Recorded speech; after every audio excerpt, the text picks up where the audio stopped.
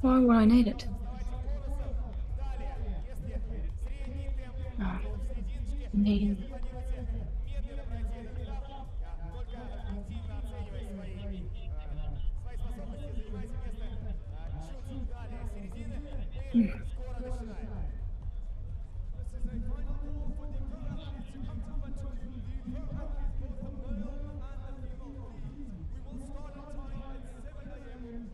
Why would I need that link?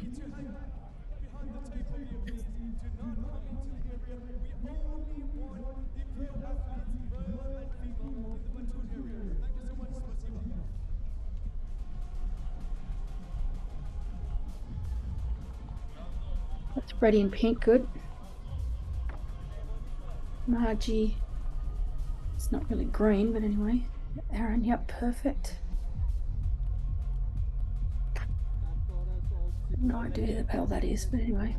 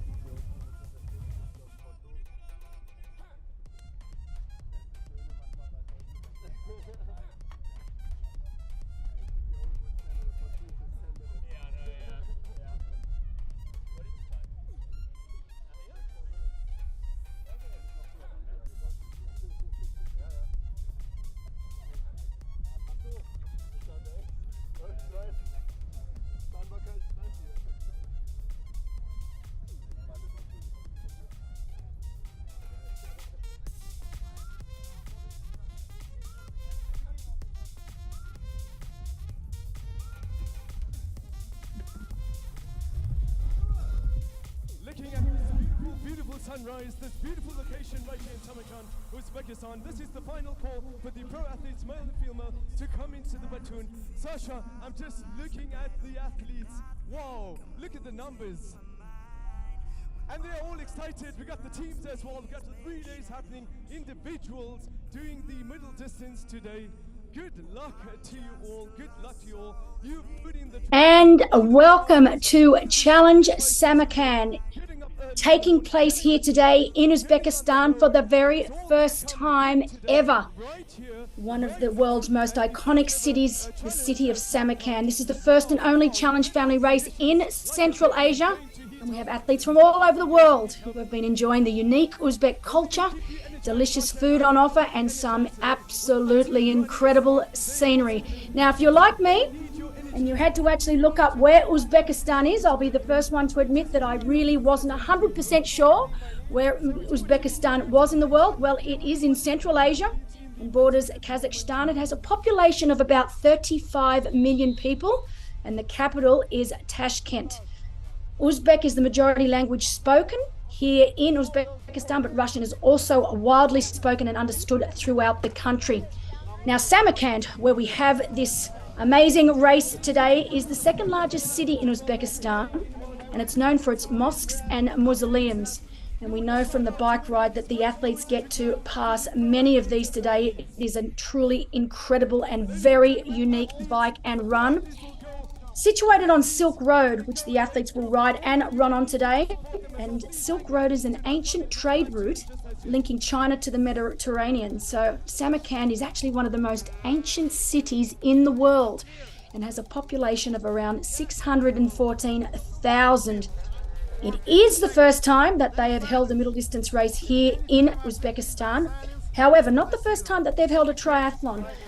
They did hold the Asia Triathlon Cup Central Asian Championship and the Asia Triathlon Para Championships in June this year. It was actually the third time that they have held the World Triathlon Asia Cup. So triathlon is definitely a growing sport here in Uzbekistan and in Samarkand. And we are down now with our very small but very, very talented professional field. We have 7 professional men and 4 professional women here racing today. You can see down on ground now, they are going through their last bits with the technical officials. You can see Frederick Funk of Germany wearing that pink cap.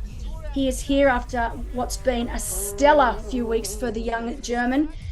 We have Frederick Funk, as I said, wearing bib number 1. Aaron Royal, he'll be in the yellow cap and wearing bib number 2. Aaron Royal from Australia.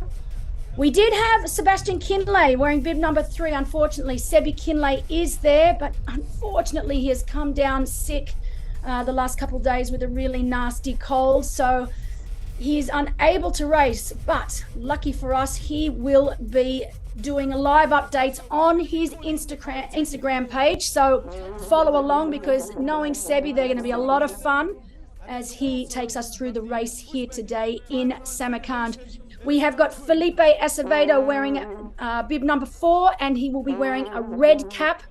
We've got Simon Bilal from France, bib number 5, in a purple cap. Gaetan Fataud, originally from France, but now representing Andorra, in a bib number 7. And Luke Matthews from Great Britain, but residing in the UAE, so Dubai, wearing bib number 8. For our women, well, we've only got a small field, 4 women in total, but they've got some power.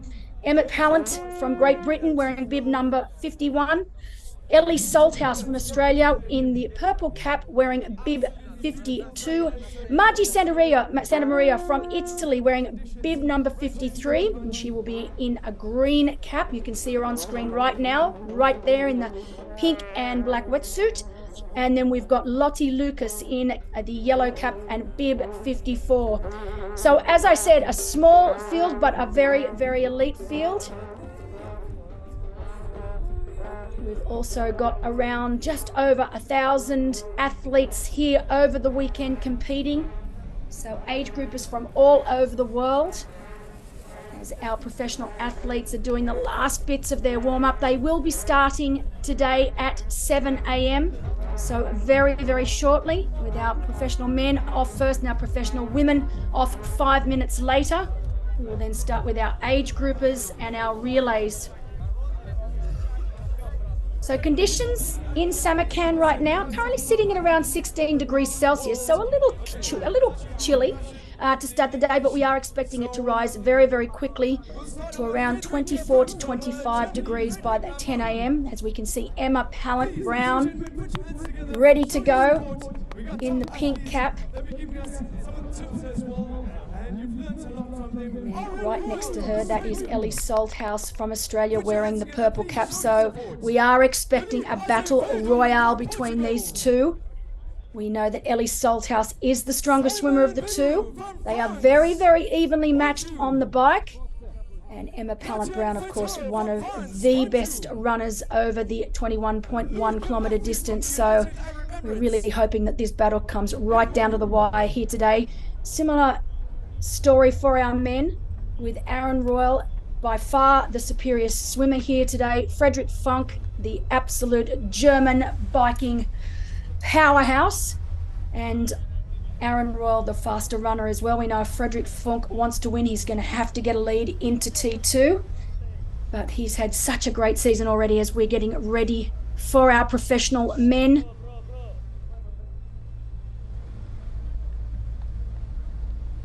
And they are in the hands of the starter, ready to go. Beautiful day here in Samarkand for the inaugural Challenge Samarkand.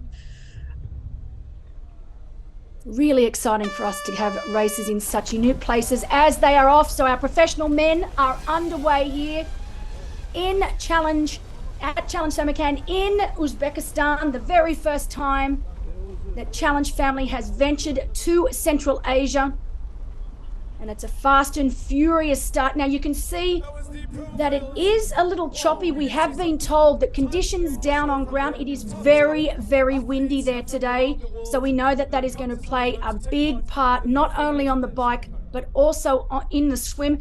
Now the swim course here, really, really interesting. The swim course here is in a man-made lake.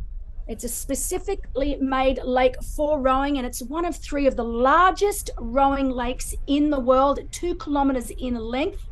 So it's one giant loop that they will swim today in an anti-clockwise direction. We know they are going to have the wind in their faces for the entire way down. Close-ups now, you can see just how choppy that water is. So it really is going to suit our stronger swimmers here today. Aaron Royal, by far the strongest swimmer in the field.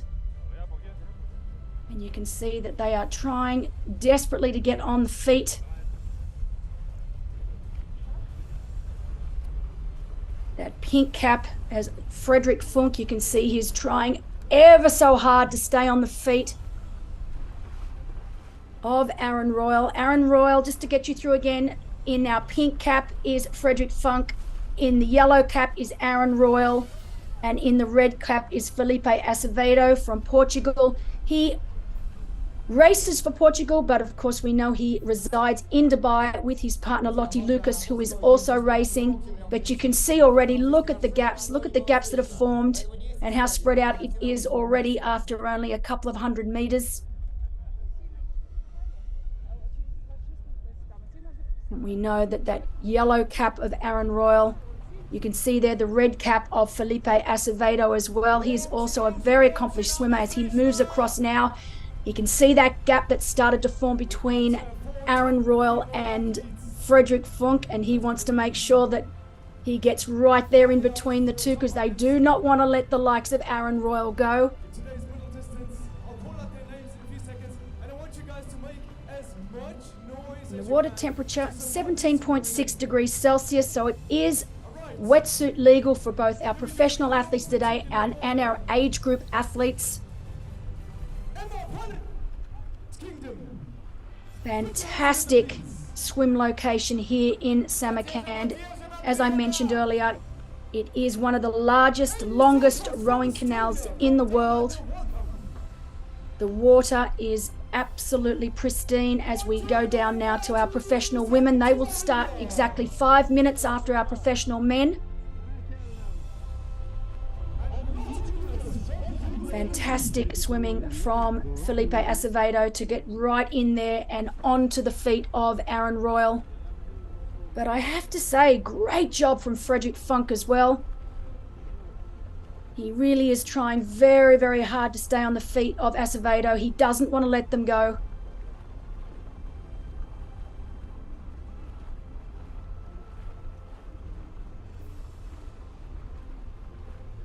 So we're now down with our professional women. Only 4 women here today.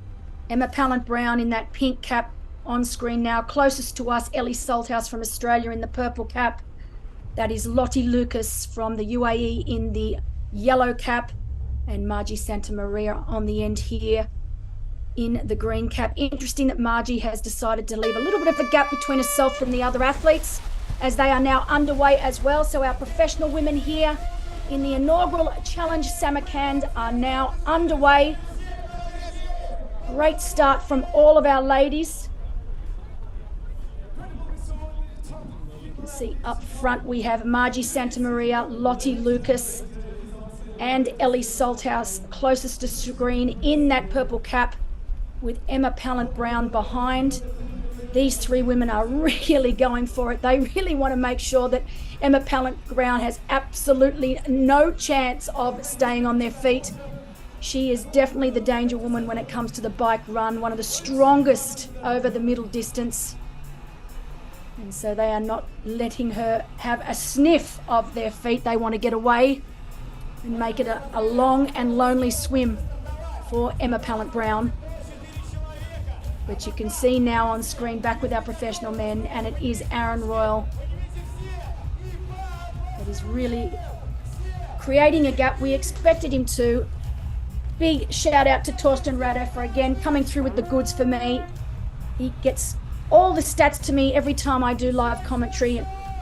I always get nervous asking, I've got another race, Torsten, please. And he comes through with the goods. So we know that on paper, Aaron Royal is by far the fastest swimmer, by a good 2 minutes on paper, and right now showing us that that is indeed correct.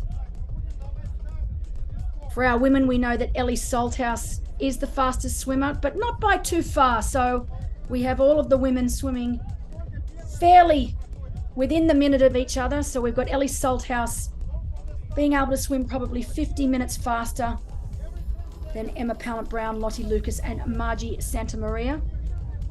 But great aerial shot there of this incredible swimming facility. Look at that, absolutely amazing. As we now get ready for our age group athletes. Fantastic to see that the sport of triathlon has really taken off here in Uzbekistan, in Central Asia. We have athletes from all over the world racing here today.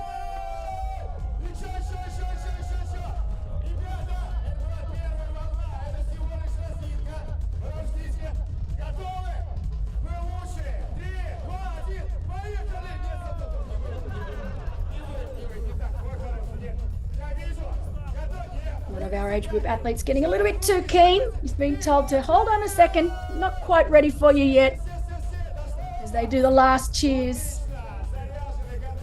By all accounts, I have some great spotters down on ground. I wish I was at the race. I am doing this commentary remotely today, and I'm kicking myself that I didn't. I've just come home from Europe, and I really should have taken a little bit of a detour and stopped here, because I've been speaking to the professional athletes, and they've been saying just how wonderful it's been. They've been treated like royalty. The hotel they're staying in is magnificent, and hats off to the organising team down on ground in Challenge in Samarkand, because from all accounts the team has just been taking such great care of these athletes, and that's what it's all about, getting to experience new places, new customs, new scenery, and they've been really, really loving their time in Samarkand so far. Fantastic atmosphere down here at the race venue.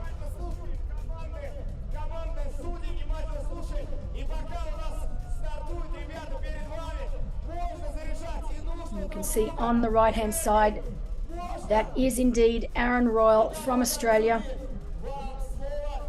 He bases himself in Leeds with his wife, Non Stanford, so that's where he lives for a good chunk of the year. Also spends quite a bit of time in Girona in Spain, training there. And occasionally we get him to come home here to Australia as well.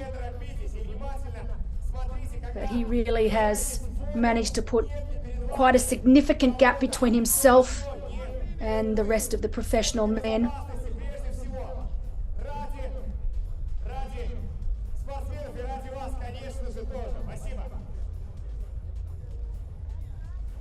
So we have around just over 400 athletes taking part today in the middle distance race. That's including our professional men and women, our age group athletes, and our relays. The total number of participants over the race weekend is just over 1,000. We had the Challenge Junior Run take place yesterday, as well as the women's run. We had a sprint distance triathlon as well. And of course today, the main event, the middle distance race. We have 27 countries represented here today. Really great numbers for a first year event. And hats off have to go to the team, Challenge Samarkand team, including Yelena Kun, who is the managing director, and Alina Cho, head of marketing. They really have done a superb job. As our age group athletes are now underway, we have a rolling start, so 4 at a time. Such a unique thing to see, the age group athletes also being able to dive like our professional athletes. They get to dive off the end of a pier. Really cool aerial shot there of them all starting.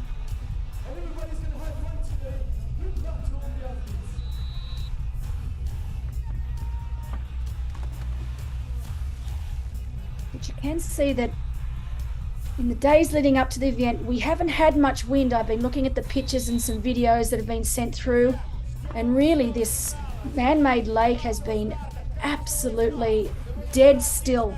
So really, really different conditions today because of that wind, and you can see it's a lot harder for our athletes, and they're going to be really working very, very hard for the first half of this swim as they've got the wind in their faces. Once they make that turn down the far end and they start making their way back to transition, it'll be a completely different ball game for them. They'll have the wind behind them, and it'll be a much easier swim back into transition.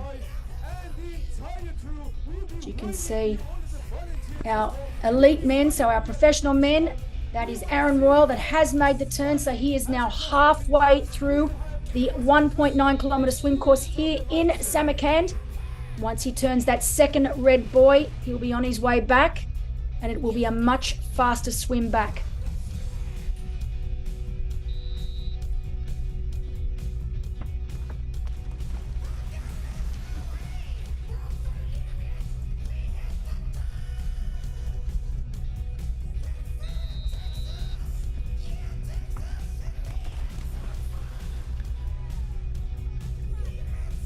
So speaking of our professional male athletes today, we know Aaron Royal has a significant lead over the likes of Frederick Funk and Felipe Acevedo. We've got Simon Bilal, Gaetan Fatad and Luke Matthews. Luke Matthews from Great Britain but residing in Dubai. He's only just started racing on the pro circuit after getting some fantastic results and winning his age group in most of the races that he has been attending. He made the decision to race or to turn pro and race professionally here today. So it's his first professional race, international race. So big good luck wishes to Luke Matthews. Our winning odds for our male race participants, we've got Frederick Funk at 49%, Aaron Royal at 43%, and Felipe Acevedo at 2%. You know, Frederick Funk has been racing exceptionally well. His race recently at the World Championships in Finland, where he finished second, probably the greatest race of his career thus far. He was first again in Challenge Valsi earlier this year. That was his third time winning that race, so a hat trick for Frederick Funk. He was third back in May at Challenge Family, the championship in Samarkand, Slovakia. He's had a really great year, and he seems to just be getting stronger and stronger with each race. It will be interesting to see how he goes today, because he's had two races back to back with the World Championships in Finland and then 70.3 in Austria. He did mention that he is a little bit tired, but there was no way he was giving up the opportunity to come and race in a brand new country, and he's been enjoying every second of it. So great to see Frederick Funk here. He is definitely one of the fantastic German athletes. There are so many of them at the moment.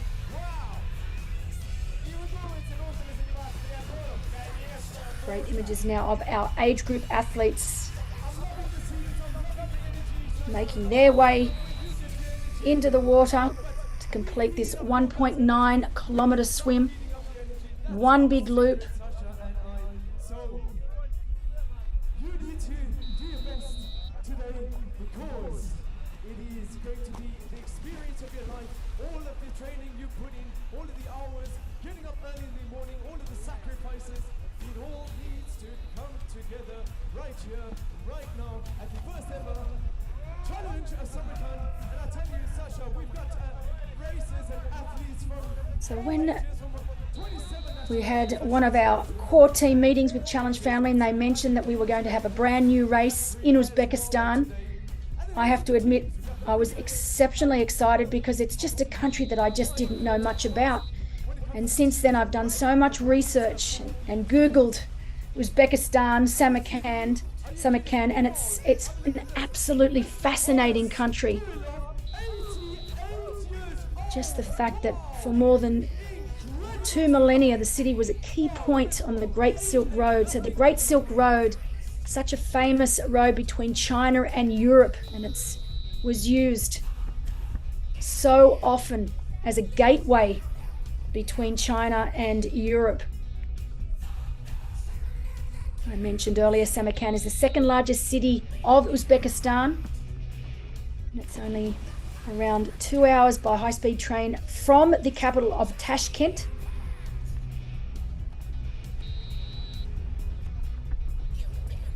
But one of the greatest things today for our athletes once they hit that bike ride is the scenery that they will be able to experience.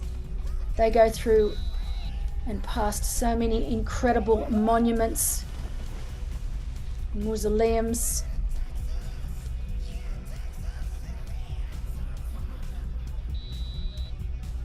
We are definitely going to be in for a treat once our athletes hit T1, jump on their bikes and start this 2-lap bike course.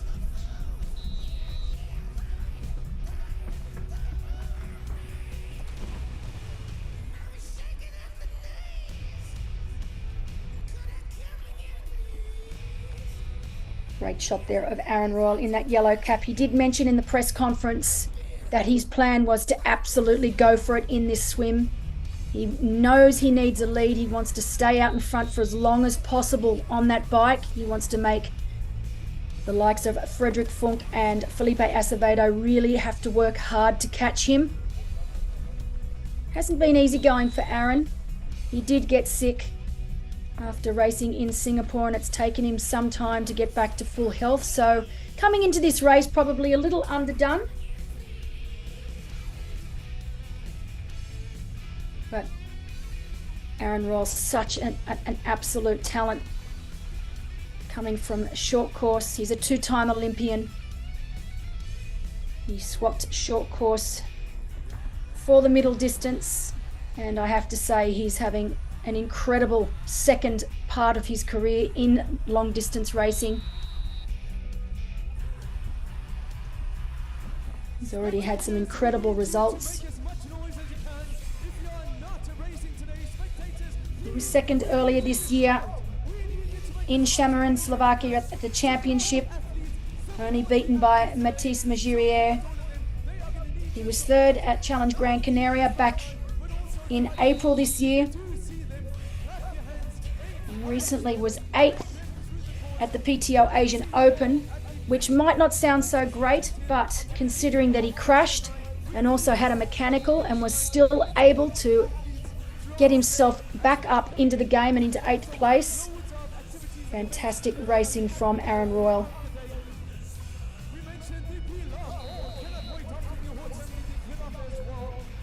And it's going to be very interesting to see just what that time gap is out of the swim for Aaron. He will know that he has Frederick Funk coming for him on the bike, and Frederick is really riding very, very well. What impressed me the most with Frederick Funk at the World Championships in Finland was not so much his bike. We expect Frederick to ride well. He always rides well, but it was his run off the bike that really impressed me. I think Frederick knows that he's a good runner, and in training he's been running really, really well, but transferring that to race day, I think it's been a little frustrating for him in the past. I think finally in Finland he was able to show his goods, so he had a great all-round race, finishing second to fellow German Rico Bogan there, and of course in third Jan Stratman. Amazing to think that it was German 1, 2, 3. One of the coolest things for me was seeing Frederick Funk and Jan Stratman celebrating on the finish line. They're very, very good friends. They were both in Valsi this year. Both raced very, very well there, of course. Frederick taking the win for the third time.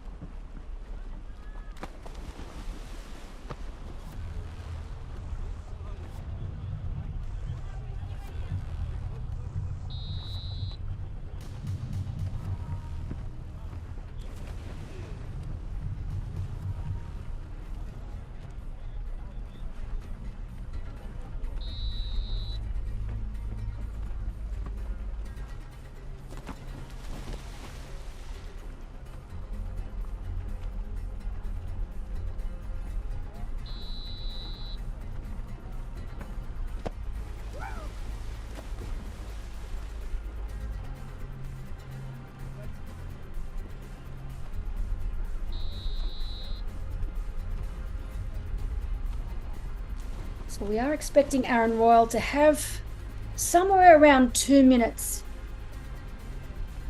Well, he'll be hoping for something around 2 minutes out of the water behind Felipe Acevedo and Frederick Funk. We know that the swim is his strength. So I think for Aaron Royal today, I think he knows it's inevitable that these men will catch him at some point on this 2-lap bike ride. But it's a matter then of him being able to stay in contact with the likes of Frederick Funk. And if he's able to do that, then on paper, Aaron Royal is definitely the fastest runner.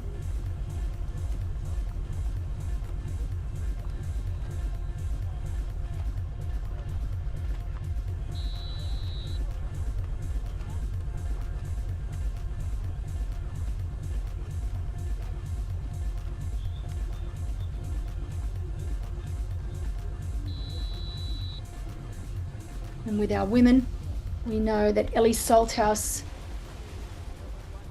will be leading today. She is the fastest swimmer in the women's event. And then behind her, the likes of Margie Santamaria, Lottie Lucas and Emma Pallant-Brown are very closely matched.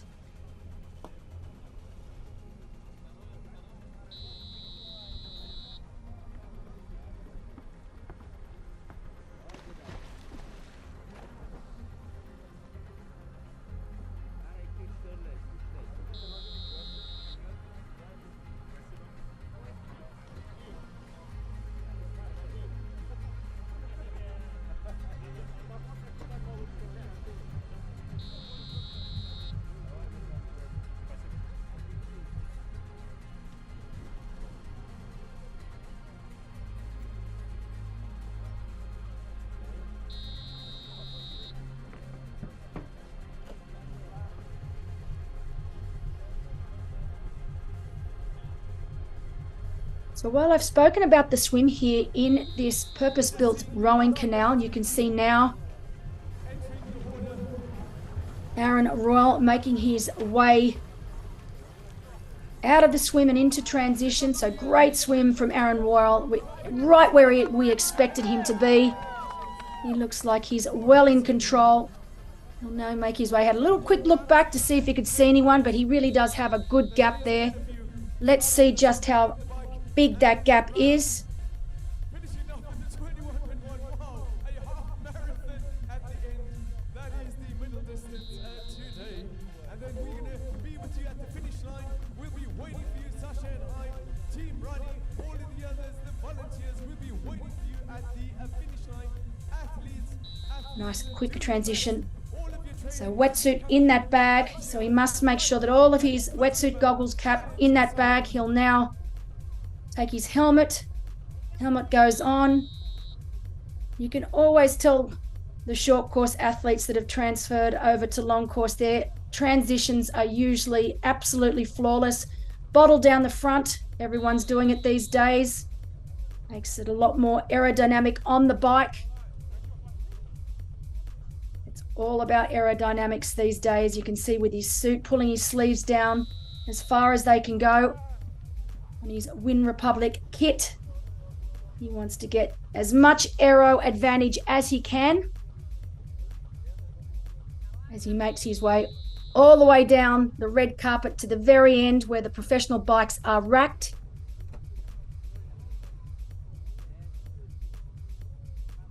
And out he goes. Flawless transition from Aaron Royal. As he makes his way out onto the 2-lap bike course. We know that there's around 1 minute, so we've been told 1 minute. Back to our second professional male. We know that it will be either Frederick Funk or Felipe Acevedo from Portugal. Вот эта белая цепь, это специальная насыпка от Ceramic Speed. You can see on the left, that is actually Aaron Royal's bike there. So this filming was done earlier on. They're looking at the amazing equipment. It's unbelievable to see how far bikes have come these days. То есть все Beautiful спортсмены disc идут chain дистанцию по wheel. приборам, так сказать. Они смотрят задания тренера и As идут Aaron Royal is со out своими onto the ватами, bike. которые Great они to должны see him ехать, out on his own. держат дистанцию. We know that he Обратите will be внимание, что riding на out into a американских системах headwind. It is a SRAM 2-lap bike course есть here today. батарейки, Bike course is снимающиеся. slightly short. It А sits at спереди, 86 смотрите, у kilometers. него монолитная звезда.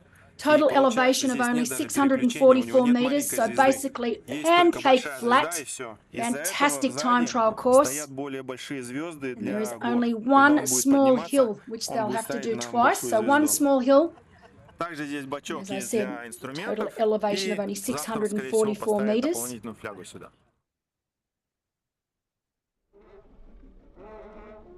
Beautiful roads. The surface here is meticulous. It is absolutely perfect. So what they'll do now with this bike course is it takes them around the outer loop of the rowing lake. So there is an inner loop, which will be part of the run loop here today, and there is an outer loop. Right now, Aaron Royal is on that outer loop around the rowing lake, and then they will go out to the old town.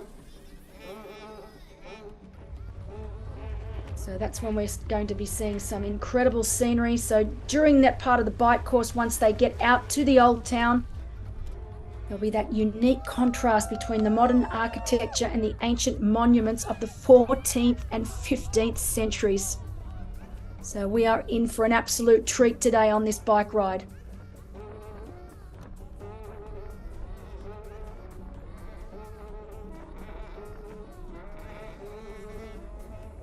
And that looks like Luke Matthews is now also into transition. Wetsuit comes off. So his first international pro race. And that looks like Gaetan Fatard also wetsuit off. And these two men, good that they'll have some company together on the bike. So Gaetan Fatard from Andorra and Luke Matthews from Great Britain, but representing the UAE.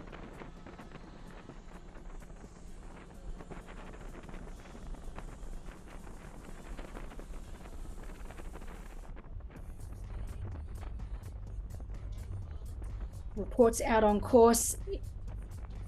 Aaron Royal, and you can see on screen now, he is really pushing. This is the hardest I've seen Aaron Royal push in a long time, 55 kilometers an hour. And you can see that that wind is really, it's having an effect. You can see his bike's moving around quite a bit. So it is very, very windy down on course.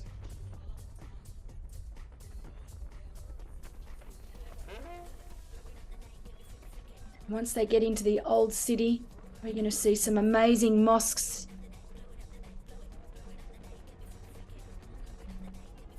As the last of our professional men make their way now out of transition and onto this 2-loop bike course.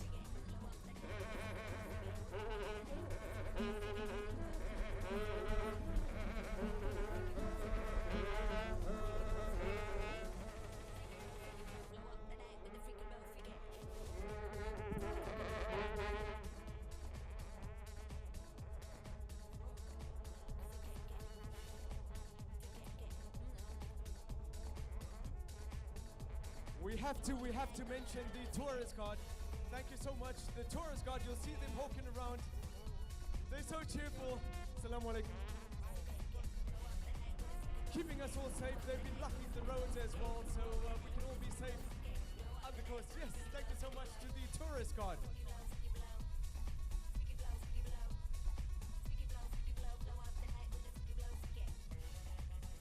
So all of our professional men are now onto the 86-kilometer bike course here in Samarkand.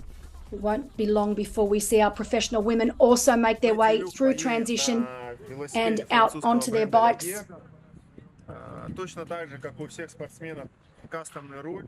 Обратите внимание, что кастомные рули делаются из карбона. То есть карбон это тот же материал, из которого We are implementing the 20-meter rule here today. Видите, здесь все сделано, все нюансы сделаны под локоть спортсмена. Great to see that the Triathlon Federation in Uzbekistan were willing to move it from 12 meters to 20 meters. Challenge family, we like to have as many of our races as possible at that 20-meter mark. We know it is the fairest race when we are able to have 20 meters. We started it many, many years ago, and more of our races are now making it compulsory as well. So 20-meter drafting rule being implemented here today. They also got rid of the race bibs on the bike, which is fantastic. So the professional athletes very, very happy. No bib numbers around their waist for the bike. Particularly on this course, it is such a flat and fast course where we know aerodynamics are going to play a huge part. Обратите внимание, что у этого велосипеда нет специального отсека для запасных ключей, поэтому спортсмен поставил вот такую We know it was специальную Frederick бочку Funk для that was out инструментов. in Здесь second place находится камера, around that 1 minute mark down. So обязательные great swim from лопатки, Fred today. и здесь также находится He was баллончик saying that he was CO2, fairly чтобы tired, that he накачать was coming into this диск, race with ну, tired legs. покрышку или камеру. But the thing with Frederick Funk, he's got youth on his side and is looking right now very, very strong on the bike. We can see on screen that is Aaron Royal. We know that Frederick Funk is only around 40 seconds down on Aaron Royal, so already making up time. And reports on course are that Frederick Funk is looking strong and he is looking very relaxed. I think we're going to be in for a really great race between these two athletes here today. Aaron Royal on screen from Australia and Frederick Funk of Germany. That is the bike of Lottie Lucas. Lottie Lucas, originally from Great Britain, representing the UAE. She resides in Dubai. She lives there with her partner, Felipe Acevedo, who is also racing. Lottie Lucas, only been professional athlete now for just over a year, doing a really good job.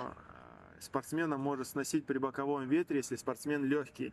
Если спортсмен достаточно тяжелый, его никогда не снесет ветром, потому что with 2 podiums over the middle distance. То есть спортсмены обращают внимание больше на переднее, на высоту обода. Здесь стоят 27th at the recent World 70.3 Championships. 6,5 сантиметров. И задняя точно a little bit такое же. disappointed with that race. Обратите внимание, что стоит керамическая лапка с She's керамическими 31 years of age. подшипниками, чтобы было меньше сопротивления. While she does reside in роликов. Dubai, И both herself and Felipe цепь Acevedo have been смазана специальной up смазкой, training, basing керамической, themselves скорее in всего, Font-Romeu, потому что видно, along что она with другого цвета. many other of our Стоит elite измеритель athletes. системе ротор, и также стоит большая звезда. It's become 56 a very popular training ground for our professionals, along with the likes of Girona and then St. Moritz, Davos. Very popular training spots for our professionals. And you can see now, I think that is the only hill on the course today. So they will need to do that twice in both directions. Great shot there on the left of transition. For a first-time race, they have really done an incredible job. And you can tell that this is definitely a team that has put on triathlons before. As I said earlier, they have been working with World Triathlon for the past 3 years.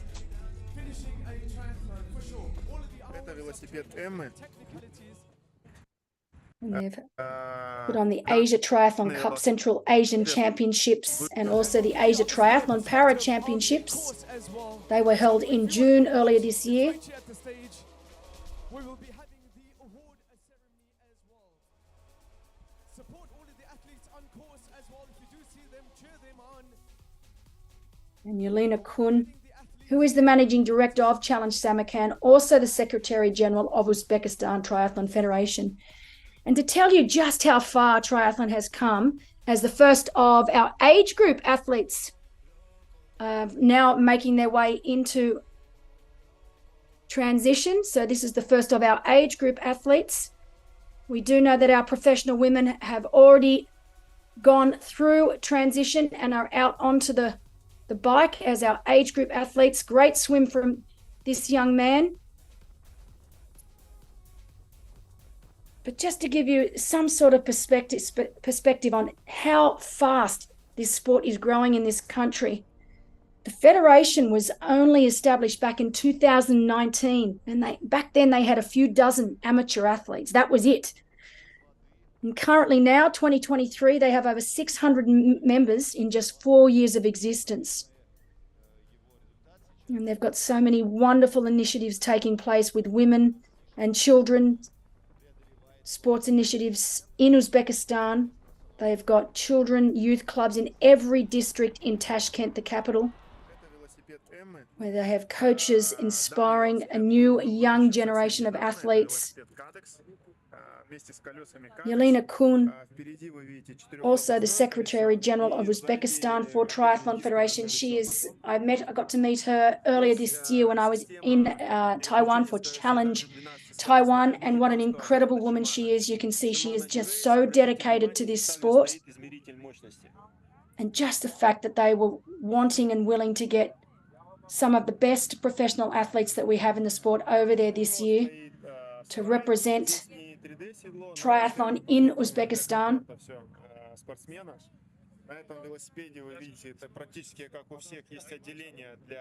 Fantastic job from this team. We're taking a close-up look at Emma Pallant-Brown's bike.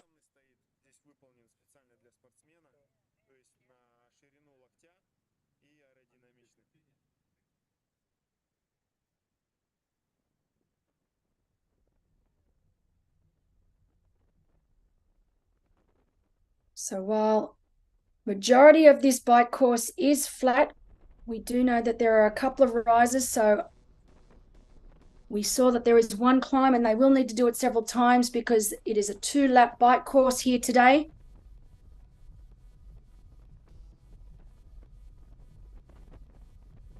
While we are on screen now with Aaron Royal, we know that it is only a matter of time before we see the uber German bike rider himself, Frederick Funk. The gap is down now to around 20 seconds. We knew this was going to happen. We weren't quite sure when it was going to happen. It's happening quickly. I think Frederick Funk wants to catch Aaron Royal as quickly as possible. What will be interesting to see, though, is once he makes that catch, is Aaron able to stay with him? The 20-meter draft rule certainly plays into the favor of Frederick Funk here.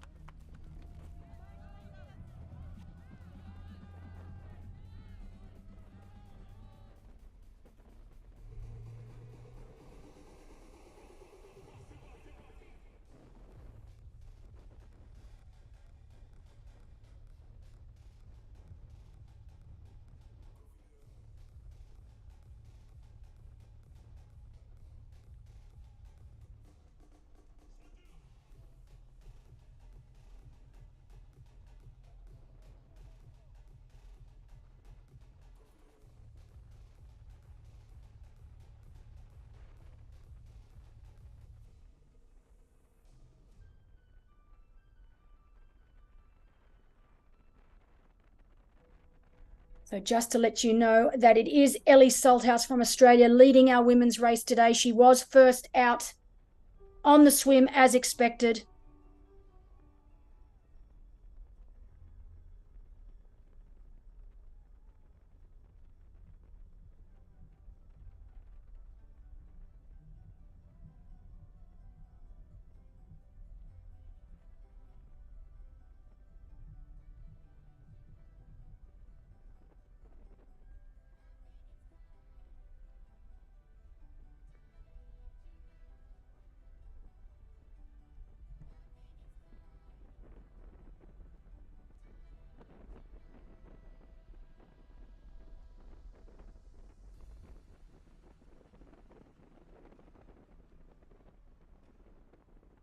To give you an idea just how quickly these men are riding, we know that Aaron Royal is sitting right now on about 55 kilometers an hour.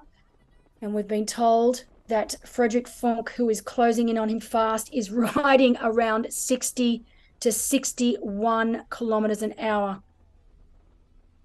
But as they get onto this part of the course, there is a lot less protection, and you can see that the wind is starting to play a part. The bikes are getting blown around just a little bit. And again, the windier the conditions, the more this plays into the strengths of Frederick Funk. He is one of the best bike riders over this distance in the world.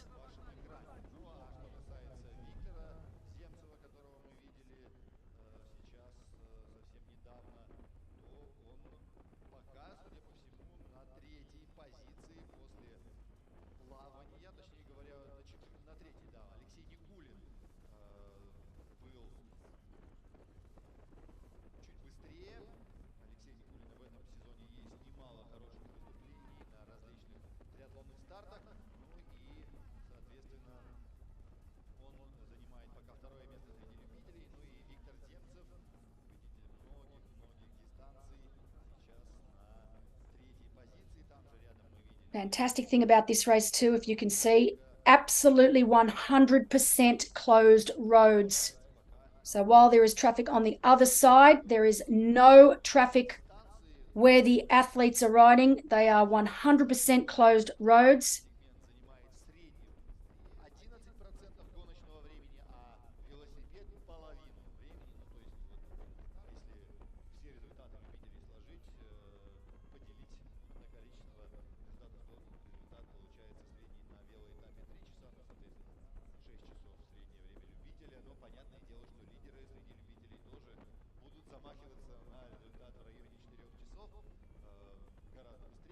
And I have to apologize that we haven't got any footage of the professional women yet. I do know that Ellie Salthouse is leading the race for our professional women. Margie Santamaria from Italy was out in second place.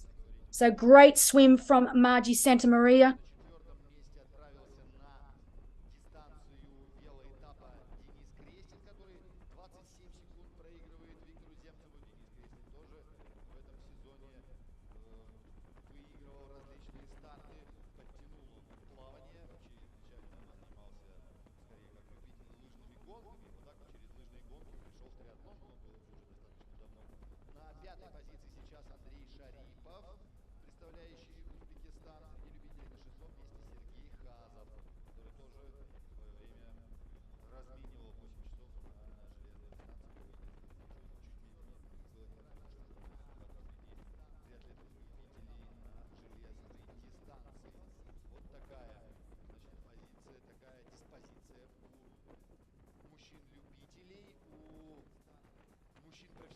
По-прежнему лидирует сейчас Эрон Ройл, что мы и видим на экранах.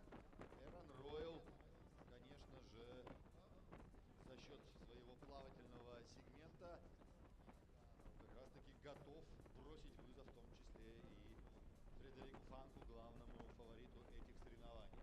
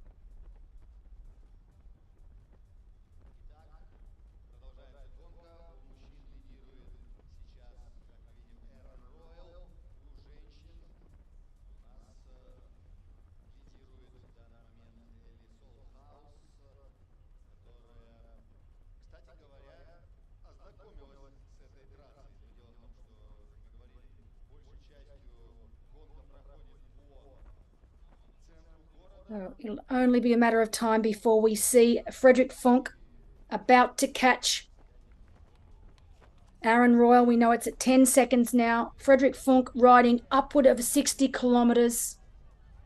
Incredible riding so far from the young German. You can see there on screen Aaron Royal, and if you pan back, you can see Frederick Funk making his way towards our leader. And I have a sneaky suspicion that he will not be hanging around. And you can see Aaron Royal taking a look back. He knew it was coming. So our spotters have been telling us that Aaron Royal has been having the cheeky look back just to see when and where Frederick Funk is. Aaron knows that he is going to be caught by Funk. But the interesting thing will be now, is Aaron Royal able to go with Funk? I'm sure he will try.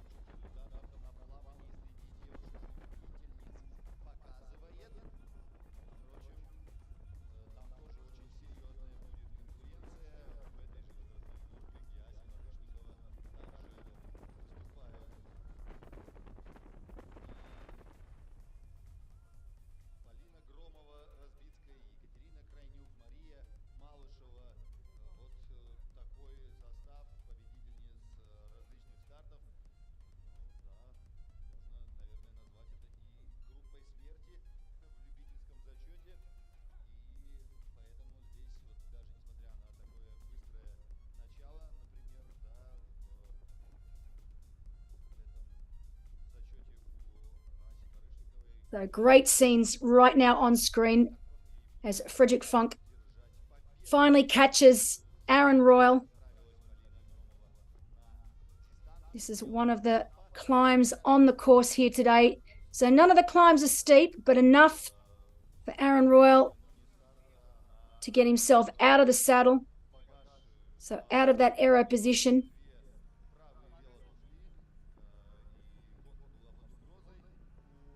And as we expected, he's gone straight past Aaron Royal and is now the new leader here today in Samarkand.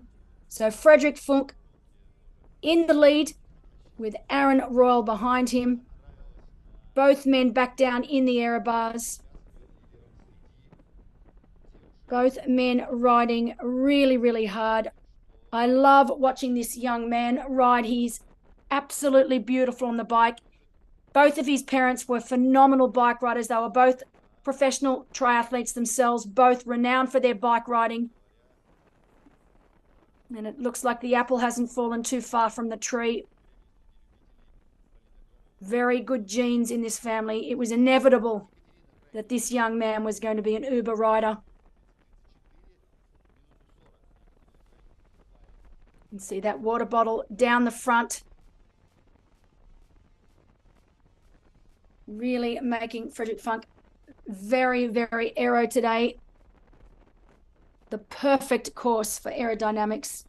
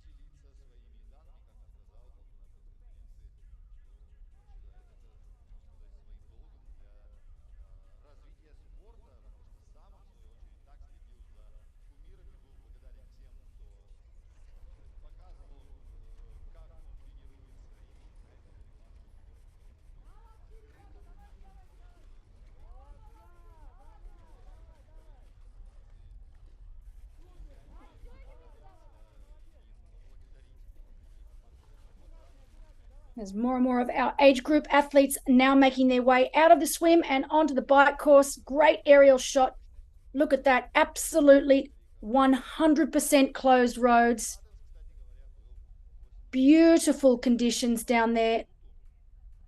It is starting to heat up very, very quickly. We are expecting temperatures for our professional race of around 24 to 25 degrees Celsius.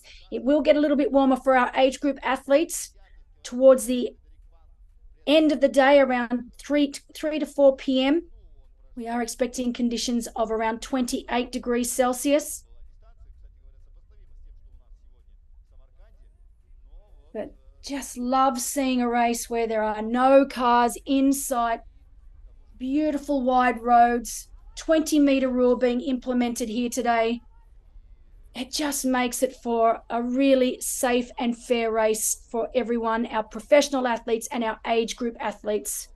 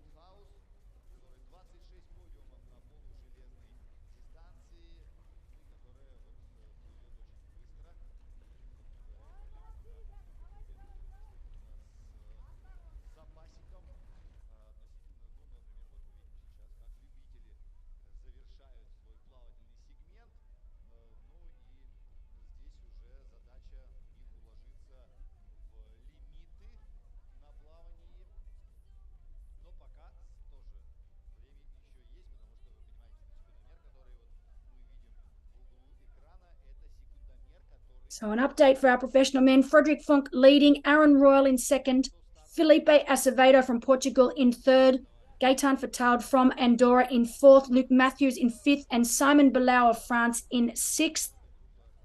For our men's race,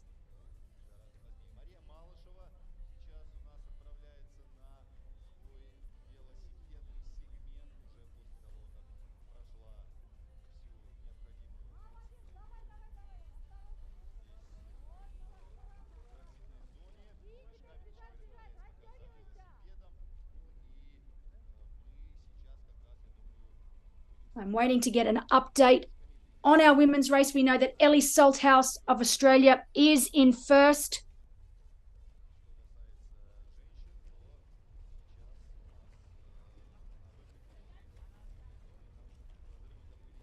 We have Emma Pallant-Brown in second. And then Lottie Lucas in third.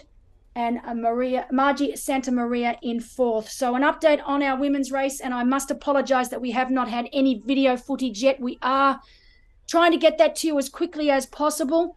But for now, I can tell you that Ellie Salthouse is leading with Emma Pallant-Brown chasing behind. Lottie Lucas from the UAE in third, and Margie Santa Maria of Italy in fourth.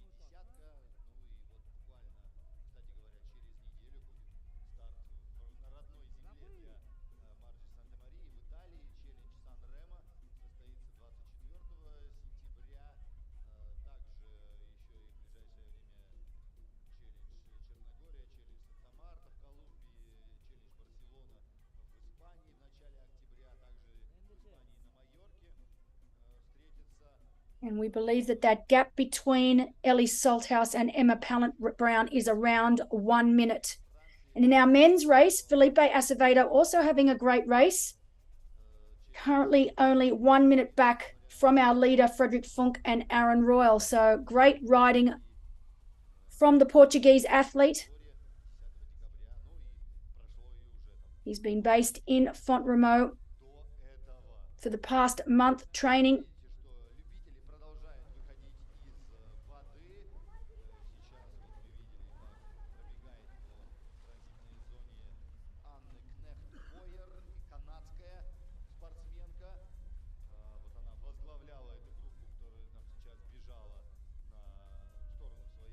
Well, we see more and more of our age group athletes make their way to their bike and out onto this bike course. Frederick Funk is not hanging around. He does not want to come into T2 with the likes of Aaron Royal. He doesn't want it to come down to a running race. So he has already put around 20 seconds into Aaron Royal.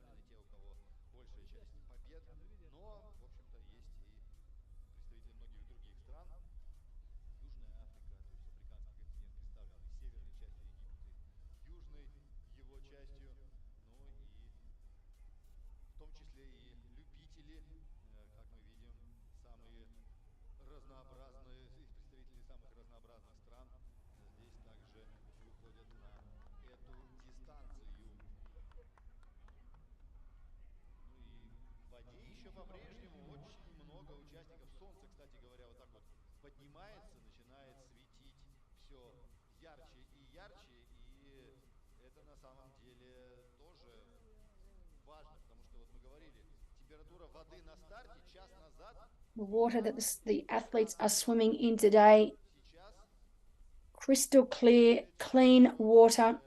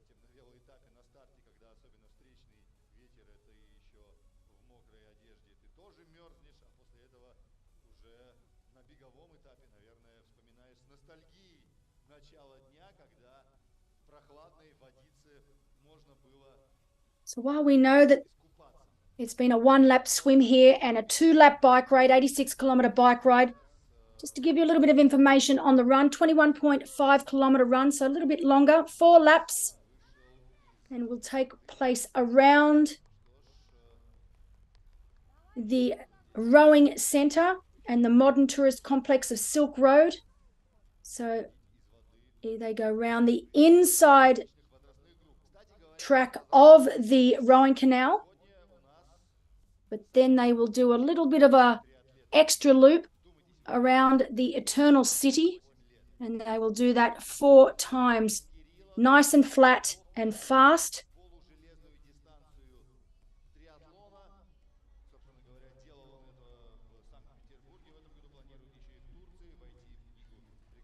So our professional women at 18 kilometers into the bike ride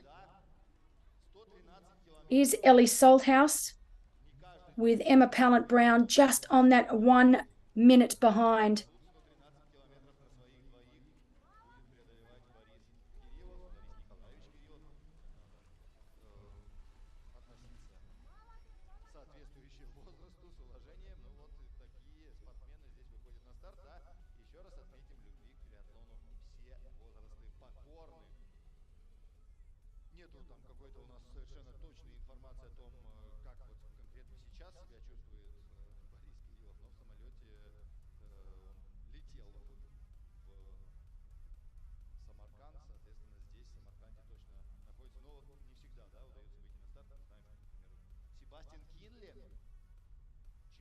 мира, один из главных фаворитов и главных звезд соревнований Челлендж Самарканд, в итоге вынужден был сняться, как говорится, с пробега. For our women out of the water, it was Ellie Salthouse in the lead, followed by Lottie Lucas, then Margie Santamaria, and then Emma Pallant-Brown. But we know that Emma Pallant-Brown has made her way through both Margie Santamaria and Lottie Lucas and is now chasing the likes of Ellie Salthouse.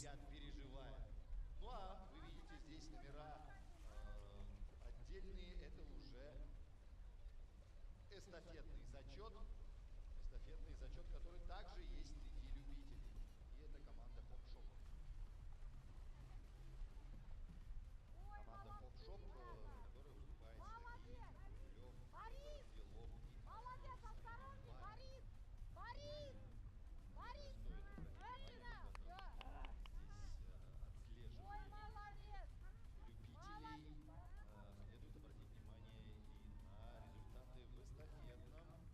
и кластере лидирует сейчас команда B-Fit-1.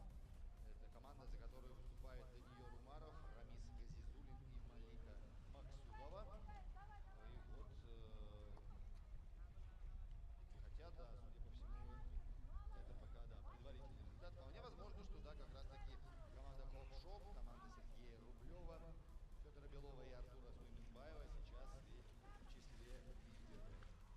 Но у нас здесь заявки тоже достаточно команды, и, как вы понимаете, прекрасно, здесь также возможны очень серьезные изменения от этапа к этапу, потому что разные люди выступают. Ну, собственно говоря, в триатлоне такое возможно и в индивидуальном зачете, потому что кто-то силен в плавании, кто-то силен на велосипеде, кто-то силен в беге, а кто-то, например, средний выступает во всех трех дисциплинах, но в сумме трех дисциплин как раз таки оказывается сильнее. Даже есть шутка, да, что я выбираю триатлон, чтобы быть таким средним спортсменом и в плавании, и в велосипеде, и в велогонке. Но это на самом деле скорее ближе к шутке, потому что мы прекрасно знаем, какие просто невероятные результаты показывают и на велоэтапе, и на том же беговом сегменте сильнейшие рекорды, близкие к рекордам в чистом велоспорте, и так далее. А вот, собственно говоря, и Борис Николаевич Кириллов, 88 лет, и он выходит из воды сейчас. Самый опытный, самый старший участник этих соревнований выходит сейчас из воды. Да.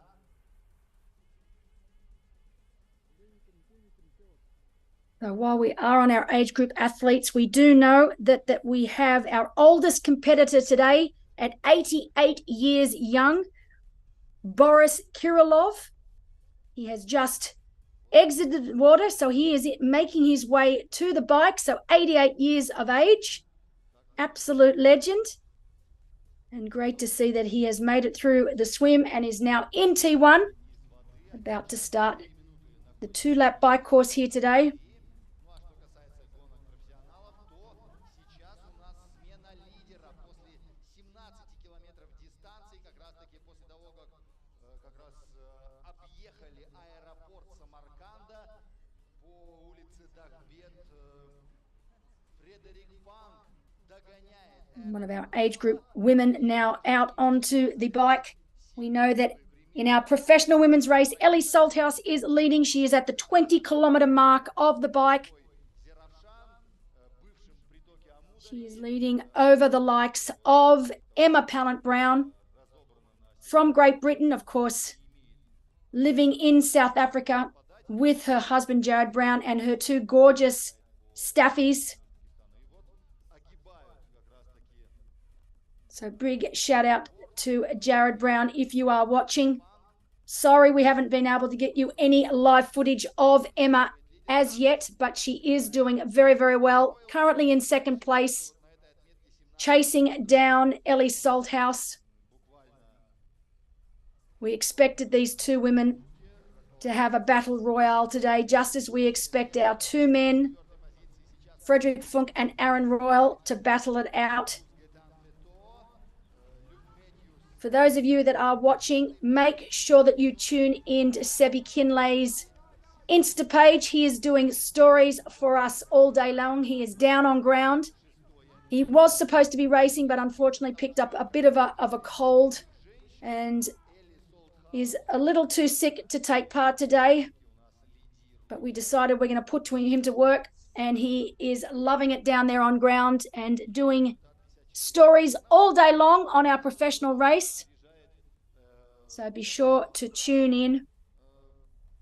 55-36 тот результат у Эммы Палан-Браун. Она сейчас догнала, собственно говоря, Лотти Лукас и Марджи Санти-Марию, которые были чуть-чуть быстрее, ловчее на плавательном сегменте. И таким образом они идут сейчас, ну, по сути, вместе. Эмма Палан-Браун является таким ориентиром для Лотти Лукас, своей соотечественницы. As Frederick Funk is continuing to put time into Aaron Royal. In third, we have Felipe Acevedo. In our women's race, we have just been given a report out on course that, in fact, Ellie Salthouse has been able to put a little bit of time into Emma Pallant-Brown. So we've got Emma Pallant-Brown and Lottie Lucas riding together, and they are now at about 1 minute 10 back. So that gap was originally at around a minute, and we've been told now that it's around 1 minute and 10 seconds.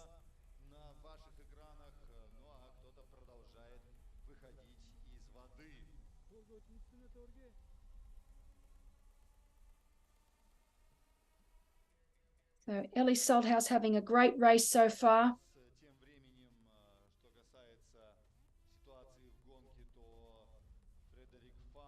And of course, this is what triathlon is all about. While I continue to talk about our professional athletes that do this for a living, they get to train day in, day out.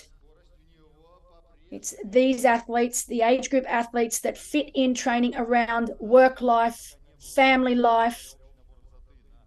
And it's all about getting to the end of that swim any way possible. If that means doing breaststroke, then so be it. It's just a matter of making it around that 1.9 kilometer circuit. And I know for many athletes, they often say their race doesn't start till they get to T1. It's a matter of getting through that swim any way you can. And once they hit land, that's when they can actually start to race. So bravo to all of our age group athletes out there racing today. You're an absolute inspiration.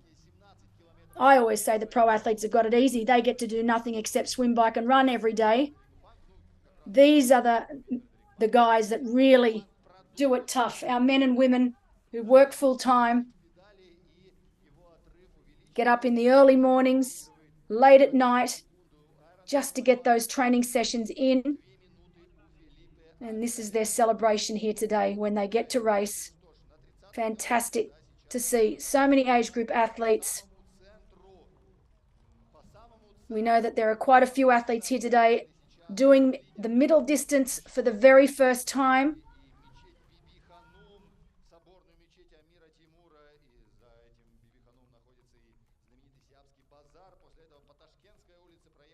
But for me personally, this just puts such a big smile on my face, because you know how hard these people have worked.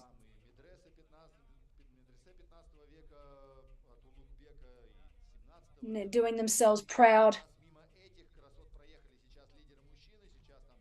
Freestyle, breaststroke, backstroke, side stroke, you do whatever it takes to ensure that you get to that swim finish.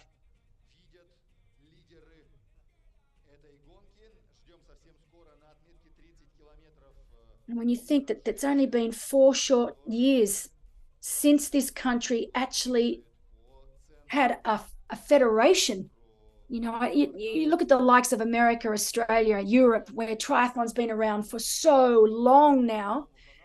This country, it's still such a brand new sport. So to see this many people already taking part in a sport that literally is only 4 years old in this country, it's remarkable.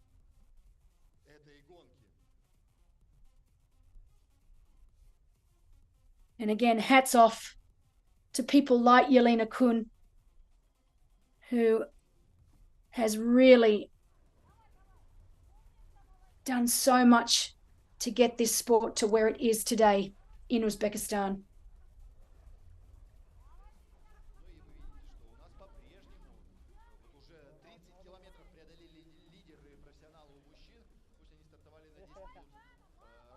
We know that Frederick Funk is on his way back now.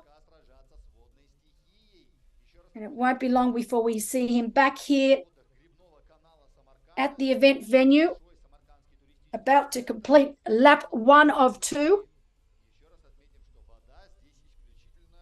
And while they've had completely closed roads and they've had it to themselves, lap 2, they will need to contend with the age group athletes that are making their way out onto the bike course now.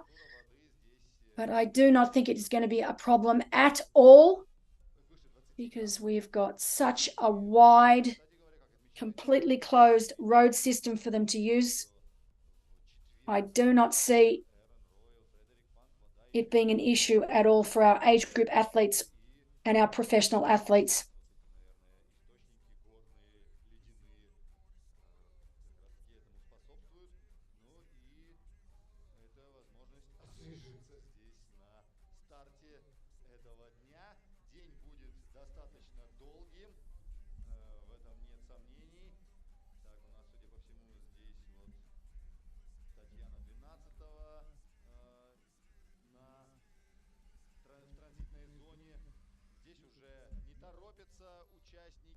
So Ellie Salthouse from Australia, wearing bib number 52. She's PTO ranked 26. She's 30 years of age, resides in Australia for some of the year. That is where she's from. She lives just down the coast in Brisbane, just down from me. Spends a lot of time overseas, as well as most professional athletes do. She told us she's going to have the same tactic as Aaron Royal here today, where she's going to swim very, very hard to create a gap between herself and Emma Pallant-Brown. She is doing that now. We know that gap's at around a minute 10. Ellie has 4 Challenge half wins to her name. Challenge Melbourne back in 2016. Challenge Shepparton in 2016 as well. Challenge Cancun in 2019. And then Challenge Shepparton again in 2021. She was 6th this year in the PTO US Open. She had a great race there.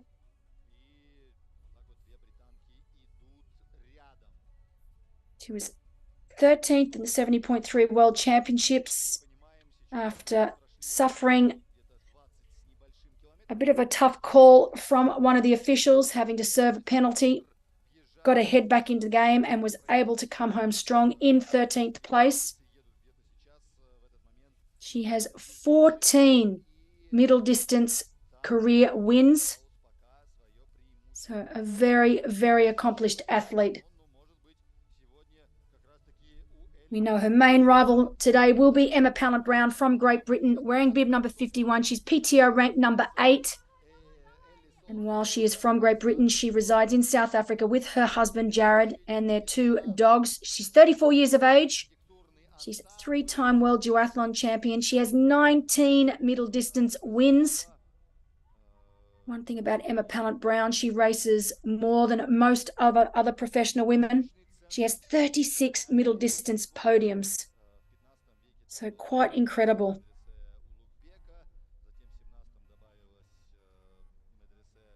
She was 4th at the 70.3 World Championships. She had that great running battle with Kat Matthews, who was able to get the better of her at the end of the day. She was 4th at the PTO European Open earlier this year in Ibiza. Great race from her there. And then she has podiumed in 2 other middle distance races and a win in France and a win at 70.3 Talent, at Swansea, and 3rd in Talent. So she really has had a really strong year so far.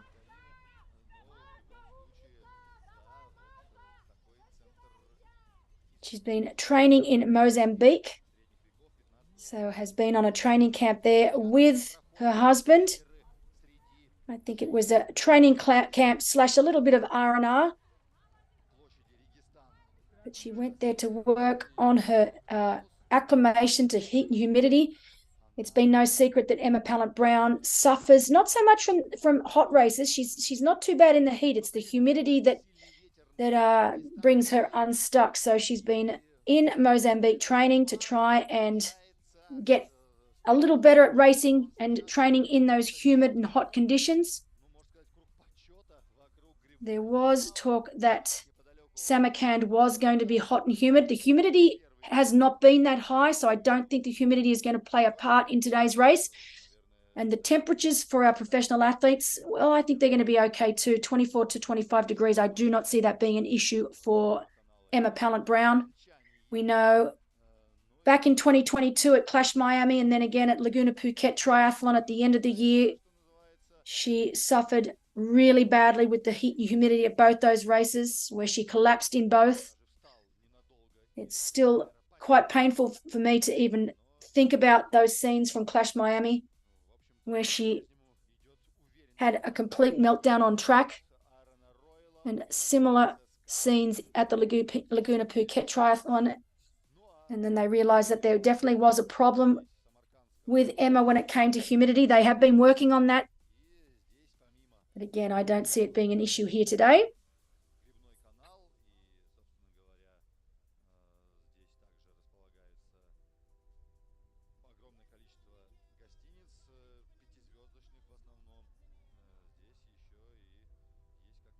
And reports out on course is that wind is getting stronger and stronger. So it really is going to play a significant part in today's race. Ellie Salthouse riding so well right now. That gap is now up to 1 minute 20.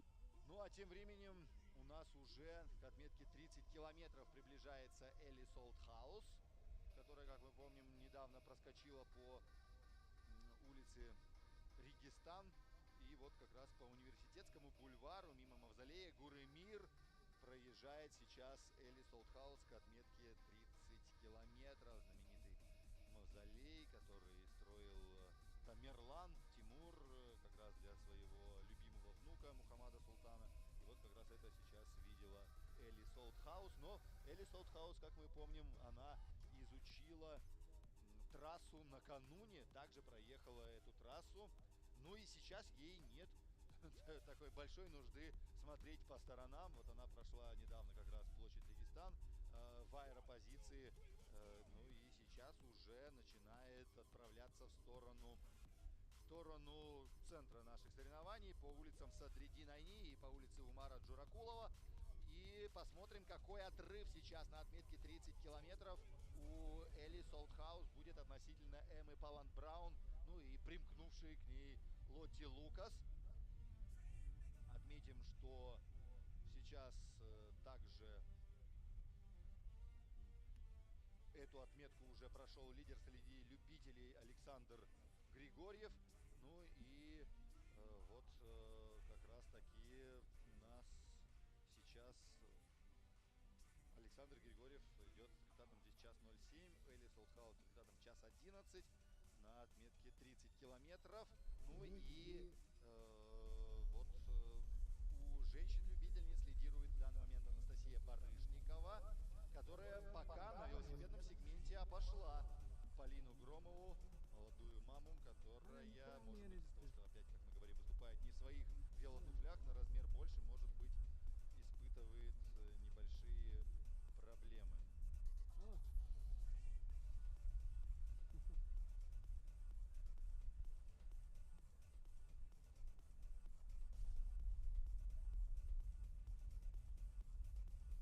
So our women, Ellie Salthouse now at 29 kilometer mark, riding at around 44 kilometers per hour, looking very good. 1 minute 20 gap over Emma Pallant-Brown.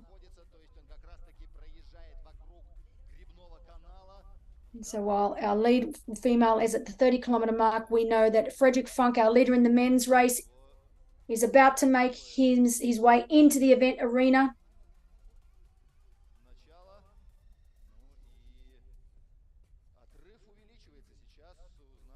And once he does that, he will then make that turn and make his way back out onto the second lap of the bike course here.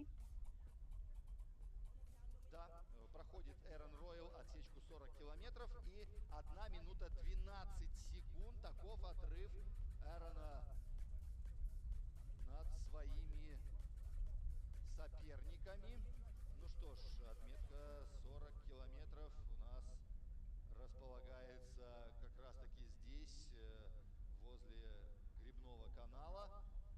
И она находится как раз-таки в конце первого круга, ну вот в районе как раз-таки удаленной части другого торца гребного канала, где, собственно говоря, была паста-пати, где были предстартовые брифинги. Вот именно там сейчас проехали... So finally, here we have Ellie Salthouse, our lead female. She is riding so incredibly well today. We know she is just past the 30-kilometer mark. She has 1:20 over Emma Pallant-Brown. We know Margie Santa Maria from Italy is behind Pallant-Brown, along with Lottie Lucas. But so far, Ellie Salthouse, she led out the swim, and she means business here today. She's doing exactly what our lead male is doing, Frederick Funk, who has now put a significant gap between himself and Aaron Royal. But great to see Ellie Salthouse really taking command of this race here today. Cannot see anyone in the background. Ellie would know that she needs a gap into T2. Emma Pallant-Brown, one of the fastest runners over this distance. And Ellie Salthouse, while no slouch on the run herself, she knows that she needs a gap if she wants any chance of winning here today. But doing everything right so far.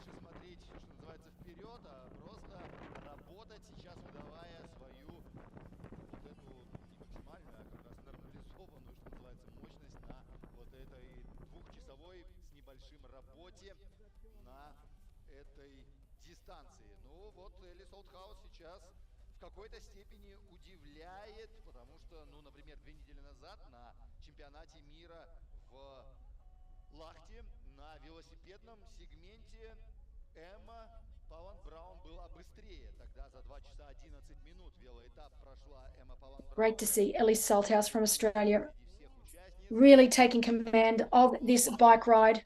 She's 30 years of age.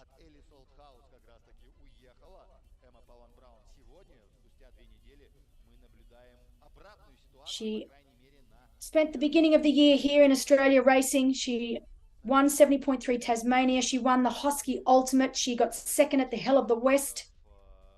She was then 19th at the PTO European Open in Ibiza, third at Krakow in Germany. And then more recently at the PTO US Open in Milwaukee, she was 6th. That was a great result for Ellie. Unfortunately, she didn't finish at the PTO Asian Open in Singapore and was 13th at the recent World Championships in Finland after serving a penalty.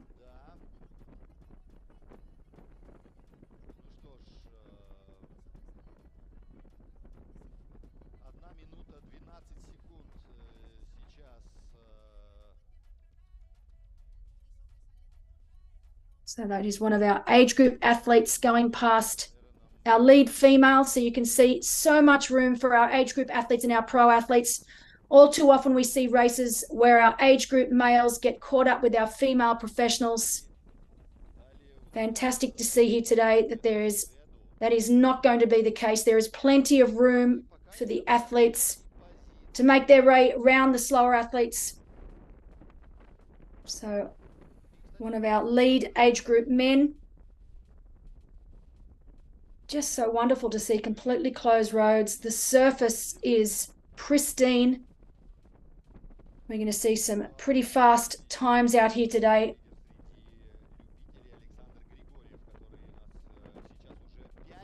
As Ellie Salthouse is at around the 35-kilometre mark of this 86-kilometre bike course. The bike course a little bit short of the 90 kilometres. It's 86 kilometres today.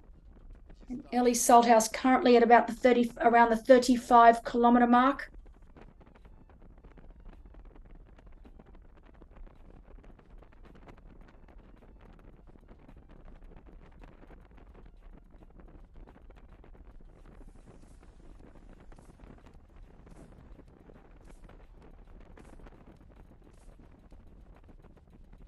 While we haven't got eyes on Emma Pallant-Brown, we know that she is currently holding second, but continuing to lose a little bit of time to our leader here. Ellie looking very, very comfortable on the bike. Great position.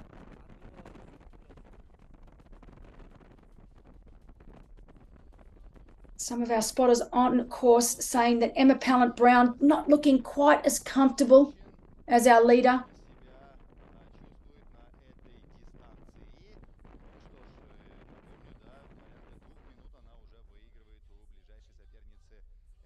Wonderful aerial shots of our professional athletes.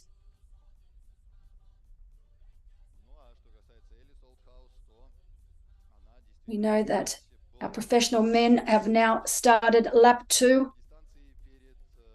We've got Frederick Funk leading. He is now 1 minute 30 in front of Aaron Royal. So really starting to put some serious time into his pursuers. And we have Felipe Acevedo of Portugal in third, but he is 2 minutes 36 down on our leader, Frederick Funk. So great work from our spotters out there today, doing a terrific job for me, keeping me in the loop, as we've got a great close-up shot there of Ellie Salthouse. Always stands out, loves the bright colours, makes it very, very easy for us to pick where she is on course. I've known Ellie Salthouse for many, many years now. She's a fantastic human being, both on and off the race course. When we were looking for some professional athletes to come here and experience something completely new, I knew that Ellie would be in on it. She's always up for an adventure. And that's what I love about Ellie Salthouse. And she was one of the first pros to sign up for this race. Didn't even question it.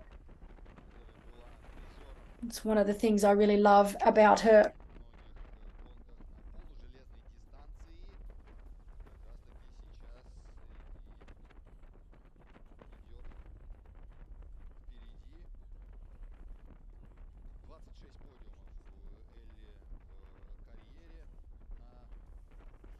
And this is exactly how Ellie Salthouse likes to race. She likes to race off the front, take control. It's how she races best.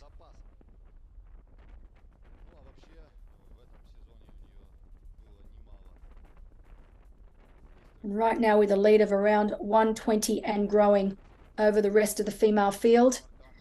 Very similar to our men's race, where we know Frederick Funk is now 1 minute 30 up on Aaron Royal, with Felipe Acevedo 2 minutes 36 down on our leader. It is starting to heat up there very, very quickly.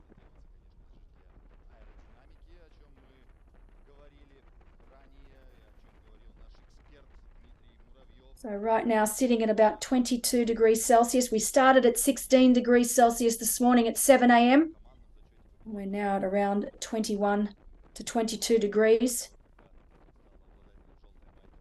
We know by the time The athletes swap their bike shoes for the running shoes. It should be up around 24 to 25 degrees Celsius. And there will not be a cloud in the sky.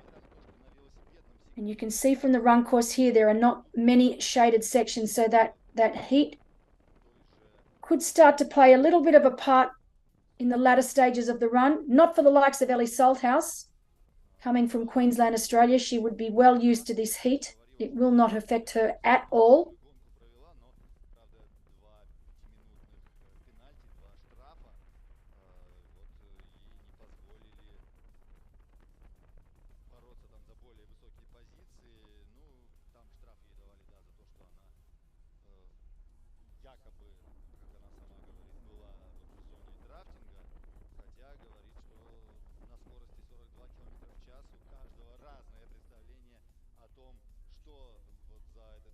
You can see on screen right now just how fast those flags are flying.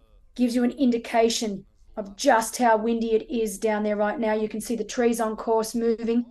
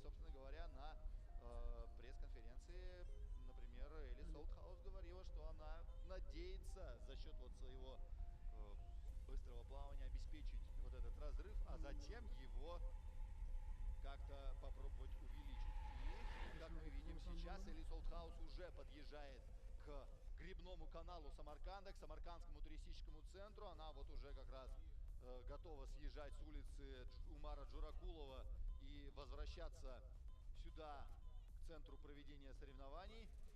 Ну и как раз таки вот с этой улицы и попадают на кольцо вокруг гребного канала гонщики. Ну и да, на небольшом таком примерно 10-километровом удалении от исторического центра города располагается гребной канал. Ну, это, собственно говоря, привычная ситуация для, наверное, всех гребных каналов, особенно в крупных городах. Логично, что в центре города трудно такое достаточно массивное сооружение разместить. Как вы понимаете, протяженность гребного канала, на котором проводятся регаты по академической гребле, не может быть менее 2 километров с лишним. Ну вот получается как раз 5-километровый беговой круг вокруг, ну и, соответственно, тоже примерно 5-километровый отрезок вокруг этой дистанции. И вот проходит сейчас как раз таки с обратной стороны гребного канала, там, где расположены шатры паста-пати и брифинга Элли Солтхаус. So Ellie Salthouse continuing to ride so well out here today. That gap is now at 2 minutes 21 seconds over Emma Pallant-Brown. So she is really meaning business here today. She wants that lead into transition. She wants that lead going out on that 21.1 kilometer run.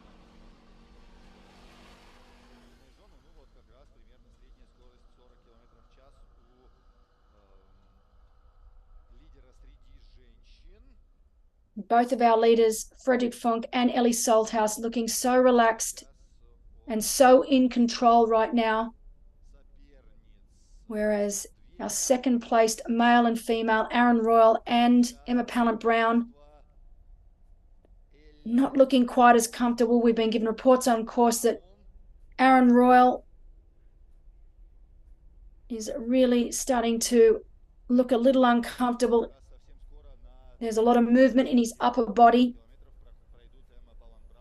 And the danger here is that Felipe Acevedo, who is currently in third, is moving towards Aaron Royal, and may end up catching him and overtaking him for second place. As we saw second placed female then, that looked like Emma Pallant-Brown on screen.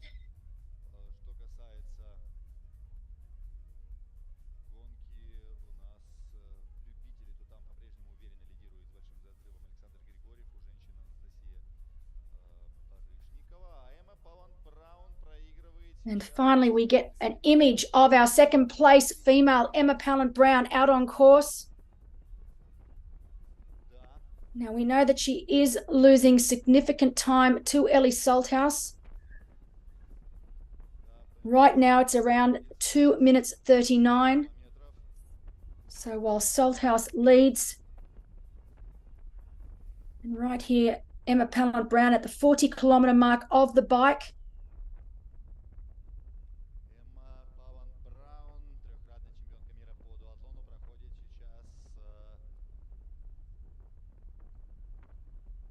Even though we know that Emma is losing a little bit of time to Ellie, I don't think it's because she's riding badly. She looks pretty good.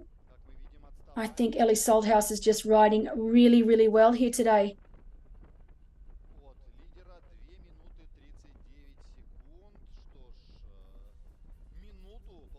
And for our women, you know, completely different race to what they're used to. There are only 4 professional women racing on course.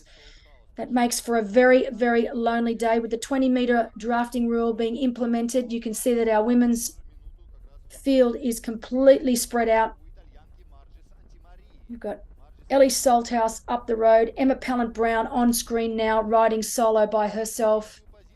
We know behind Emma Pallant-Brown, we've got Margie Santamaria from Italy and also Alotti Lucas from the UAE. And you can see from that shot now, they are nowhere to be seen. So these women are truly riding an 86-kilometer individual time trial. As she makes the turn down the far end. So she will now make her way out back onto lap 2 of the course. So Emma Pallant-Brown at 40 kilometers.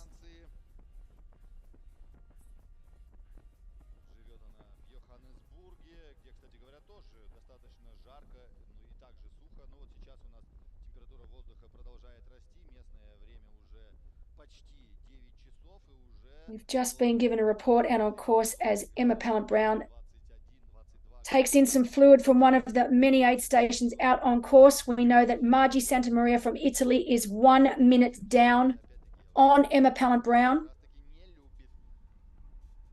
So just to update you again, Ellie Salthouse leading 2 minutes 39 seconds back. We have Emma Pallant-Brown on screen now.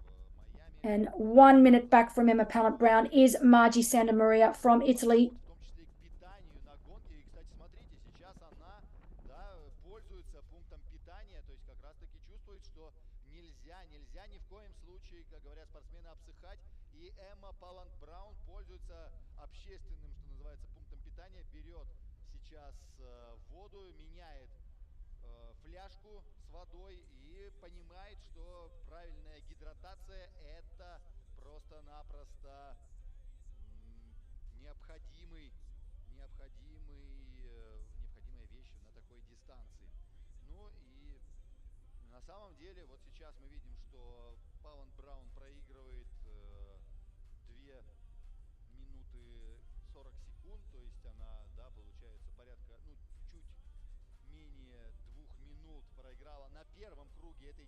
And then in 4th place, Alotti Lucas, a further couple of minutes behind in 4th.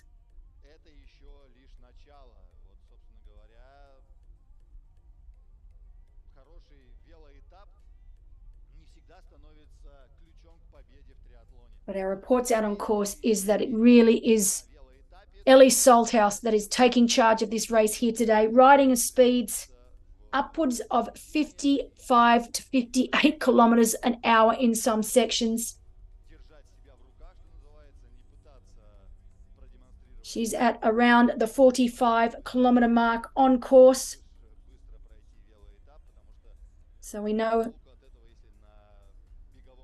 that there are sections of this course where they will have the wind in their faces and then the wind at their backs. Возможно, что Эмма Палан-Браун сейчас идет четко, зная свои цифры, But зная quite big gaps between all of our women.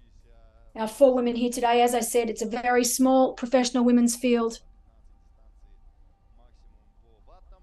Ну а Элли Саутхаус, возможно, решила рискнуть. Ну, как известно, кто не рискует, тот On screen right now, our age group athletes. истово.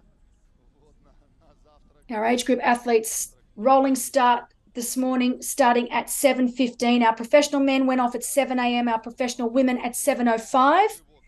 And then our age group rolling starts at 7:15, followed by our relays. И в Лахте у нее было 10 минут штрафа, и на Asian Open она из-за болезни вынуждена была сойти. Может быть, сегодня сойдутся все звезды, за которыми как раз астроном Улугбек, внук Тамерлана, наблюдал из обсерватории. И, кстати говоря, к обсерватории Улугбека сейчас и мчат вовсю лидеры, например, мужчины. Лидеры мужчины как раз проходят сейчас на втором круге обсерватории Улугбека. Проехали по улице Шахизинта. Ну и вот So while we've spoken quite a bit about our leader, Ellie Salthouse, and second placed Emma Pallant-Brown, Margie Santa Maria from Italy, wearing bib number 53 today. She's PTO ranked 43, 34 years of age.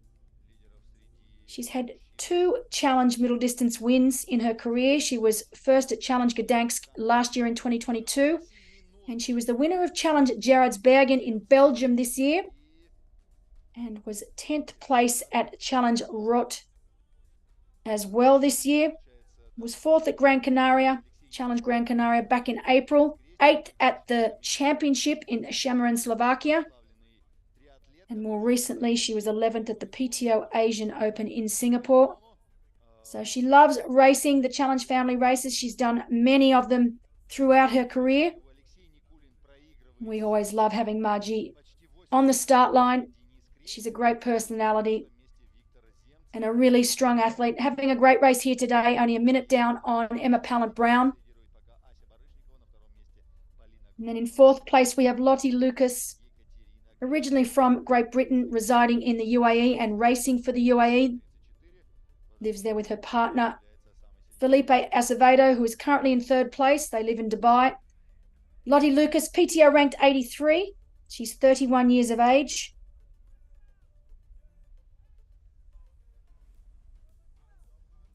Lottie only recently joined the pro ranks in triathlon. She was a great age group athlete. Decided to race pro back in 2022. She's got a couple of podiums to her name over the middle distance. туристическом центре. Здесь все условия, вся инфраструктура для того, чтобы прекрасно проводить время, в том числе спортивно проводить время. Здесь и гребной канал, где, конечно же, и гребцы на байдарках, и каноэ, и академических лодках постоянно тренируются и соревнуются. Здесь отличные условия для бега. Здесь и используется вот эта дорога вокруг гребного канала как, можно сказать, такое велокольцо. Здесь огромное количество гостиниц пятизвездочных. In our men's race, we know Frederick Funk continues to put time into Aaron Royal, still holding second. We know Felipe Acevedo around a minute back on Royal. In 4th place with them got Gaetard Fataud from Andorra. Simon Bilal is having a great race. He's moved himself up into 5th place. We know Simon is very strong on the bike. And then in 6th place for our men, we've got Luke Matthews, brand new professional athlete from Great Britain, but again, residing in Dubai, racing for the UAE, as we are back with our lead female. And wow, is she having a race today. She looks fantastic. She's out of the saddle. You can see that while I've spoken about this course being flat, fast and furious, there are definitely sections where they do need to get out of the saddle, get themselves up over those hills, but they are very short. So there is nothing substantial. but just enough. It's almost a relief for the athletes, to be honest, to have that opportunity to get out of the saddle, use a couple of different muscles. When you're down in that arrow position all day long, those hip flexors start to burn, that lower back starts to get really tight, as do the shoulders. And so getting that opportunity to get out of the saddle, just loosen it all up, stretch out those hip flexors. It makes all the difference come the run. But Ellie looking really, really comfortable. Great cadence. She is 100% in control of the race here today. We know that she was definitely a little disappointed with what occurred at the 70.3 World Championships. She knew she was going into that race in very, very good form. Didn't quite work out for her. She was able to salvage that race, as I said. She ended up running herself into a top 10 position. Actually, just outside of the top 10, sorry. It was in 13th position, so didn't give up, even though she had to serve those penalties. Didn't give up, ran herself into 13th, but I know that she wanted more. So today, you can see that she is absolutely going for it. And I know that she wants that win. As you can see down on screen now, the woman herself, this is the woman who is responsible for everything that we see here today. Yelena Kun, the managing director of Challenge Samarkand. She is also the Secretary General of the Uzbekistan Triathlon Federation. She works very, very closely with World Triathlon. She's an incredible woman. She's really pushed hard to get this sport into mainstream sport throughout Uzbekistan. She's doing a tremendous job. As I said earlier this year, in June,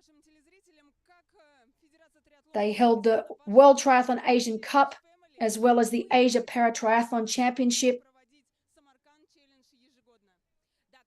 First time that Para-Triathlon Championship was held in Central Asia. She works very, very hard, day in, day out, for the sport of triathlon. She's 100% committed, loves the sport. It's just always wonderful to meet like-minded people that have the same or hold the same ideals, the same respect and the same love for the sport as you do. She has an amazing team behind her here. We're very, very lucky to be working with her.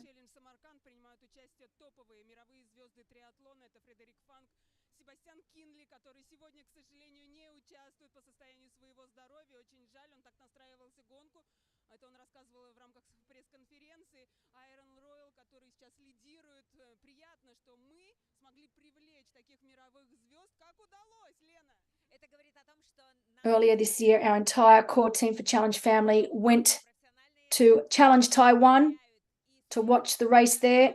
Another amazing event, sells out every year.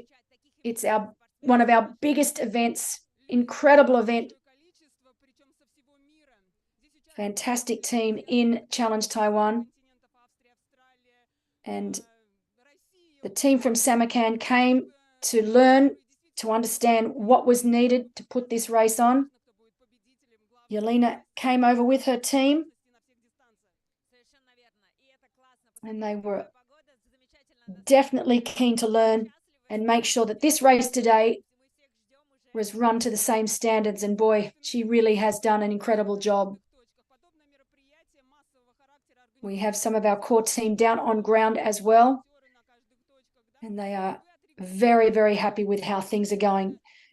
Fantastic to see so many Challenge Family events starting to make their way around to new and incredible locations. We've got so many first-time events happening this year throughout Europe, in particular in France and Italy.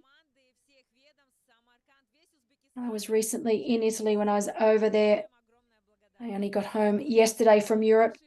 And it was my first time really having a good look through Italy. And I tell you what, that is a place I would love to explore more. We've got so many wonderful races there now, including San Remo, which is coming up next weekend. By all accounts, one of the toughest bike courses in the world, bar none, over the middle distance. Caleb Noble from Australia is over there right now. He will be racing next week. He's been basing himself in Davos. And he completed one lap of the San Remo. He completed the entire course yesterday, and he was blown away with how difficult it was. So that's saying something for someone that's been training in the mountains in Davos to then tell me that this particular bike course is the hardest he's ever done. But he said it was truly amazing, and he cannot wait to race next week in San Remo. As we are back with our lead female, Ellie Salthouse from Australia. Ellie doing everything right and nothing wrong. Completely in control so far. She's on the second loop of the bike course here.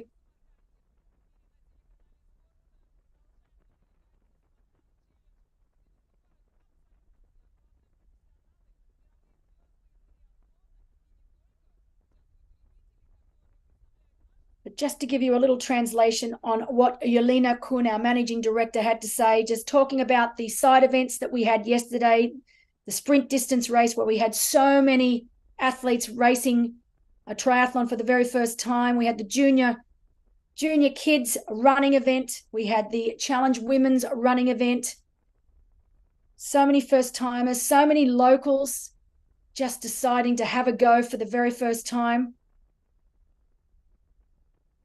And thanking all of the incredible volunteers and organisers. So many local volunteers from Samarkand, and Yelena giving them a huge shout out and thank you. And of course, looking for an even bigger and better event next year. So far, this race ticking all the boxes. The swim in such a sheltered swim course, brilliant in that canal, and a bike course where it is completely close to traffic, beautiful road surface, so safe for all of the athletes racing. 20-meter draft rule being implemented for our professional athletes, making it a fair race for everyone.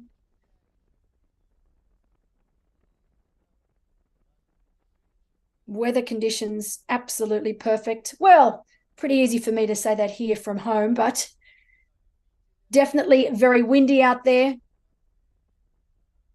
making it a little bit tougher for our athletes, but I know they wouldn't want it any other way.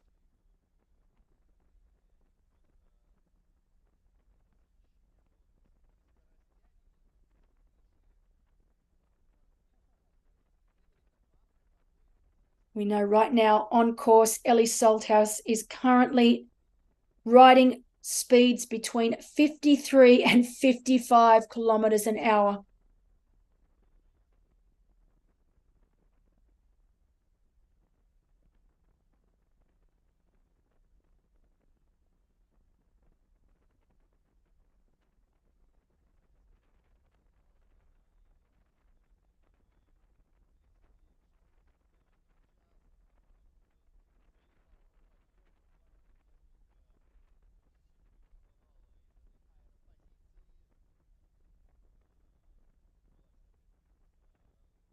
So on our left, we have got our age group athletes making their way around this 2-lap bike course. On our right, we have our current women's leader, Ellie Salthouse, riding upwards of 53 to 55 kilometers an hour. We know we're going to have very, very fast bike times by the end of this bike here today. We're getting reports out on course that there are so many people back around the race venue cheering on the athletes.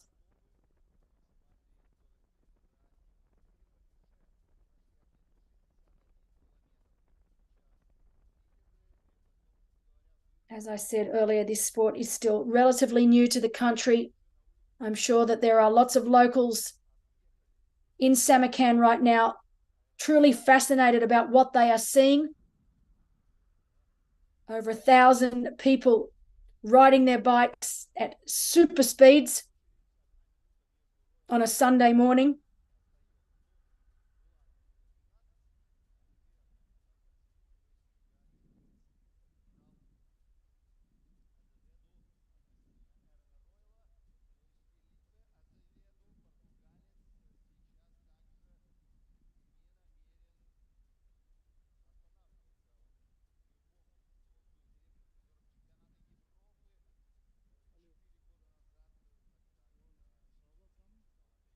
I have got one of our spotters waiting to give me an update on just how far back Emma Pallant-Brown is. We know Ellie Salthouse leading. The last time check was 2 minutes 39 seconds that Emma Pallant-Brown was behind, with Margie Santa Maria a further 1 minute behind. With our men, Frederick Funk, like our leader here in the women's race, has taken complete control of the men's race and has just over 2 minute lead on Aaron Royal, with Felipe Acevedo still at that 1 minute mark back on Aaron Royal. So that's held strong for quite some time now between second and third place in our professional men's race.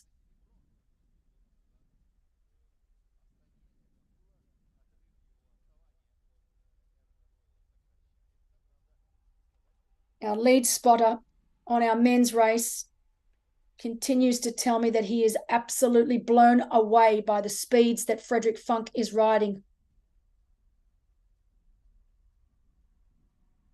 In fact, to quote, "Truly the speeds we are witnessing here are next level." So Frederick Funk not showing any tiredness whatsoever from the last two races that he's done. He really is riding superbly out there today on this course. As is this woman on screen right now.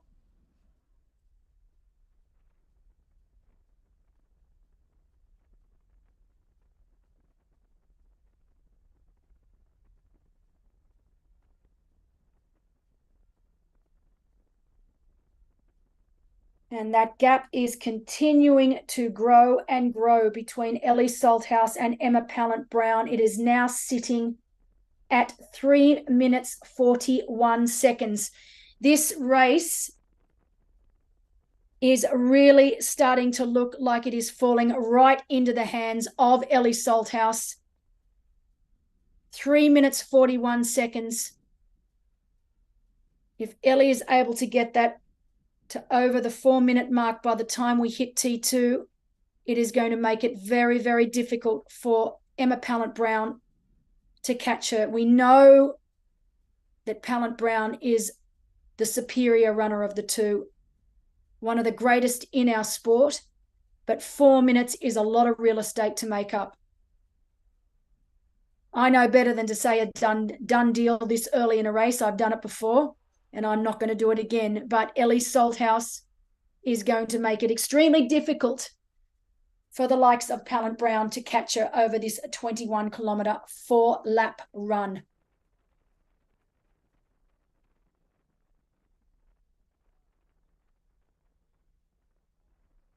But what I love about this race so far is our two leaders. They knew going into this event that they had two runners that were better than them on paper. Emma Pallant-Brown, definitely the superior runner out of the two. Likewise with the men, Aaron Royal, definitely the faster runner out of the two. And tactically, both Ellie Salthouse and Frederick Funk doing everything they need to do, doing everything right, making sure that they get a lead into transition. That's going to make both Aaron Royal and Emma Pallant-Brown really second-guess themselves. They are going to have to work extremely hard to bridge the sort of gap that we're going to have from both of these athletes come T2.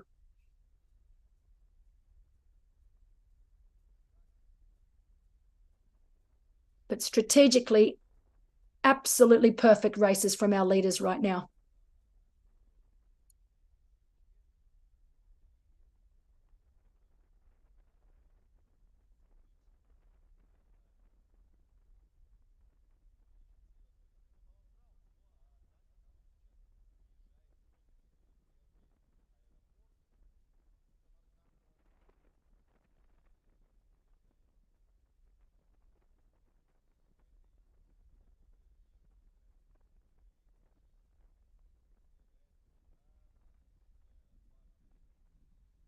Now, our winners here today will be taking home €3,500. It's a €19,000 total prize purse, paying top six. The winners taking home €3,500. automatic qualification to the championship in Samarkand, Slovakia next year. May 19th will be the date for the championship next year in Samarkand. Our top 6 professional men and women, plus all of our top 6 age group men and women, will automatically qualify for the championship.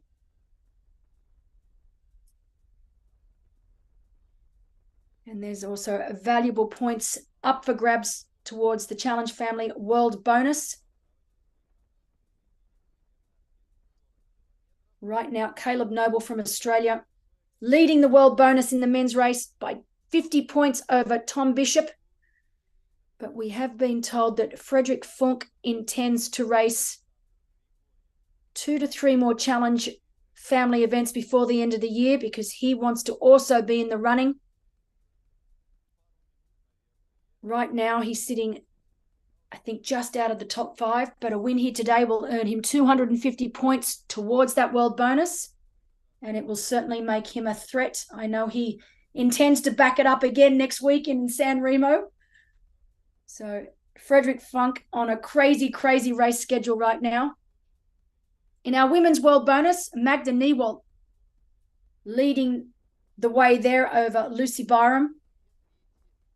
Magda not here today, but racing in San Remo next weekend. It's going to be very, very difficult for anyone to catch Magda. She's been racing challenge events all over the world this season, and she's been racing very, very well. But it's definitely a lot tighter for that World Bonus top placing in the men's race. We know that Mathis Magirier from France is also going for that World Bonus now.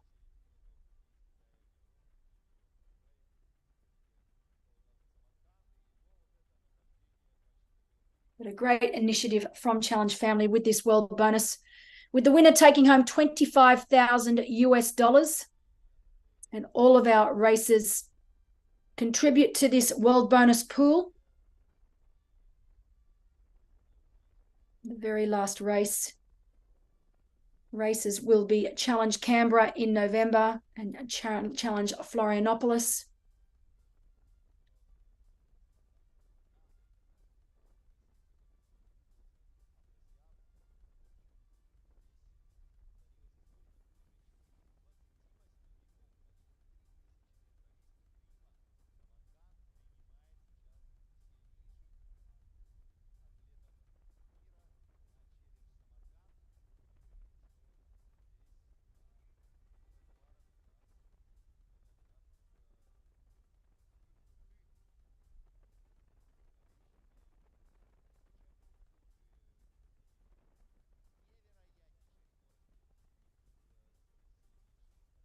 I wonder if Ellie Salthouse has any idea of the lead that she has over the likes of Emma Pallant-Brown and Margie Santamaria.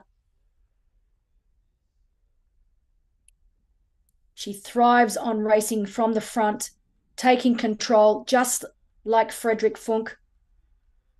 And both of these athletes doing everything right now. You see, just getting out of the saddle, you can see it's a little bit of a climb again. So while initial thoughts on this course was that it was flat, you can see that there are definitely some rises that they have to do several times over. But a great opportunity for the athletes to get out, open up those hip flexors, give that lower back a little bit of a rest before they get back down into that aero position. But beautiful riding from Ellie Salthouse here today. You can see on course, not a cloud in the sky. It is starting to heat up.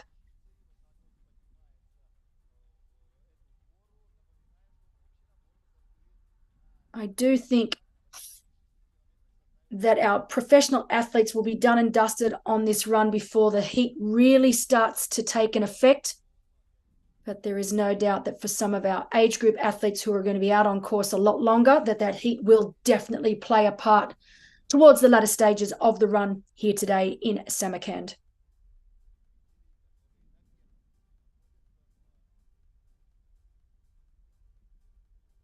Ellie Salthouse now at around the 65-kilometre mark, riding speeds of between 43 and 46 kilometres an hour. They've reported that it's almost like she is attacking every incline. So every time she gets up out of that saddle, it's almost like she's attacking that hill, getting up it as quickly as possible so that she can get back down in those aero bars, back down into that aero position. I'll be honest, this is one of the best rides I've seen ever from Ellie Salthouse. She just looks so in control.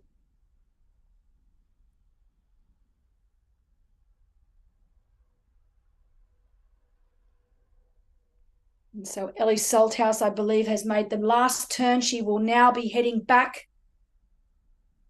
towards the race venue. She's at 65 kilometres.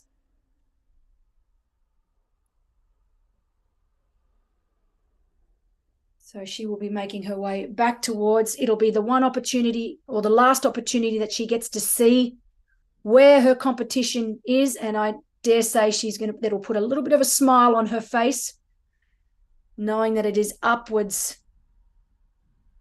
in those high 3-minute to almost 4-minute mark right now over the likes of Emma Pallant-Brown.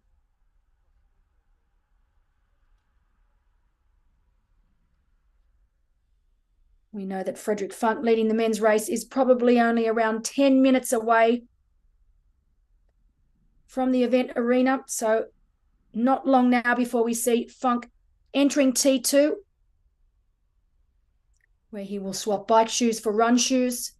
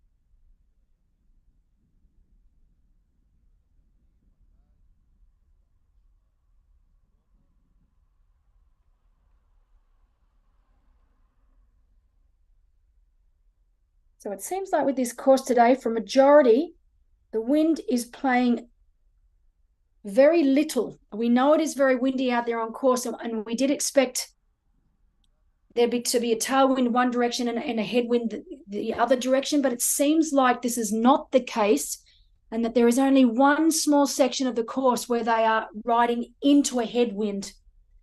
Frederick Funk is about to enter that section now, so the pace has dropped off slightly. I think for the first time he is riding under 58 kilometres an hour, which is incredible to think.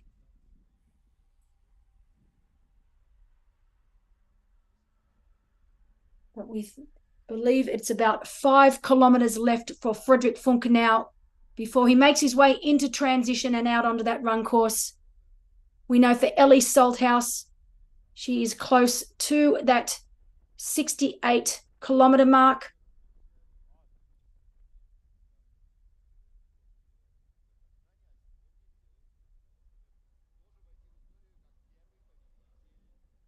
You can see Ellie Salthouse riding past many of the age group athletes out on their first lap. Ellie Salthouse is now returning towards the race venue. You can see those incredible monuments behind her Just one of the many spectacular scenes that there are on this bike course. And for someone like Ellie Salthouse from Australia, I am pretty sure she has seen nothing like it before.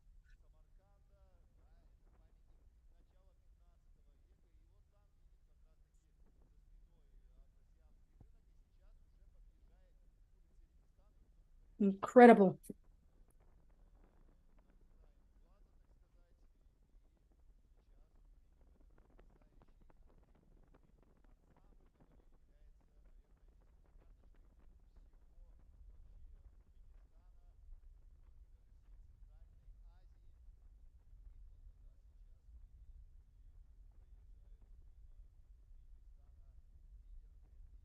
So just to give you an idea of just how old Samarkand is, some of these monuments that they are riding past are from the 14th and 15th centuries.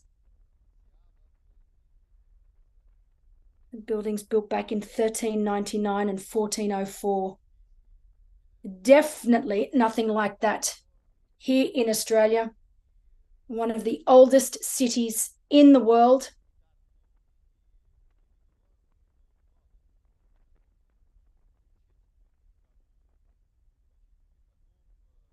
Just amazing scenery for our athletes here today. And while I'm sure Ellie Salthouse is not taking the time to have a good look today, most of these athletes have been here in Samarkand for a few days now. They've had an opportunity to go out onto the bike course. Look at that. I mean, absolutely incredible. I've never seen anything like it. And I know the athletes, when they've been out on training rides, have taken the time and the opportunity to have a good look, because it truly is like nothing they have ever seen before.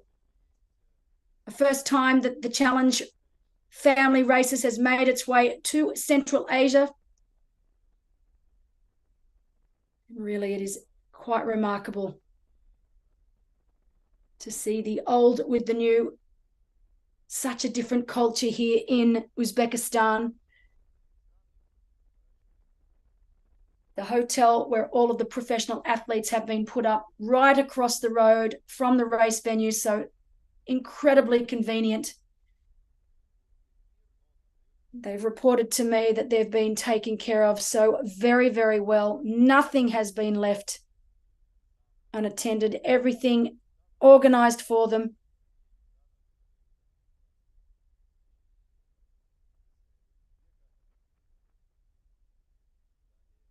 But my role as pro liaison for Challenge Family, it's always really great to hear with a brand new race, when you send professional athletes to an inaugural race, you always get a little bit concerned that everything's going to be okay. But honestly, I couldn't have asked for more. This team in Samarkand have really done an incredible job.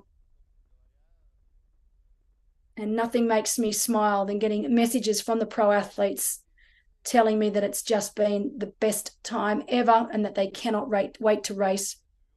And then, of course, post-race, they have the awards this afternoon, and then they are all going to be treated to a special Samarkand dinner where they get to try all of the unique dishes from the area. Such a cool experience for our professional and age group athletes.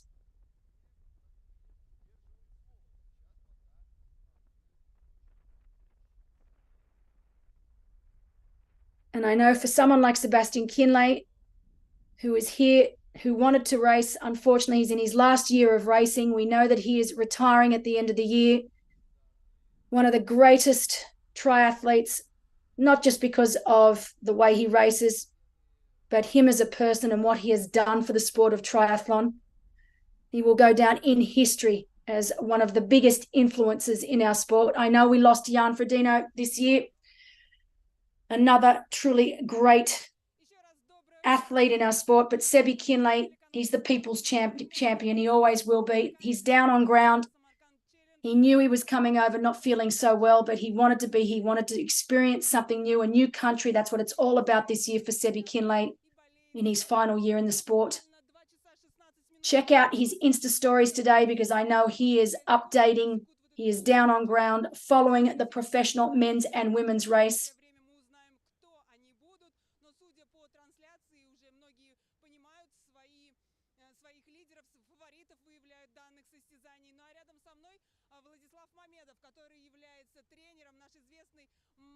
спортсмен на марафонские дистанции, представитель клуба Министерства обороны Республики Узбекистан. Владислав, я вас приветствую. Доброе утро. Как настроение ваше? Сегодня вы выступаете в качестве тренера, тренера многих спортсменов-любителей. И вот скажите, насколько сложна сегодняшняя гонка? Сегодня достаточно такая сильная дистанция для выносливых, скоростных спортсменов, для тех, кто преодолеет себя сегодня. Да, трасса такая тяжелая, ну, для понимания, если мои ученики проходят 5 Right now on screen, we have one of the fastest runners from Uzbekistan. So while he's not a triathlete, he is in the sport of athletics. He is down watching, which is great to see. Maybe next year we can get him to sign up. Oh, he is actually. I speak too soon. He is in a relay. So he will be taking part in a relay today, doing the run leg. I always love it when we have athletes from different sports taking part. I know the other weekend, 2 weekends ago, in Challenge Almere, which was the European Long Distance Championship, we had an incredibly strong bike rider, a professional young rider from Belgium, who took part in a relay. I know he gave some of the professional men in the full distance race the shock of their lives when he came flying past them at 60+ kilometers an hour. He was doing part of the relay team in the middle distance race. But he is one of the strongest time trialers from Belgium and has a big, bright future ahead of him in bike riding, bike racing.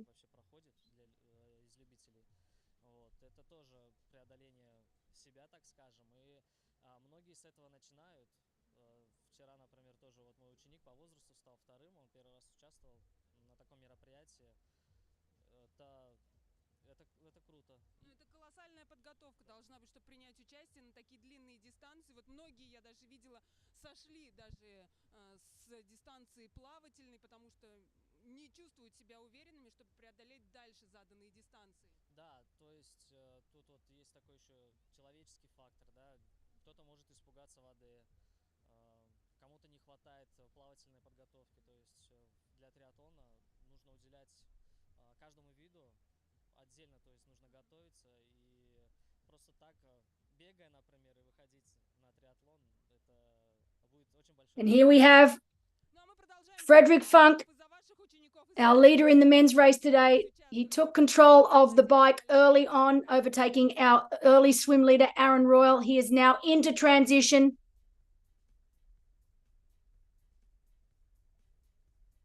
We know he has a sizable lead over Aaron Royal as he makes his way down to his run bag.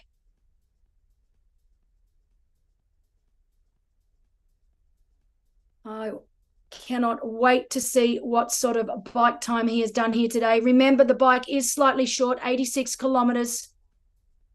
So we know that the times will be fast regardless, but from all accounts, his speed barely dipped under 55 kilometers an hour. He was flying for a majority of this bike ride. It's going to be very interesting to see what type of times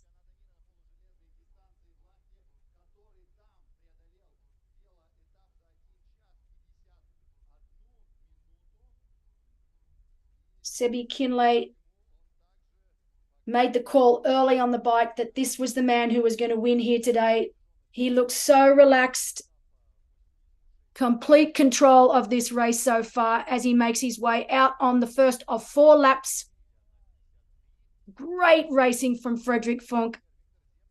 He really has had a great second half of the season. One of the nicest guys in the sport. He's getting married next year to his beautiful fiancée, Susanna. Susanna, if you're watching, big hello. One of the nicest couples you'll ever meet. I was with them both in Valsi for Challenge of Valsi earlier this year. It was my first time to that race. Wow, what an event.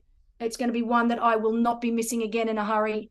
Cannot wait to get back there next year. Really is one of the greatest races that we have on our calendar. Frederick Funk, coached by Dan Lorang.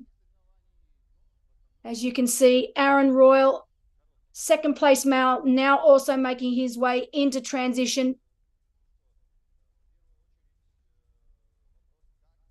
Going back to Frederick Funk, he loves Austria and does so well in Austria that he decided to move there. So both himself and his partner, Susanna, made that permanent move from Nuremberg in Germany to Austria, to Kufstein. Beautiful little town just out of Valsi, so not too far from Valsi.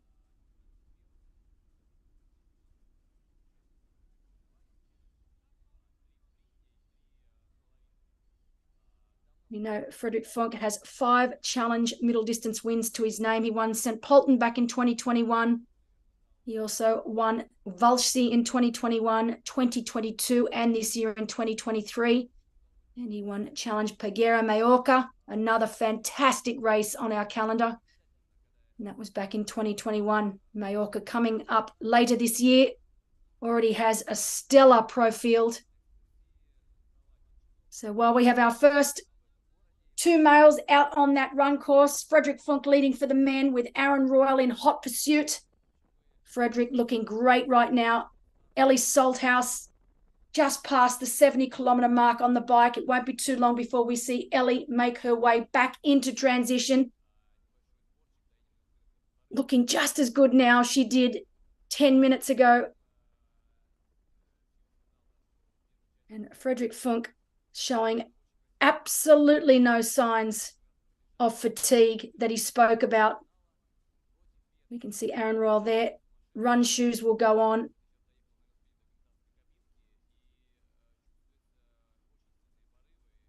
It's Aaron out on the course. Sorry, that was Felipe Acevedo. So we've got Aaron Royal out on the run course. That was Felipe Acevedo in transition. That's what happens when you take your glasses off and you can't see. So that's our top 3 men right now off the bike and out onto the run. There he is, Felipe Acevedo from Portugal, lives in Dubai. We know from last reports he was only around a minute down on Aaron Royal. Looks like that minute has stayed just about the same. Bib number goes on. Of course, they didn't need to wear those bib numbers on the bike, but they must wear it on the run.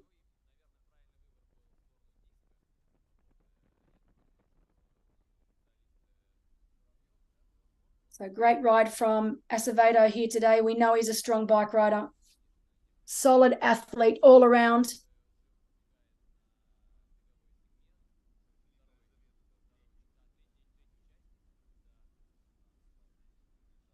He's got a PTO ranking of 61, 30 years of age. His partner is also racing.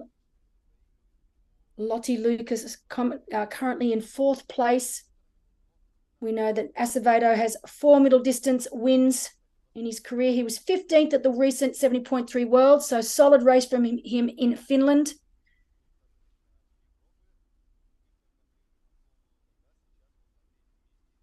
He will definitely be wanting a podium position here at the finish of this 4-lap run.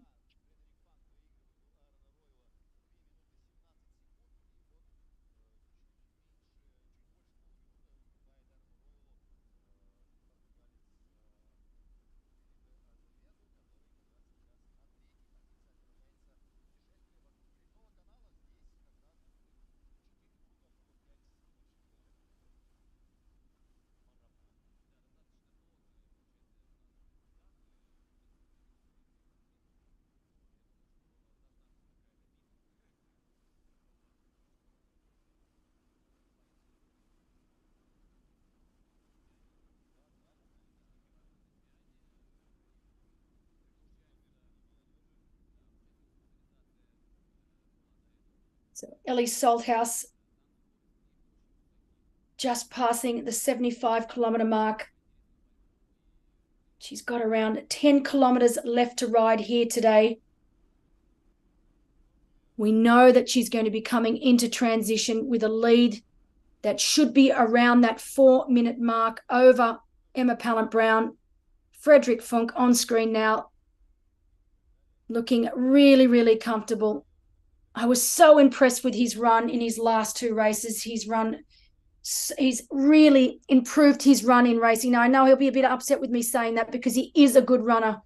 We just don't always get to see it when he races. We concentrate so much on his bike, we forget about his run, but he can run. And he's proven that in the last two events that he's done. The world champs,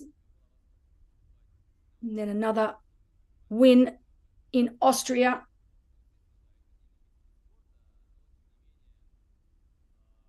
But looking very, very comfortable so far on this first of 4 laps. You can see that this run quite exposed to the conditions, so they are out under the hot sun. It is starting to heat up. 4 laps around the rowing centre. They do a small loop as well, included in that, around what's called the Eternal City. So the run, as I said, each lap takes them around the modern tourist complex of Silk Road. I spoke about Silk Road earlier today. Around that rowing canal, which you can see him running around now. And then they do a little bit of a diversion around the Eternal City, takes them back to the beginning of the lap, and they will do that, repeat that another 3 times. So completely flat run course here, but definitely exposed to the wind and the sun.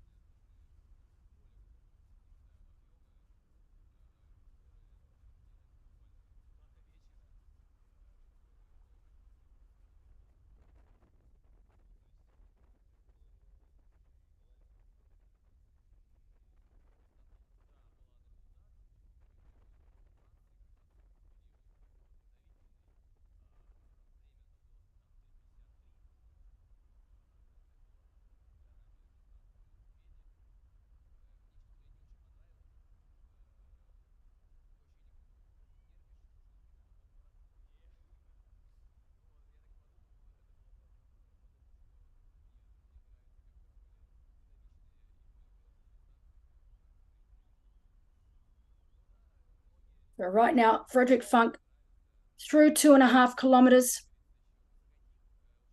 making sure he's taking in hydration at one of the many aid stations out there. As I mentioned, it is starting to really heat up. We know that the temperatures are going to be rising to around that 24 to 25 degree mark for our professionals, definitely towards the 27, 28 degree mark for a lot of our age group athletes. Ellie Salthouse with less than 10 kilometers left to ride. She is absolutely dominating this race right now over Emma Pallant-Brown, Margie Santamaria, and Lottie Lucas. Really so impressed with the way that Ellie is riding today.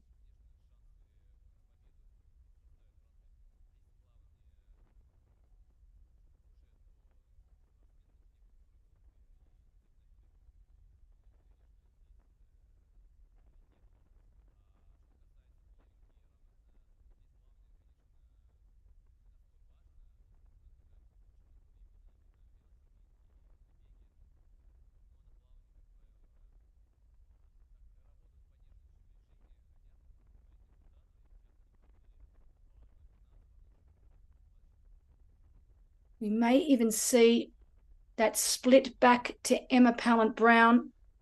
Looking now, we could see it up around between 4 and 5 minutes. Now, if that is the case, I just cannot see Emma Pallant-Brown being able to run down Ellie Salthouse.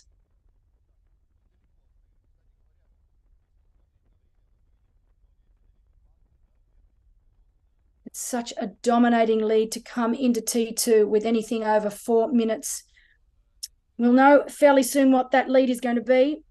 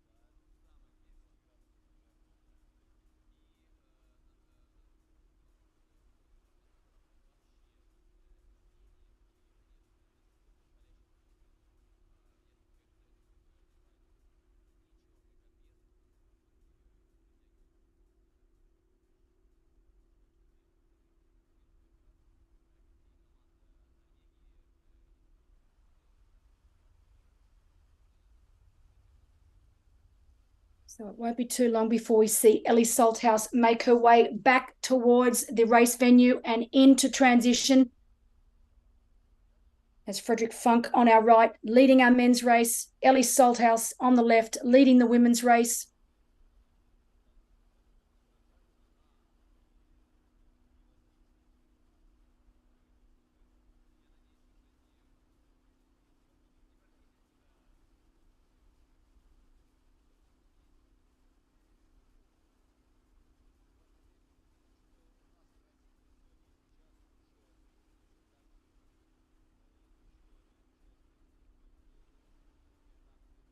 So just to give you an update on how fast Frederick Funk from Germany rode today.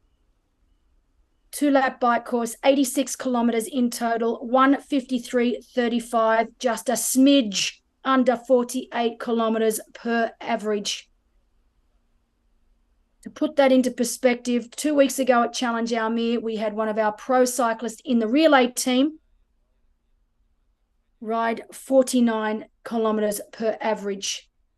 So Frederick Funk not too far behind, showing just what an incredible bike rider he is. And he's really ridden very, very well here today, as has this young woman on screen right now, Ellie Salthouse, absolutely dominating here today over the likes of Emma Pallant-Brown, Margie Santamaria, and Lottie Lucas.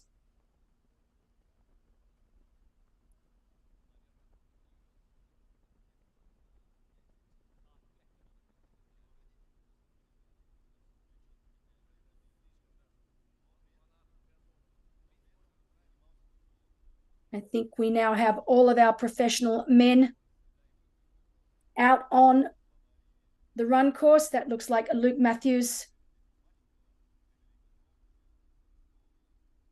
out on course now as well. We know Yatan Fatad is also out on the run course. So our 6 professional men here today now out running 4 laps. The run course dead flat. Looks like a Simon Bilal as well. So we know Frederick Funk leading, Aaron Royal in second, Philip Acevedo keeping that 1 minute back to Aaron Royal. So he came into transition a minute down on Aaron Royal, is in third. We've got Gaetan Fatad from Andorra out on the run course, as well as Simon Bilal from France and Luke Matthews from the UAE. So all 6 men out on the run course now. It will not be long before we see this woman on screen right now make her way into transition.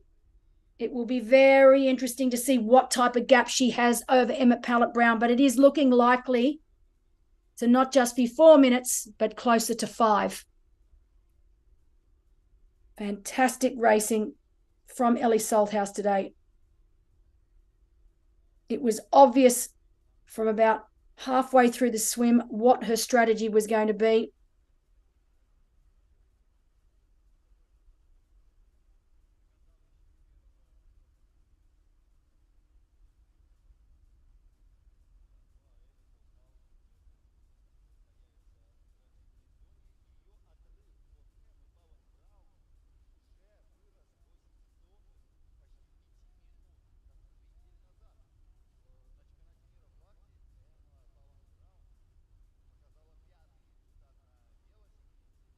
So Ellie Salthouse now only 2.5 kilometers away from hitting T2. Still looking absolutely perfect on the bike. No upper body movement whatsoever. Really, I keep saying it, I'm just so impressed with the way she's ridden today. Completely solo.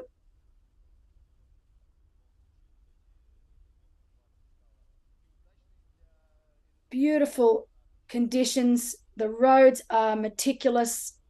20-meter draft rule here. Completely closed roads. She's been able to ride her own race all day long.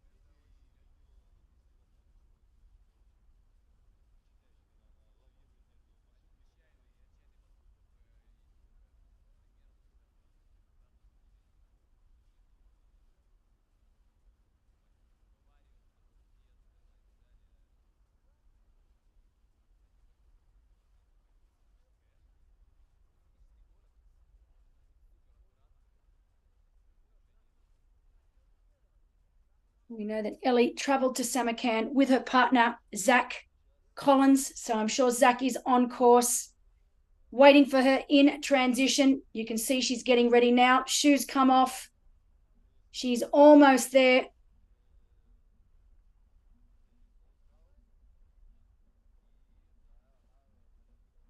Getting prepared nice and early. She doesn't want to make any mistakes. She doesn't need to make any mistakes. She's got all the time in the world right now. She is completely in control of this race,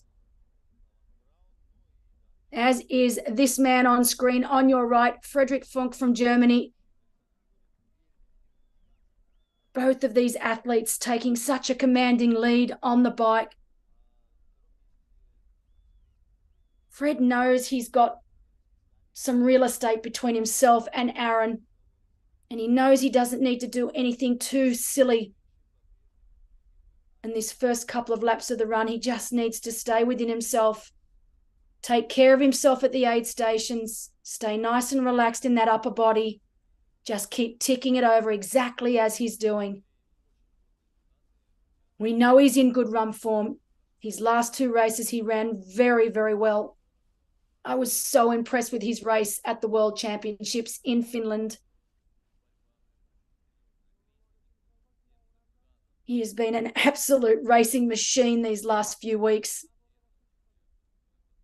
And he's still got one more to go next weekend in San Remo.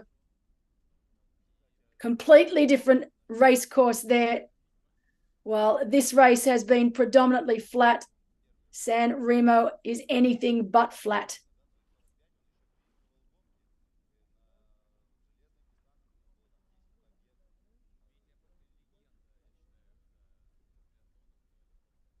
So here she is, Ellie Salthouse from Australia into transition. Magnificent bike ride from the young Australian.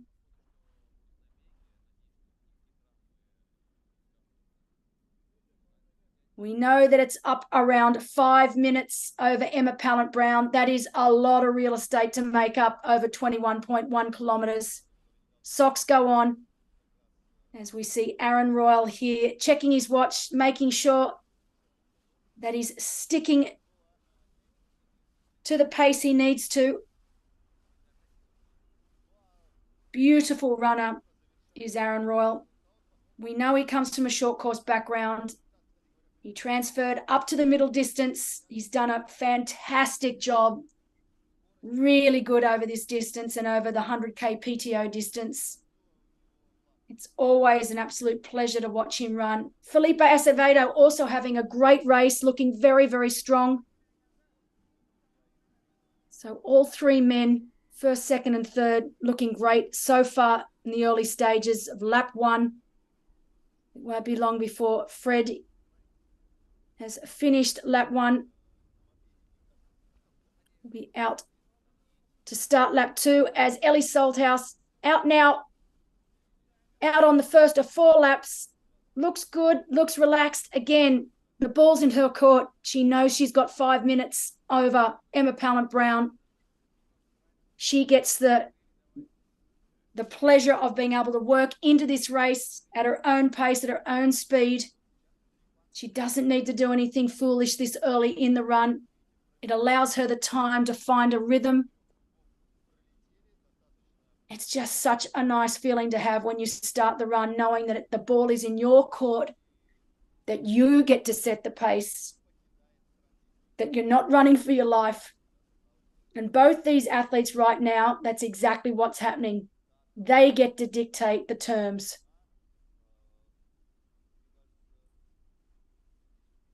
It's not too often you get that, but great to see these two athletes. They've both been racing a lot. Both of these athletes race.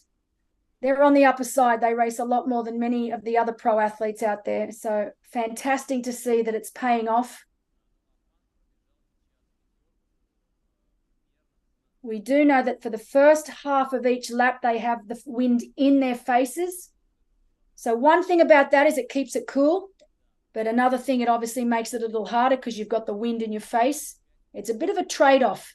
And when they turn the second part of the run, the wind is from behind. So easier running, but it's also a lot warmer. So you get that trade-off. One way you feel a lot cooler, but obviously the running is a lot harder. But the other way, it feels a lot easier, but it is definitely a lot warmer. So Ellie Salthouse with a bike split of 2:07.51. Very, very fast riding from Salthouse today.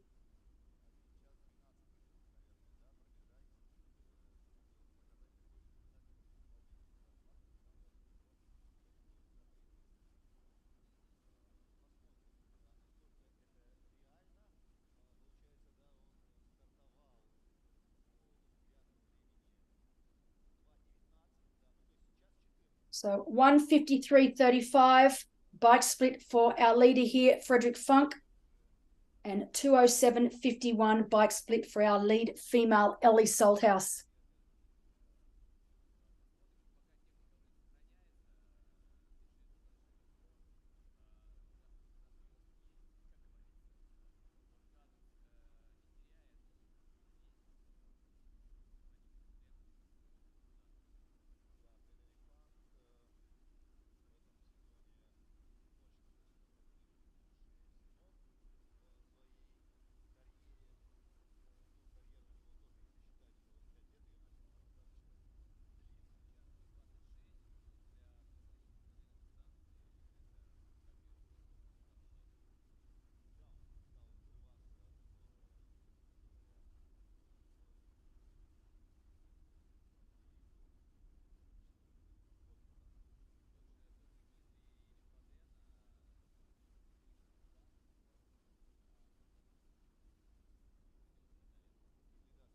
So while this man on screen has complete control of the race right now, there is some action happening behind him. We have been given reports out on course that Felipe Acevedo is actually taking time out of Aaron Royal. I did not expect to be telling you this right now. We know that Aaron Royal on paper is the fastest runner here today. But Felipe Acevedo did look very, very good coming into transition. And he is taking time out of Aaron Royal.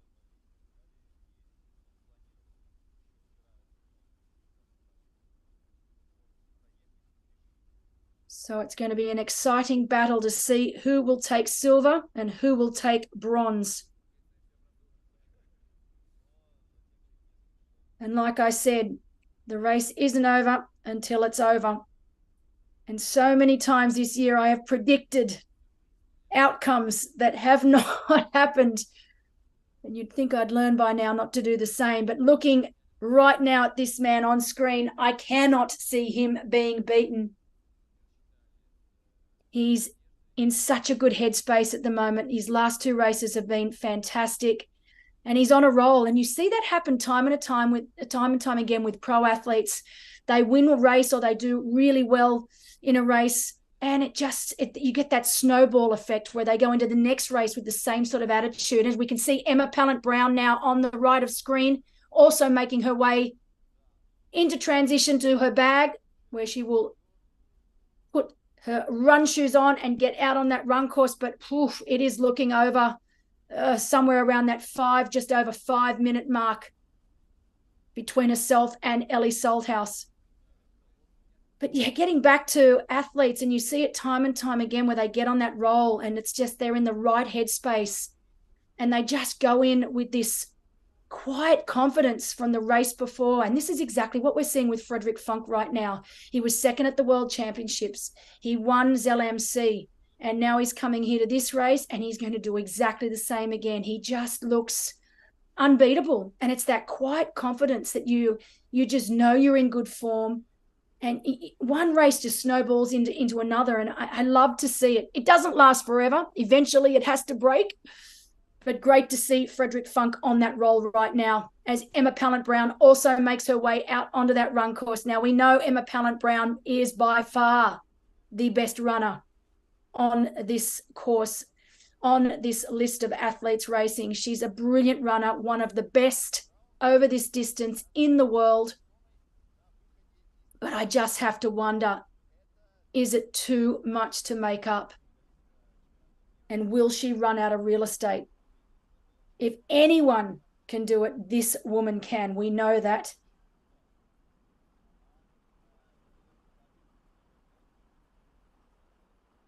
But we also know that Ellie Salthouse loves to race from the front. She loves to dominate, and that's exactly what she's doing here today. So you know that she will be thriving right now, knowing that she has a lead upward of 5 minutes over Emma Pallant-Brown. And I think that's just going to make her stronger, and she's just going to run even faster.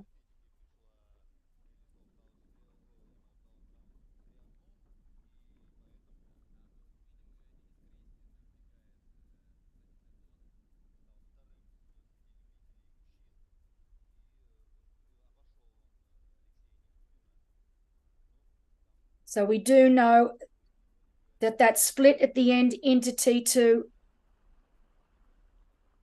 was almost 6 minutes. It was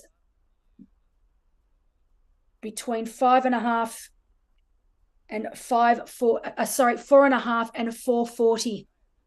Sorry, 5.5. Gosh, I got it that right. It's 5.5 to 5 minutes 40 down. So that is a lot of real estate for her to make up.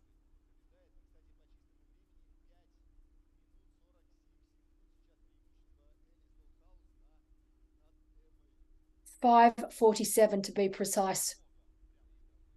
So 5 minutes 47 between our leader, Ellie Salthouse, and second placed Emma Pallant-Brown. We know that Ellie Salthouse's partner, Zach, is down on ground. I'm sure he would have told her that split, and it would have put a giant smile on Ellie's face. As we can see, Margie Santamaria from Italy also making her way into transition now. Great ride from Margie. Great to have her here as well. She's PTO ranked 43, 34 years of age, so one of our older professional athletes, our oldest female athlete racing. She has 2 Challenge half wins, Challenge Gdansk back in 2022, and she won Challenge Gerardsbergen in Belgium this year. She was 10th at Challenge Roth. And she was also 8th at the championship earlier this year in May. So solid year so far for Margie Santamaria.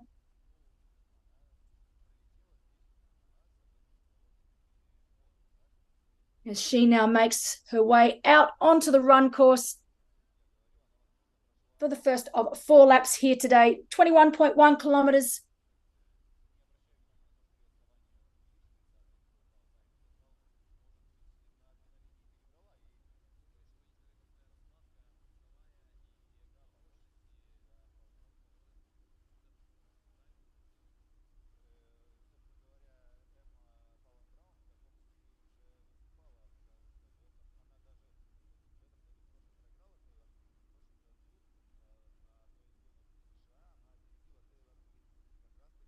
Shot of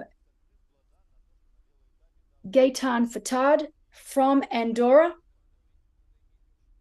So I believe Gaetan was originally from France, but lives and races for Andorra now. I know he's based in Andorra. Andorra made famous in triathlon because of the great Jan Frodeno moving there, making that his base. But Gaetan on screen, currently in 4th position.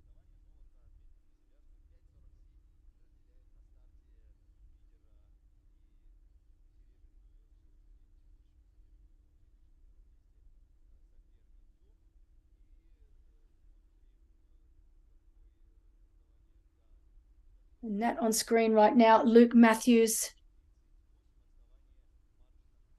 racing his first professional race or first international race as a pro, dominated as an age grouper, recently turned pro.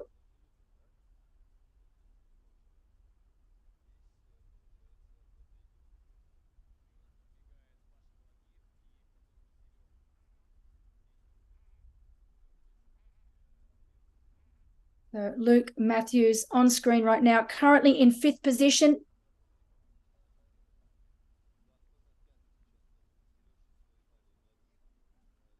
So he'll be taking home his very first prize check today, at the end of today.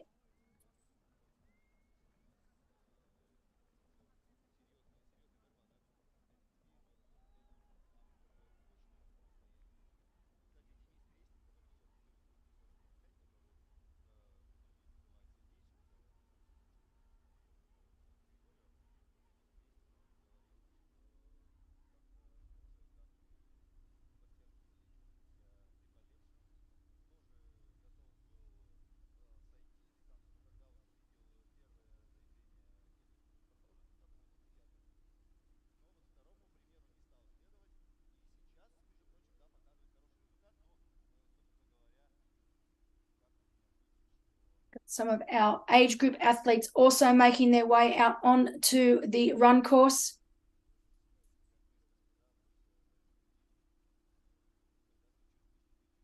All 6 of our professional men are out onto the run course. We know Emma Pallant-Brown, Ellie Salthouse, Margie Santamaria, and Lottie Lucas, our 4 professional women. Ellie Salthouse with a huge lead over Emma Pallant-Brown, followed by Margie Santamaria and then Lottie Lucas. Lottie Lucas's partner, Felipe Acevedo, doing a great job, currently in 3rd position.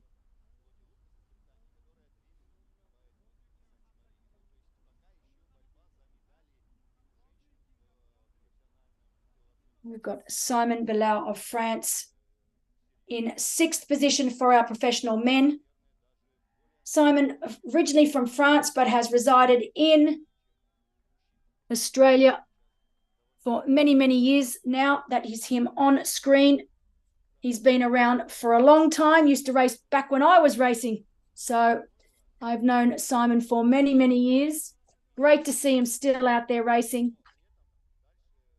He's 41 years of age, so our oldest professional male to be racing.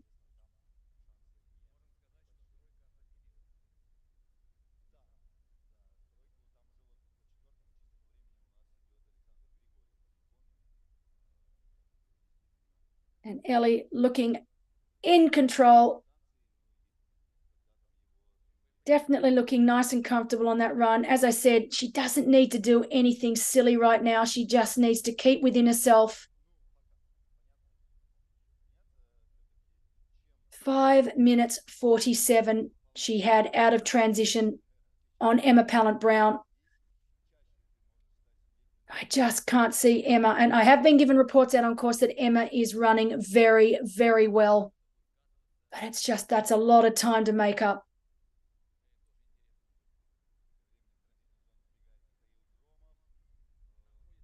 Oop, getting a little bit mixed up there on where he needs to go, what he needs to do. That's right. You need to put helmet. All your equipment needs to go back in that bag. So that is their run bag. So bike shoes, helmet, anything that's not needed for the run. Oh, I love the old bucket hat. The bucket hat has made a comeback. And I love it.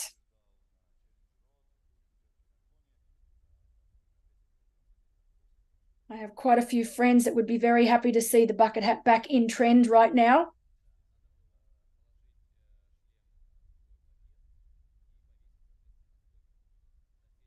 But all athletes need to make sure that anything that they disregard after the bike needs to go into that blue bag that then needs to be hung back up before they are allowed to exit transition and start the run.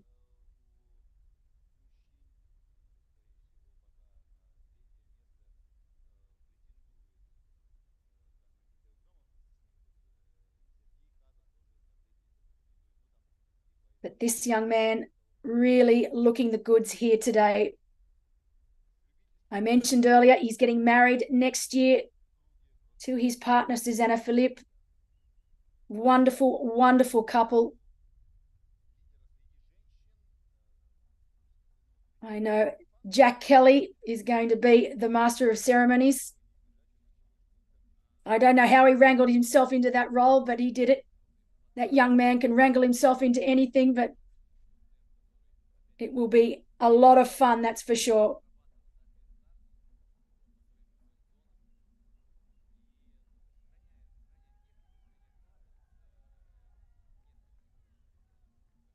I used to race against his mother back in the day, Heike Funk. We had some tremendous battles throughout our career. His mum, not the greatest swimmer, but boy, was she a powerhouse on the bike. And there were many times when we would swap the lead of a race on the bike, and then it would come down to the run at the end of the day. And of course, Frederick's dad, Harold Funk, also a very, very strong bike rider. Greatest thing is they're both still racing age group and both still winning their age group. I think they both recently raced a couple of weekends ago. It was the same weekend that Freddie was racing.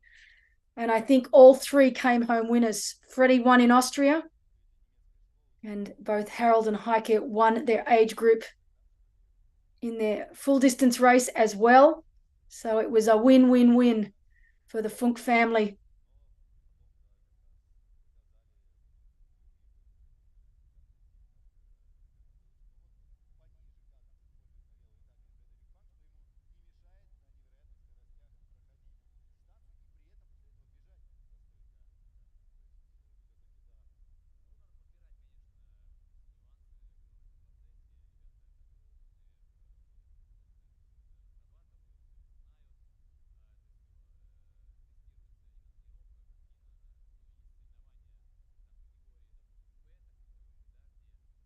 So we know that Frederick Funk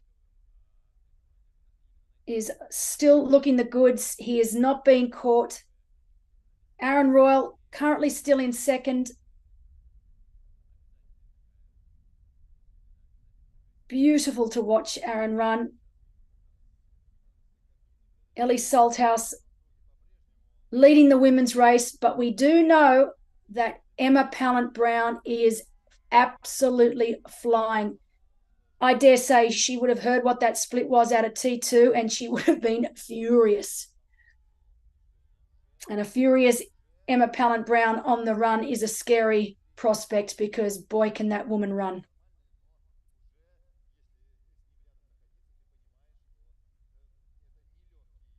It is starting to really heat up here. I don't think it will affect the likes of Ellie Salthouse.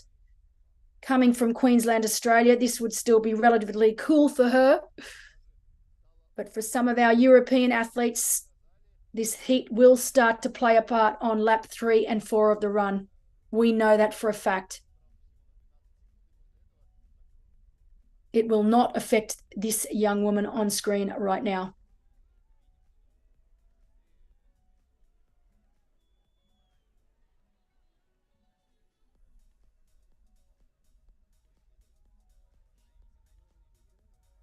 And great, here we get our first view of Emma Pallant-Brown. I absolutely love to watch this woman run. She is poetry in motion. Incredible runner. Great shot there of Alina Cho. She's the head of marketing for Challenge Samarkand. Big shout out to Alina, doing a tremendous job here today.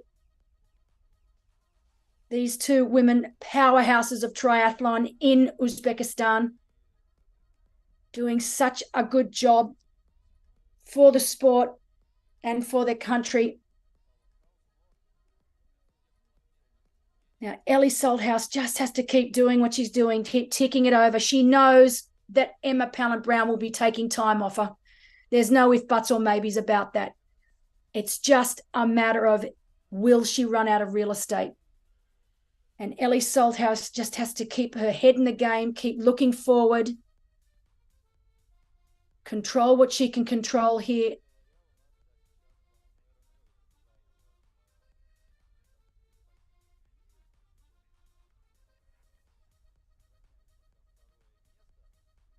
We know that Ellie Salthouse has now finished lap 1. She is out onto lap 2. It's a 4-lap course here today. It's a very exposed run course. There's no sections where they get some reprieve from the heat or the wind.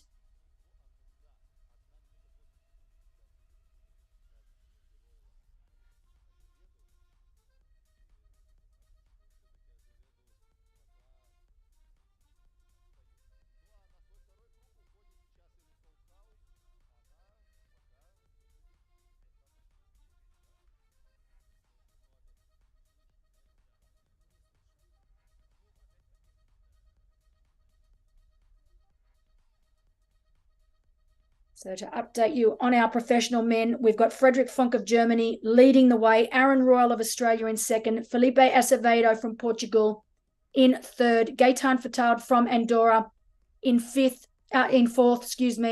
Luke Matthews from the UAE in fifth, and Simon Bilal of France in sixth.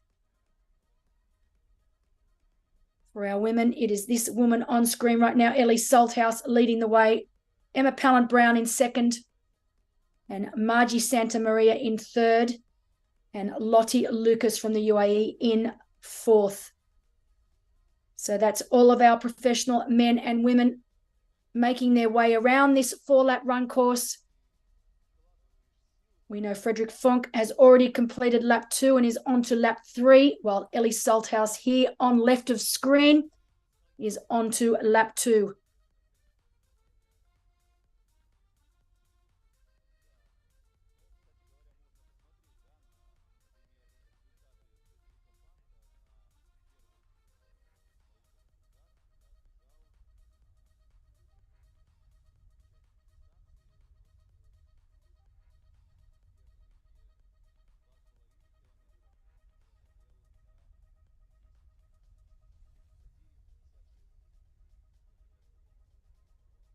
While I never say never in a race, because you just don't know what's going to happen, but just looking at both women right now, Ellie Salthouse on screen and Emma Pallant-Brown, I just can't see Emma being able to make up this time over the next 15 kilometres, as long as Ellie Salthouse continues to run as we are seeing right now. Pallant-Brown definitely running faster. There's no babies about it, but I just don't think it's going to be enough. Ellie's going to have a severe meltdown for that to occur.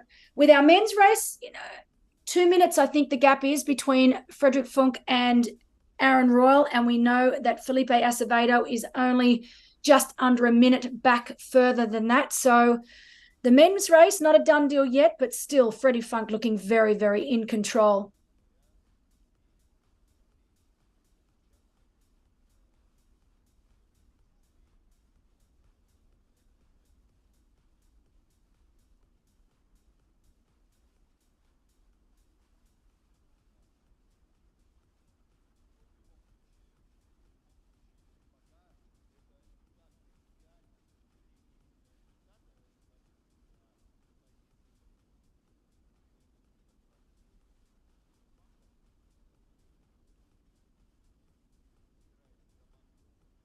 So Ellie Salthouse right now through 6.5 kilometers of this run course.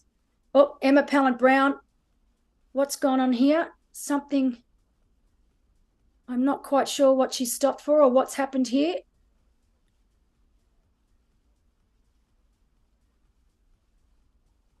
I'm trying to get some spotters to let me know what's going on, but she has been stopped. That looks like one of the penalty boxes. We did have a penalty box on the bike, and we do have one on the run, although I'm very, very unsure of why or if she actually has been given a penalty.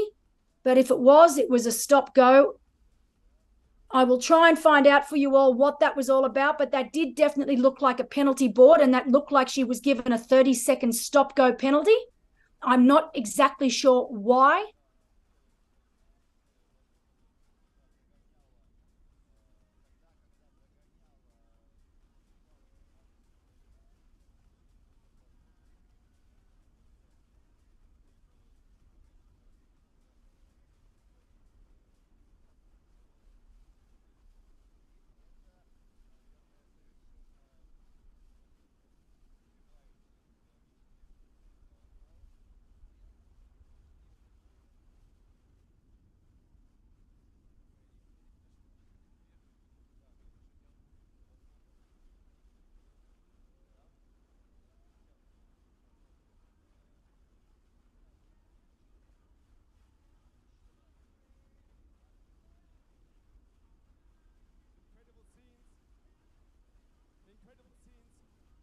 So as I said, I will endeavour to try and find out what happened then.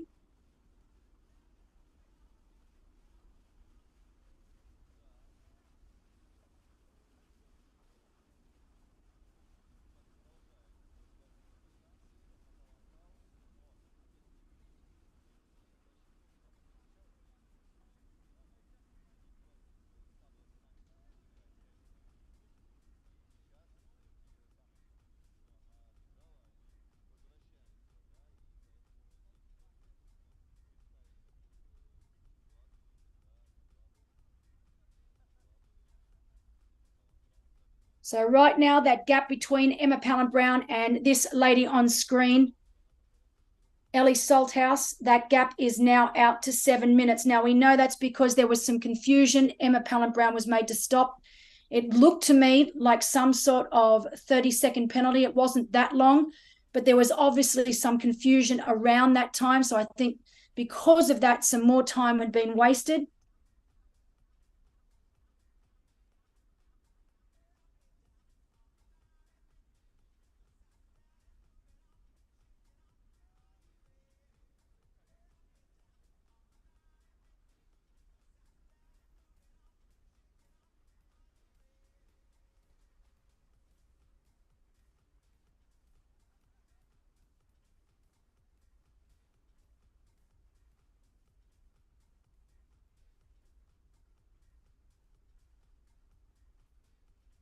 But right now, it's looking like Ellie Salthouse is unbeatable here in Samarkand today.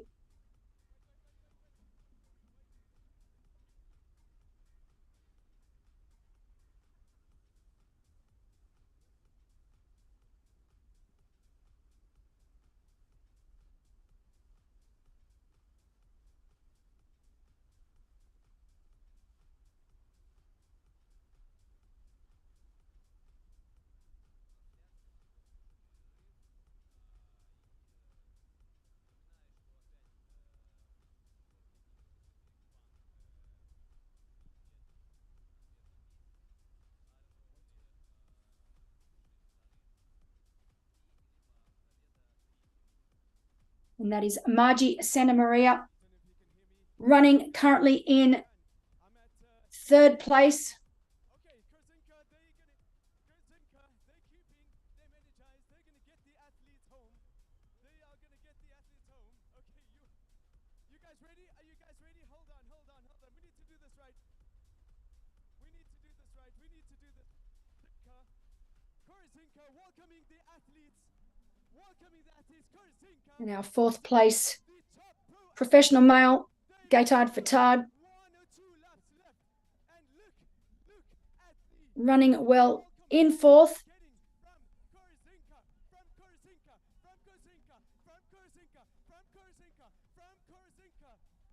We can confirm now that Emma Pallant-Brown was given a penalty, but we're not exactly sure for what reason. But it was definitely looked to only be a 30-second penalty at most. And now 22 kilometers on the run. Korzinka, spasibo, Korzinka, spasibo, Korzinka. Amazing stuff.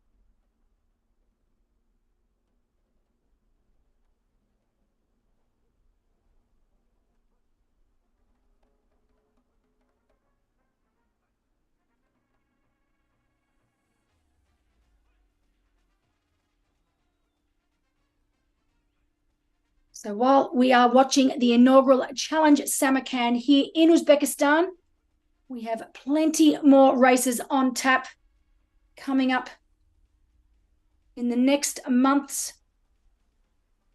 Challenge San Remo in Italy coming up next weekend. We've then got two brand new races. Challenge Ignazia in Italy. Challenge Vieux Beaucoup in France. Both races look absolutely amazing. Great venues. We've got Challenge Barcelona right after that. Fantastic race right in the heart of Barcelona. It's a hybrid distance for this year for our professional athletes. 1.5 kilometre swim, 60 kilometre bike, and a 15 kilometre run. So great distance. I love these hybrid distances. We've then got Challenge Mallorca, Challenge Peguera Mallorca in Spain. Great shot there of Aaron Royal, still holding second place, still looking good, but it's almost like it looks like he's given up the possibility of catching Frederick Funk. We know that that gap hasn't changed. It's around that 2-minute mark. Felipe Acevedo still holding third.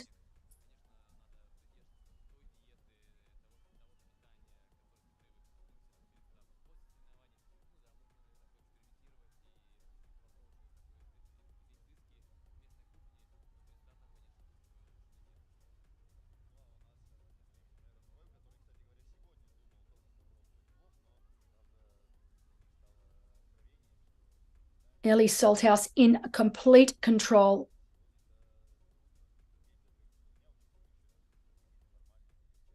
We are getting reports out on course that Emma Pallant-Brown not looking so great.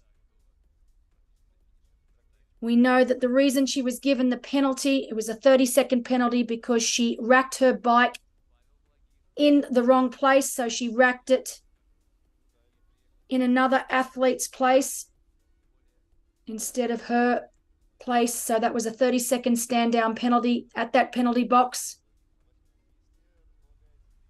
It looks like, because not just because of that, but sometimes when you get something like that that affects you, it can break your rhythm. And we're getting reports out on course now that unfortunately for Emma Pallant-Brown, she's not looking so great.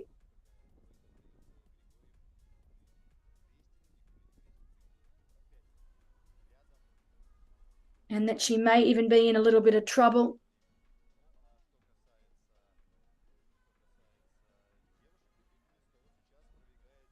You know that in the past, in some really hot and humid races, we've seen Pallant-Brown get into some strife. We know the humidity is not too high here, but we are getting reports out on course that it is definitely on the hotter side. And there's just no reprieve on this particular run course. You can see now it's quite exposed. It's out in the open. There's not a lot of shade, if any shade. Right now, looking at Frederick Funk, and you can see there's barely any shade at all. So Emma looking like she might be in a little bit of trouble right now. I hope she's able to hold on to the end.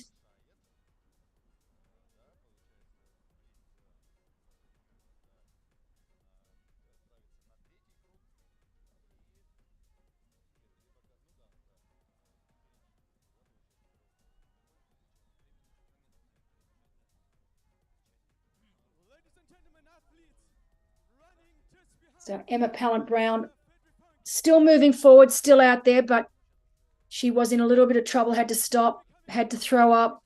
Sometimes, you know, when your stomach's just not handling the electrolytes, the hydration or the nutrition you're putting in, sometimes the best thing is to just get it out, get rid of it and move on.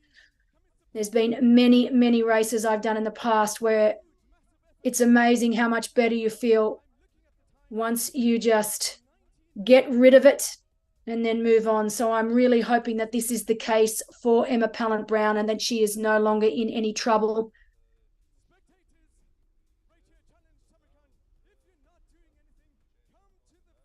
But Ellie Salthouse just looking the goods, has not faltered one iota this entire race. She looked strong and composed for the entire ride, and she's just ticking it over so nicely now.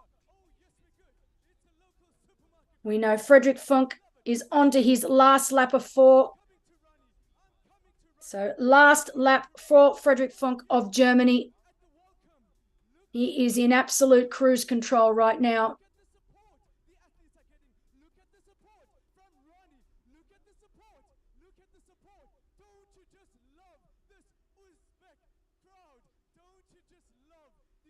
Hospitality, the best hospitality in the world.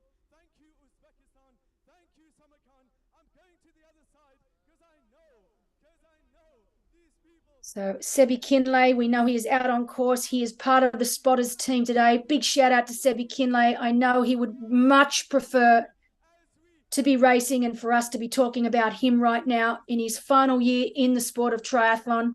Well, I shouldn't say final year in the sport of triathlon because I have a sneaky suspicion we'll be seeing him a lot in the future, just not out on the racetrack. But we've put him to work today. He's been updating his Instagram page with some wonderful stories, so go check them out. He's such a character. Absolutely adore him. He's one of my absolute favorite people in this sport, always has been. And he is one of our official spotters down on ground as well. He's the one that reported to us that Emma Pallant-Brown might be in a little bit of trouble. I'm really hoping that she's been able to get herself back running again. We know that she had that penalty for racking her bike in the incorrect place.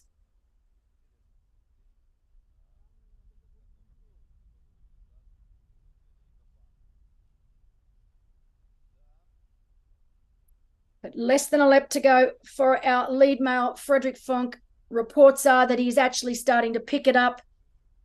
He looks incredible.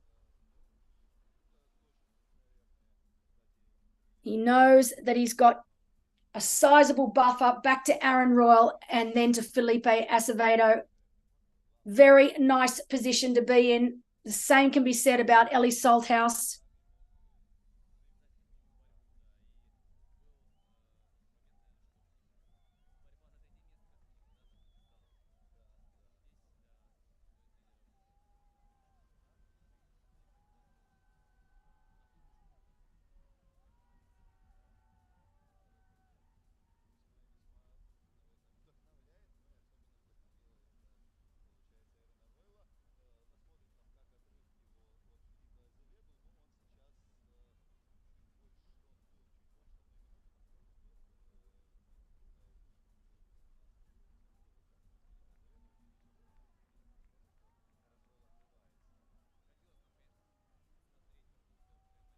Look at the support.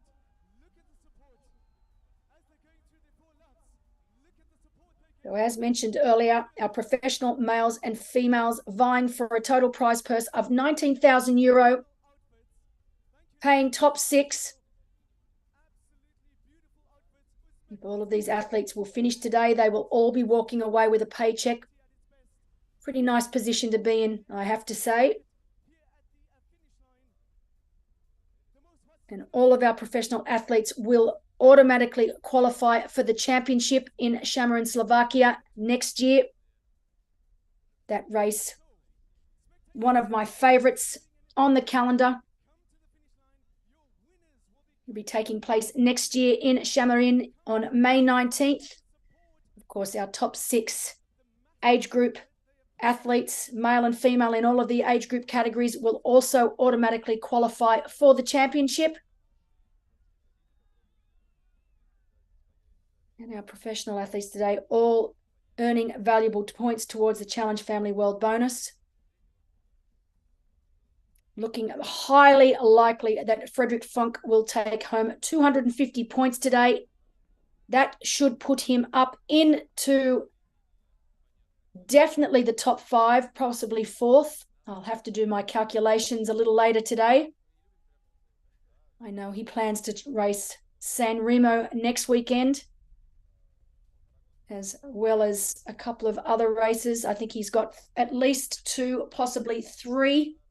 So there's 2 or 3 more races that he plans to do this year. So Caleb Noble currently leading the world bonus. He is already in San Remo doing some intel there on the race course. So Caleb Noble, while he is leading, knows he will have his work cut out for him. But great to see, particularly with the men, this world bonus. It's really going to come down to the last races of the season. Great shot there. So good to see. This has just made my day. Emma Pallant-Brown still running. Obviously not running as fast as we know Emma is able to, but I'm just so happy to see her moving forward. Looks like she had a little bit of an issue with the stomach. She got it fixed, and now she is back running again.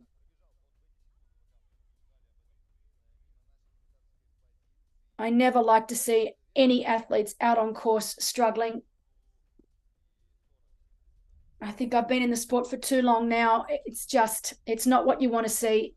I want to see every single one of these athletes make it home in one piece and make it home looking good. So hopefully that's the last for Emma Pallant-Brown. Great to see more of our age group athletes, in particular our female age group athletes, making their way out onto the run course now. Big thumbs up.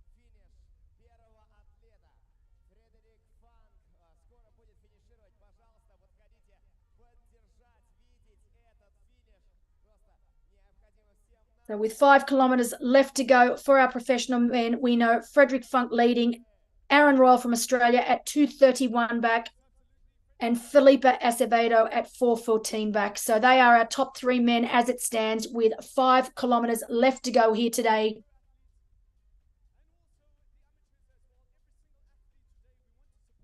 And unless something major happens here, I cannot see that podium changing. Funk, Royal, and Acevedo in that order.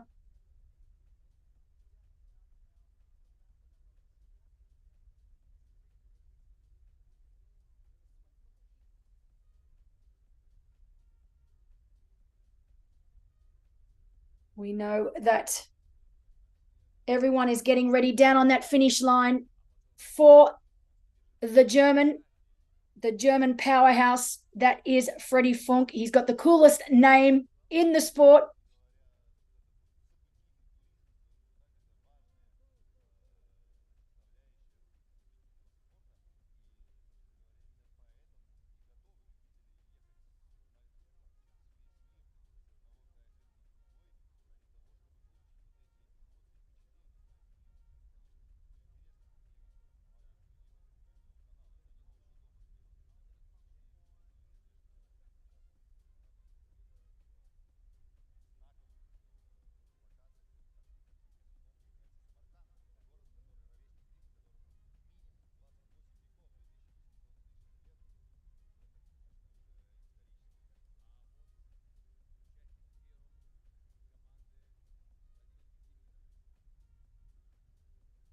So while we are getting ready to welcome in Frederick Funk, looking highly likely to be our winner here today, we know that our first place female, Ellie Salthouse, has completed 2 of 4 laps, so she is halfway through this run here today. Her lead over Emma Pallant-Brown is huge. We know it's upward of 7 minutes.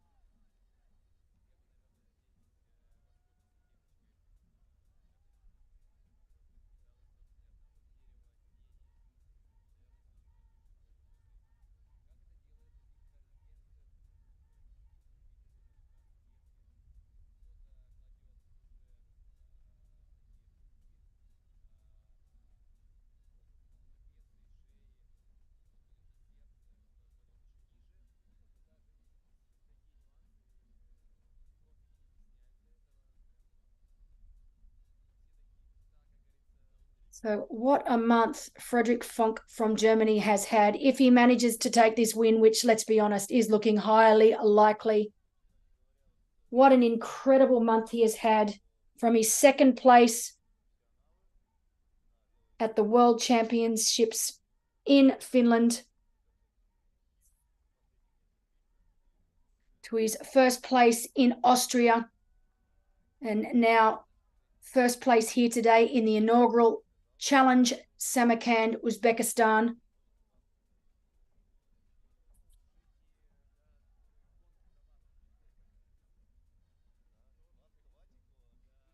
Just this year alone, he started the year at the PTO European Open in Ibiza in 19th place. He then was 3rd at the championship in Shamarin, 1st at Challenge Valsi, 13 at the PTO US Open in Milwaukee, 2nd at the 70.3 World Championships in Finland, 70.3 ZLMC. He was first place there, so another first place to take home today.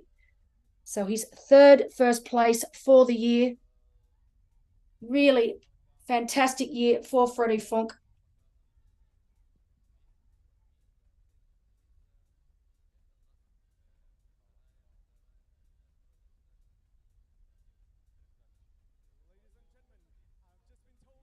Great to see Emma Pallant-Brown on screen now. You can see she is not running her usual crazy fast self.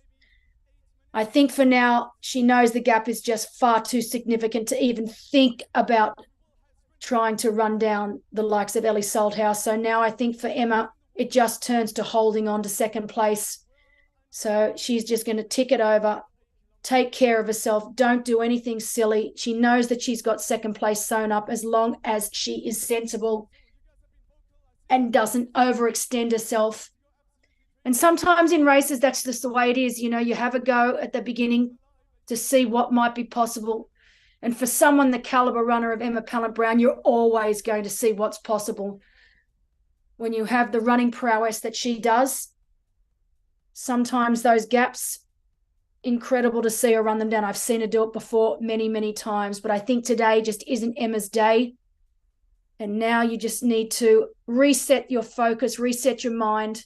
And now it's all about just getting home safely, holding on to that second place, not doing anything silly.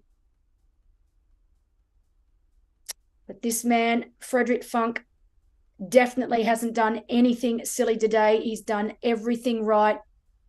He's been so incredibly strong over all three legs. He came out of the swim just on or just over a minute down on Aaron Royal. It did not take him long at all to reel Aaron Royal in. He wasn't content to just stay there. He continued to put time between himself and Aaron. He had around a 2-minute lead, just over 2-minute lead coming into T2. We know it is now out to about 2.5 minutes. So he is running very, very well. Okay, so it looks like right now the same thing has happened. Gaetan Fatald is now also at that penalty box. So this is the penalty tent on the run. Again, not 100% sure what he is serving a penalty for, but I dare say it is probably a 30-second penalty for something that he has done on the run. And you can see now, checking his watch, he's being told, yep, off he goes. So 30-second penalty.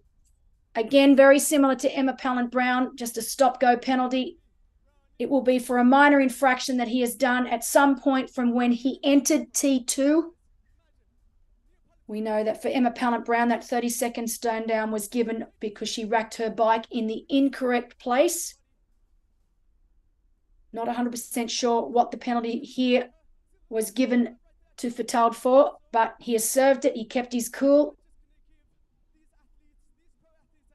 Margie Santa Maria from Italy, still looking great, holding third place.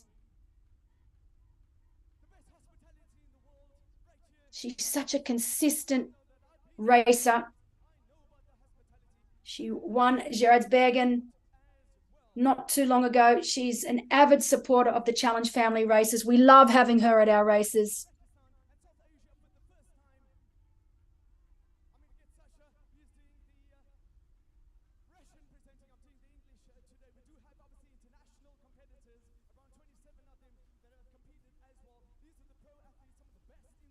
Won't be too long now before we switch over to the finish line. We know that Frederick Funk is not too far away. Cannot wait to see him make his way down that red carpet and under that finisher's arch.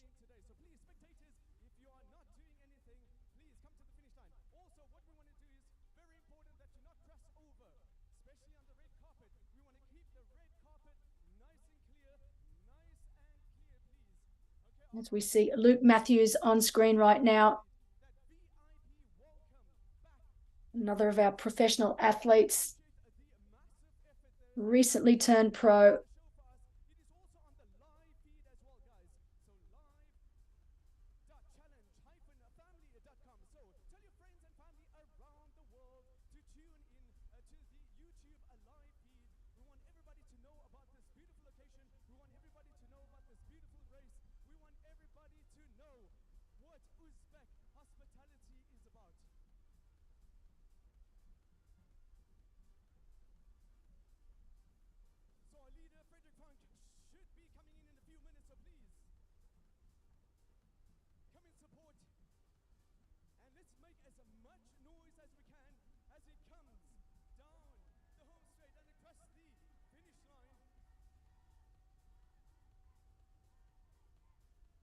So Luke Matthews on screen, currently in 5th position for our professional men.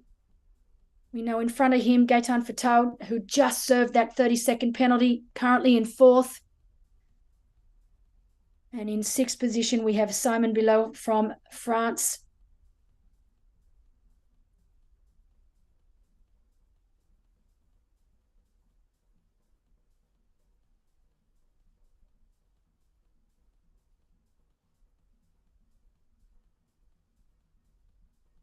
So in our women's race, while we know pretty much without a doubt that Ellie Salthouse will win here today, Emma Pallant-Brown currently around 7.5, close to 8 minutes down on Ellie Salthouse now, but only just on 3 and a bit minutes back is Margie Santamaria. Now, that's still a long way, there's no doubt, but Emma Pallant-Brown cannot afford to have any more issues during this run, because if Margie Santamaria even gets a sniff that she is able to catch Emma Pallant-Brown, then we could have a very interesting finish on our hands. I don't think it'll happen. I think Pallant-Brown is far too professional. And she's such a fighter that she'll just get through. I know she will.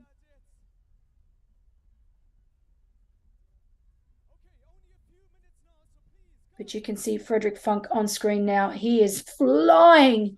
So he knows he has this one. I'm sure of it. Yep. Fist goes up. And he is just running on pure adrenaline now to get him to that finish line. Look at that. He is only moments away, seconds away from that red carpet. He'll make his way down the finish chute now, down that red carpet. Fantastic race from the young German. 26 years of age. What a career this young man has already had. What a career he is going to continue to have. The time ticks over, 3:38.37. Brilliant race from Freddie Funk. He is on an absolute roll this year. He really is.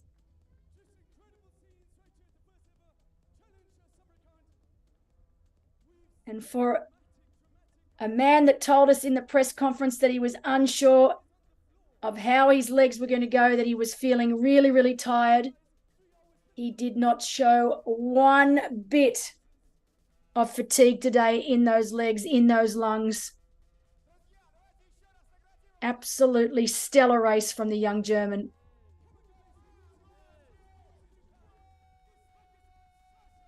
Freddie's just such an all-rounded athlete. He really, he's becoming an athlete that he just does not have a weakness. Swim, bike, and run. He ran so well today.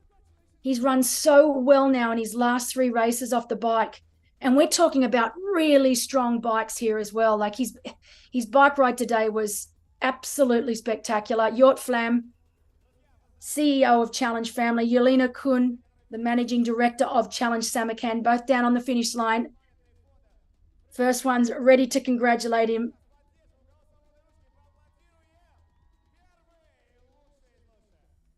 Fantastic to see. Jort Flam, CEO of Challenge Family, but also one of the biggest triathlon geeks in the world. That's what makes him such a great boss. He loves the sport as much as I do. He started in the sport as a young kid, watching and helping. Him and his 2 friends, Richard Belderock and Jeffrey Vizza, who are also part of the Challenge Family team. They run the show. They started with Challenge Almere. They built it up to what it is today. They then decided to take over or take on Challenge Family, and they're doing such a great job. Wonderful, wonderful bosses. I always tell people I have the best job in the world, and I really do. And part of that's thanks to the team that I work with. As we see Aaron Royal still, even though not running as fast as we are used to seeing Aaron run, he still looks so fantastic. You know, he really is such a quality runner. He's going to come home in second place. He's getting ready to run down that red carpet. Look, I'll be honest, he'll be a little disappointed with how today went. I think he would have wanted to be a little bit more competitive with Frederick Funk. I don't think he expected Freddie to be as dominant, but we also know that he is coming back from sickness, that it's really only been the last week or 2 that he started feeling good again. But right here on screen, 2 of the nicest men you will meet in the sport. Such great ambassadors, such great role models. You know, Aaron Royal there on the right, two-time Olympian, brilliant short course career. He's going to have a brilliant long course career. I really cannot say enough about these two young men on screen now.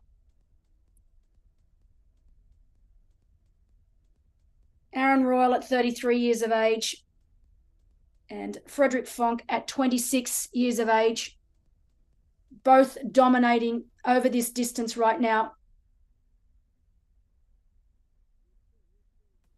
Incredible to see. So Frederick Fonk of Germany, first across the line here today. Aaron Royal of Australia, across the line in second. It won't be long now before we see Felipe Acevedo from Portugal coming home, taking that third and final spot on the podium.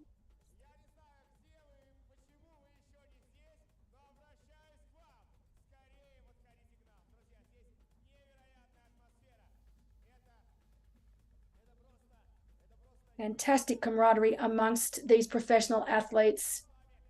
There's just so much respect that they show each other as we see Felipe Acevedo coming home in third spot. Solid race from Felipe today. He'll be happy with that.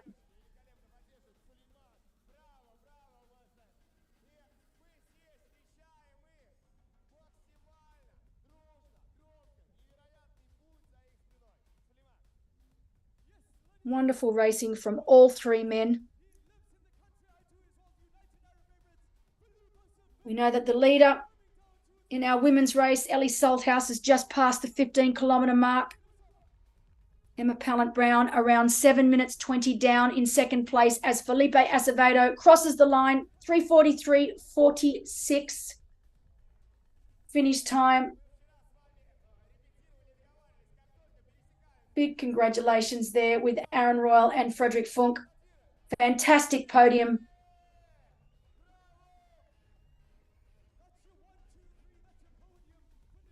Jelena Kuhn again and Jort Flam there congratulating the boys.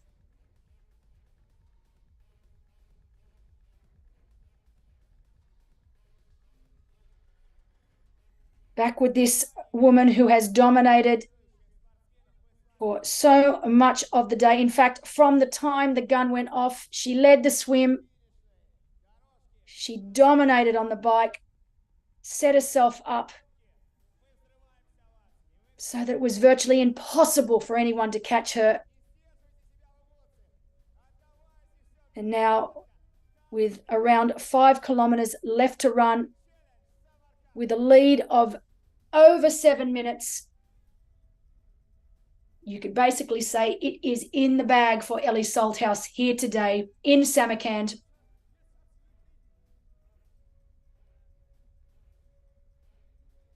What a brilliant first time event here in Uzbekistan.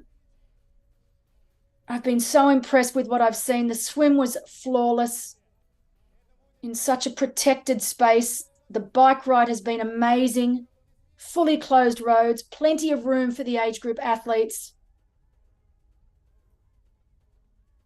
And while the run has been brutal in terms of conditions, that's what the sport is all about, as we congratulate our top three men. Again, Frederick Funk from Germany in first, Aaron Royal from Australia in second, and Felipe Acevedo from Portugal in third.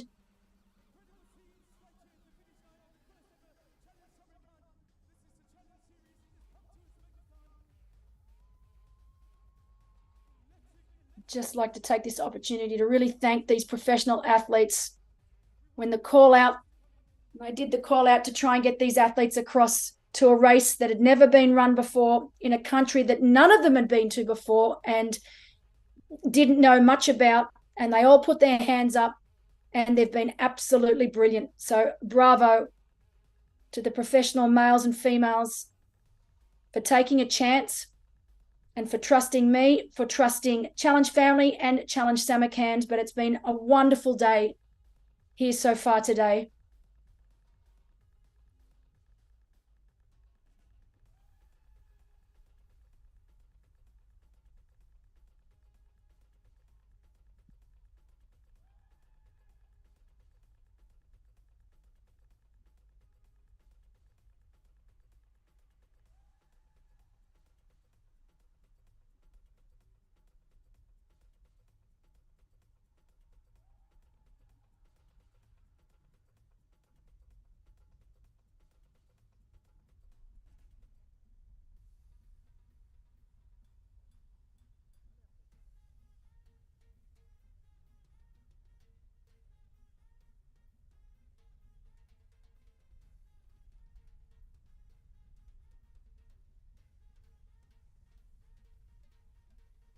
Ellie Salthouse making her way through the fourth and final lap.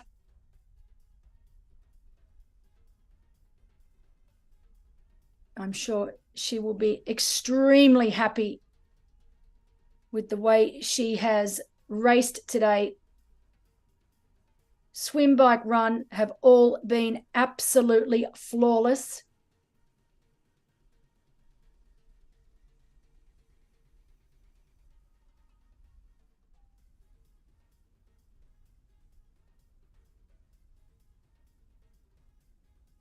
She knew coming into this race that if she had any chance of taking the win, she needed to have a gap coming into transition into T2. I don't think in her wildest dreams that she would have imagined that the gap would be as big as it was and that it would only get bigger during the run.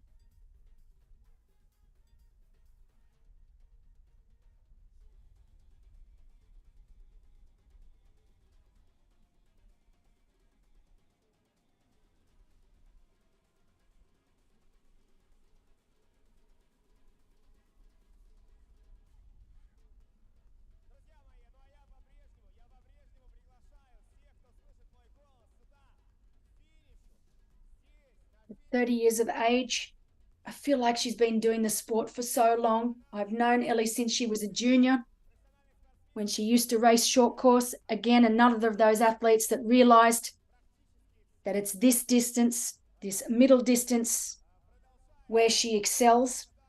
And she's had some incredible results. 14 middle distance wins in her career, 4 of those being challenge middle distance wins. She loves to race and she races often.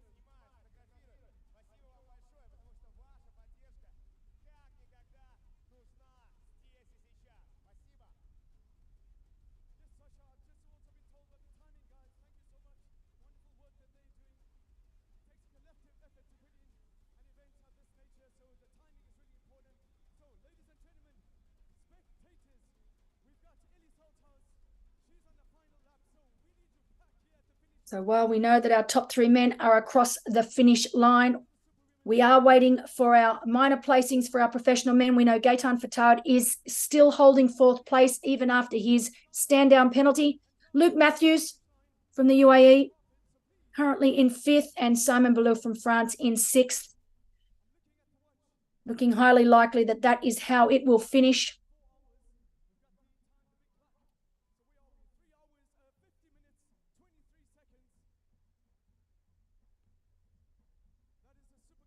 Beautiful shot of that fantastic swim course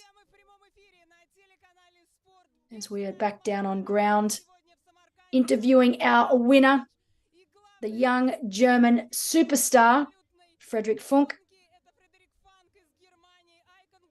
who I dare say will be over the moon with the way he raced here today.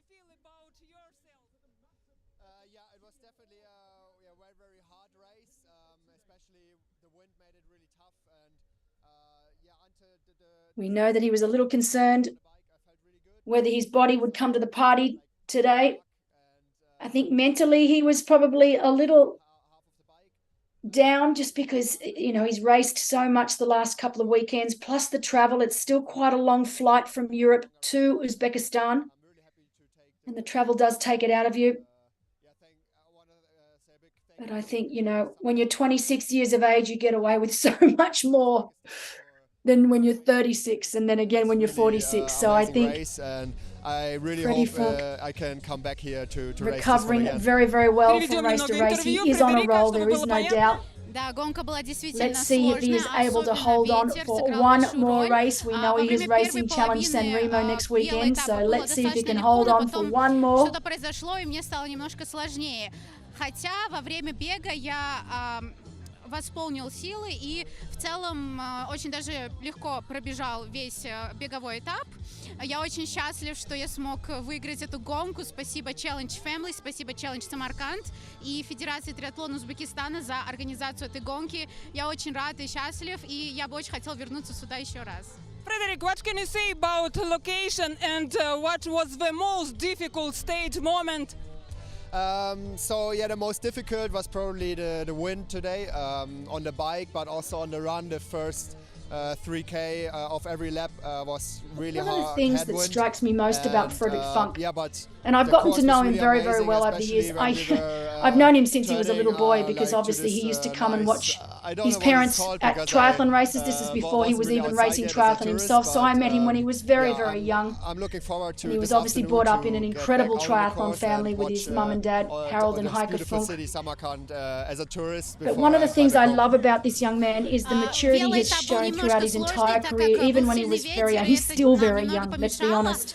Несмотря And he на shows это, maturity беговой beyond этап his был years. But more than that, легкий. Правда, I think первые he 3 has such километра great давались balance. тяжело. And I think Конечно, this is one локация thing that невероятная, separates him очень from so many other красиво, athletes that I и мне очень see, понравилось. Я is не that he совсем is знаю, что это able были за улицы, to поэтому to сегодня do everything после that's needed to be a завершения professional мероприятия, athlete. надеюсь, And опять don't get me wrong, he побачиться как trains турист very, и very насладиться hard, всеми этими but he also видами. knows that he I needs to have that time where he steps congratulations away you from the once sport, where he has his again, own and мы time, в where he прямом эфире на socializes, телеканале where he «Спорт». just Это takes a little bit of Фредерик time Фанк, out. And I победитель think сегодняшней гонки it takes great «Самарканд Челлендж». maturity and Напомню, great что mental Фредерик strength to является do that. чемпионом мира, Sometimes as победителем triathletes, одним we're из самых such obsessive титулованных compulsive сегодня creatures. спортсменов по It's very триатлону. difficult for Фаворит us to сегодняшней allow гонки ourselves that Фредерик time Фанк. out. Поприветствуем But его Freddie еще seems раз. to be Но мы one of these продолжаем young наш men that's эфир. just Thank nailed you it. very He much. knows when he needs to do it. He knows when he deserves to do it. And he, let's face it, he loves an after party. He's always not one of the winners at the after parties, and he knows how to enjoy himself. And sometimes I think that professional athletes forget that they need to do this for themselves, to give themselves sanity. And if they don't give themselves that time out, that time to relax, to enjoy, to give themselves credit for a job well done, it can be a very slippery slide, and you end up hating the sport. And I meet so many young professional athletes that no longer have that love for the sport because they just haven't allowed themselves to be normal human beings. And I think with Freddie Funk, it's the one thing that he does so perfectly. And each year he gets a little bit older, he gets a little bit more mature, and he just learns so much about himself as an athlete. And I think a lot of that goes to his partner too, Susanna Philippe. So if you're listening, Susanna, I know you were a big part of the puzzle here. And I think one of the greatest things was, Fred thanking Susanna after he was second place at the 70.3 Worlds not so long ago.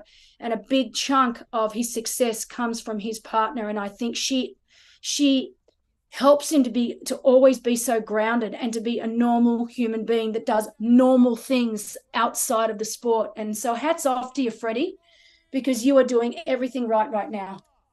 Brilliant to see.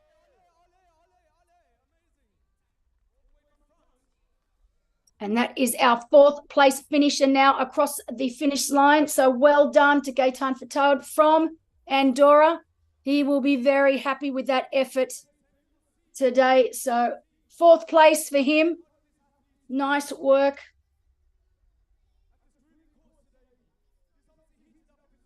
As we will now wait. We have two more professional athletes left. Aaron Royal giving him a pat of congratulations. As I said, great camaraderie amongst our professional males and females here in Samarkand. We were still waiting for Luke Matthews. It won't be too far before we see him cross the finish line. And then our last of our professional men, Simon Belot.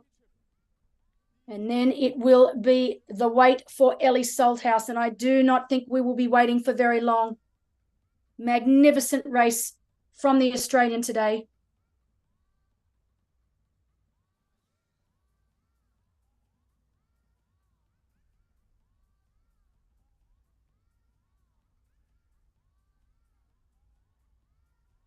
So just to update you, Gaetan Fataud, who just finished in fourth place, his stand down penalty was because he left his helmet on the bike and he did not put it in his bag. I remember they were told in the pro briefing that all of their gear needed to be put in those kit bags. So that blue kit bag, anything that they were discarding after the bike ride needed to go in that bag. So just a simple error.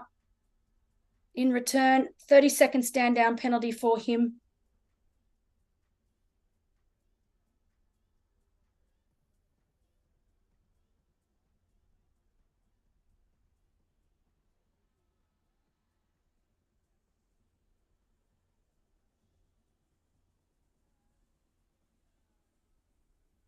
Ellie Salthouse with around 3 kilometers left to run.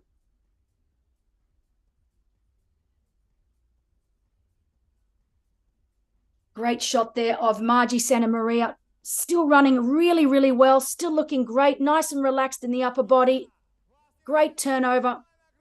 Really impressed with Margie's race here today. Currently in third place. As we have Luke Matthews now from the UAE, also across the finish line. First year pro. As I said, I believe it's his first professional race or international professional race. I think he's done maybe a few in Dubai where he resides, but this is his first international race as a professional athlete.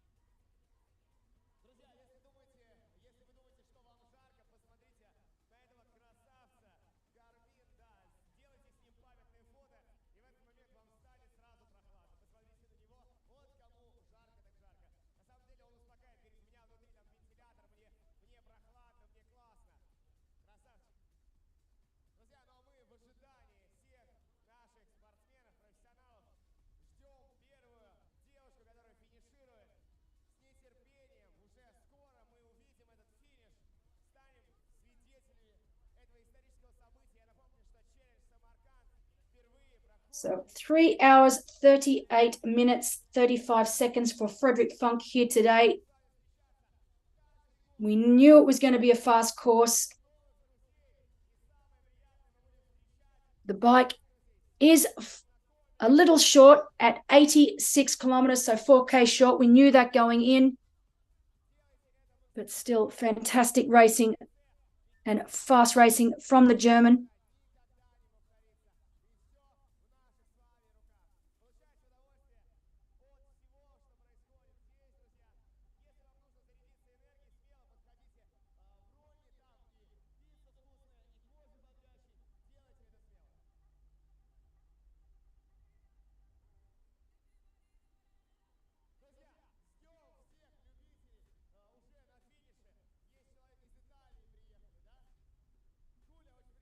To recap our men, Frederick Funk of Germany, 3:38.34 final time. Aaron Royal of Australia in second, 3:41.35.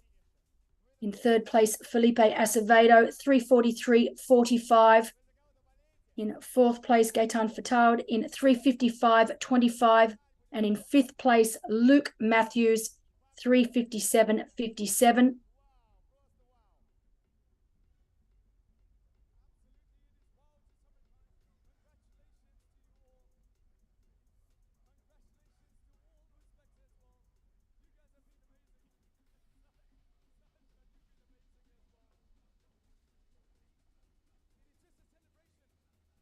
Ellie Salthouse making her way now towards the finish line. We know that she's now turned and is heading back towards the finish. She has the wind behind her now.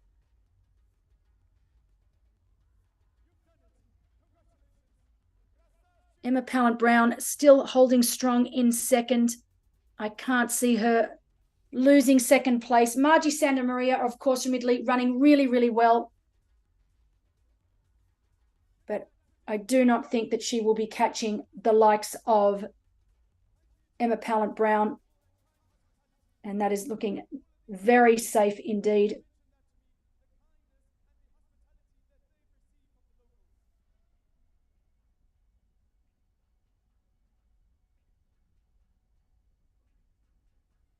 And then we have Lottie Lucas in fourth position.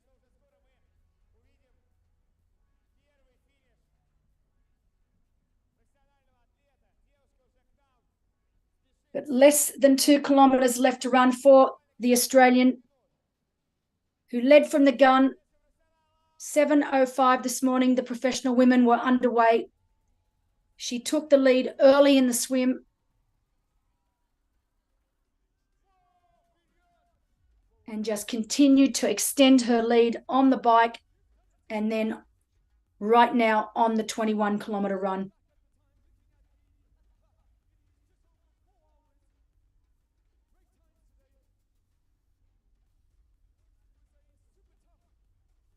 So we've just been updated by our spotters out on course 1 kilometer left for Ellie Salthouse.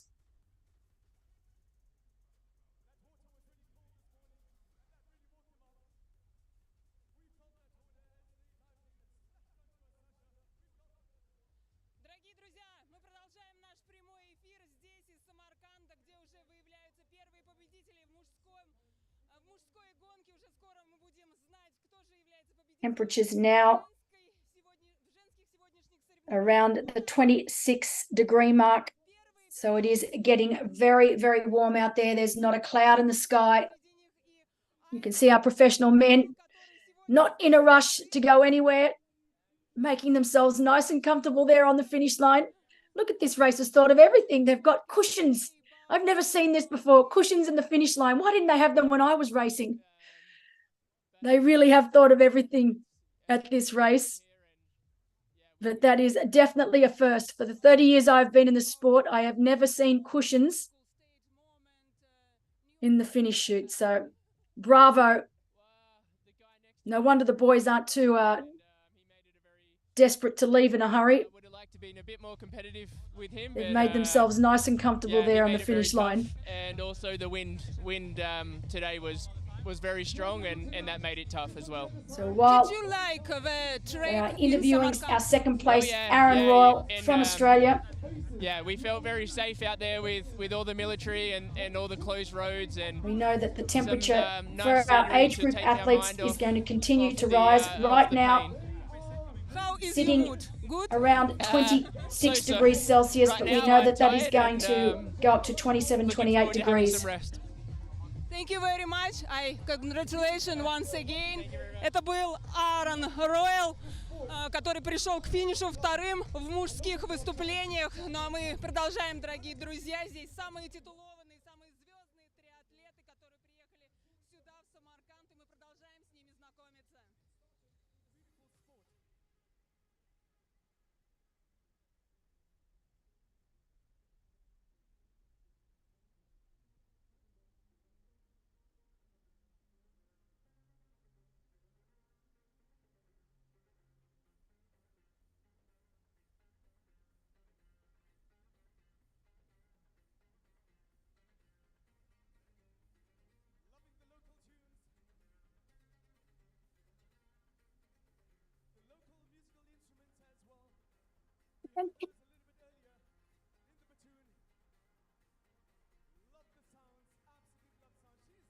So less than a kilometre to go for Ellie Salthouse from Australia. She took control so early on, never looked back, has looked amazing throughout this entire race. Great to see her finish it off with a really strong run as well.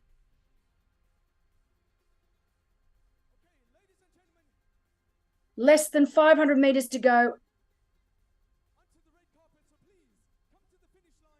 As she makes her way through the age group athletes. Still looking so composed, not willing to let out a smile just yet. But she's executed perfectly here today.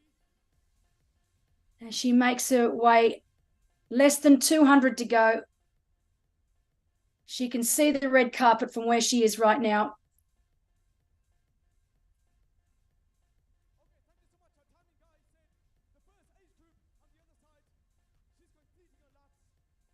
She'll make that right-hand turn and onto the red carpet. There's that smile. Now she smiles. Now she can relax. Although I dare say she could have relaxed kilometres ago if she wanted to. Brilliant time. It's going to be just shy of 4:07, so 4:06.54. Brilliant, brilliant win from the Australian today. Absolute dominant performance. Ellie Salthouse will be over the moon with the way that she executed. It was really absolute perfection. And you can see that she really has given it her all.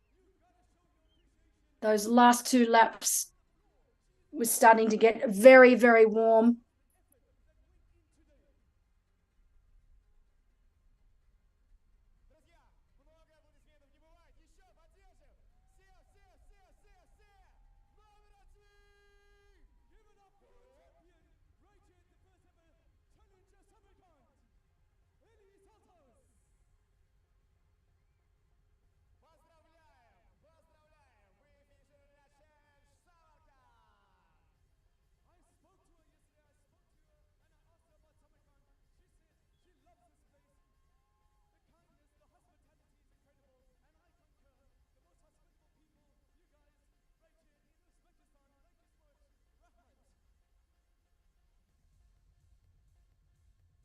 Down on the finish line with Yotvlam and Yelena Kun.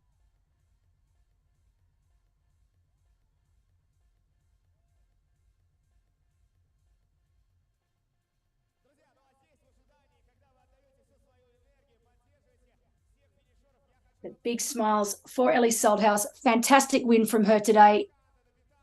Taking home first place, down on the finish line with her partner, Zach. He knows she was brilliant today too. Big smiles all round.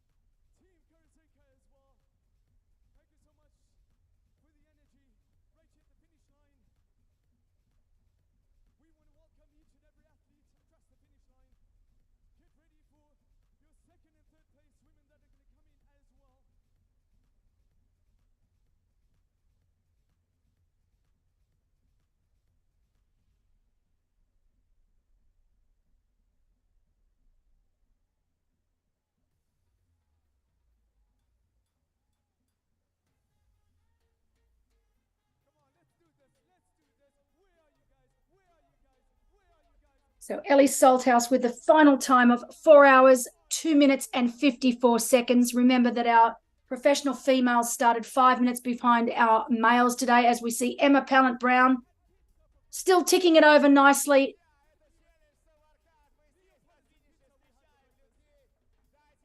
We know that she's quite a way behind Ellie Salthouse, but looking well and truly in control to take home second place here today.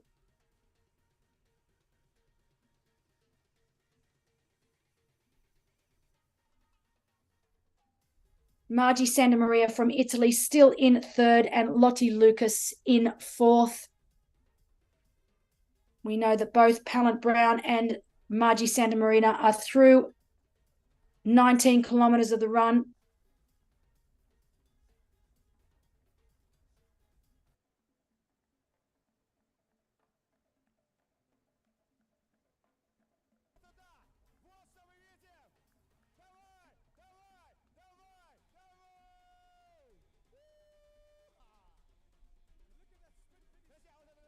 Nice sprint finish there for our age group athletes.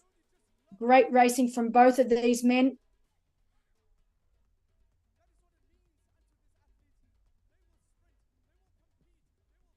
So while we have all 6 of our professional males across the finish line, so just to let our viewers know, Simon Below from France has also finished in a time of 4:02:10.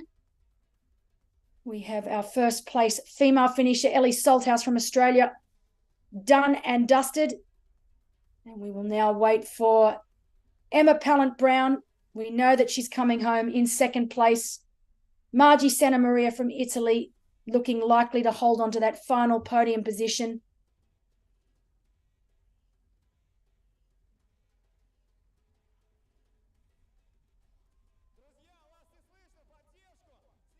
Once all of our professional men and women have finished here today, all the action turns to our age groupers, many of them already making their way across the finish line. These are our top age group athletes right now. And remember, the top 6 males and females from every age group category automatically qualify for the championship in Samarkand, Slovakia next year in May.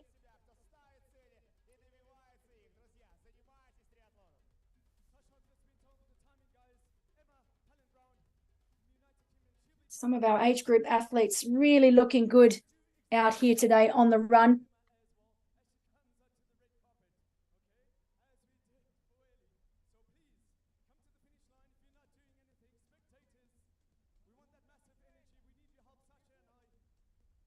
So our fastest amateur of the day in a time of 3:51.29 was Alexander Grigoriev. So big shout out to Alexander. Brilliant job. Our fastest age group male of the day.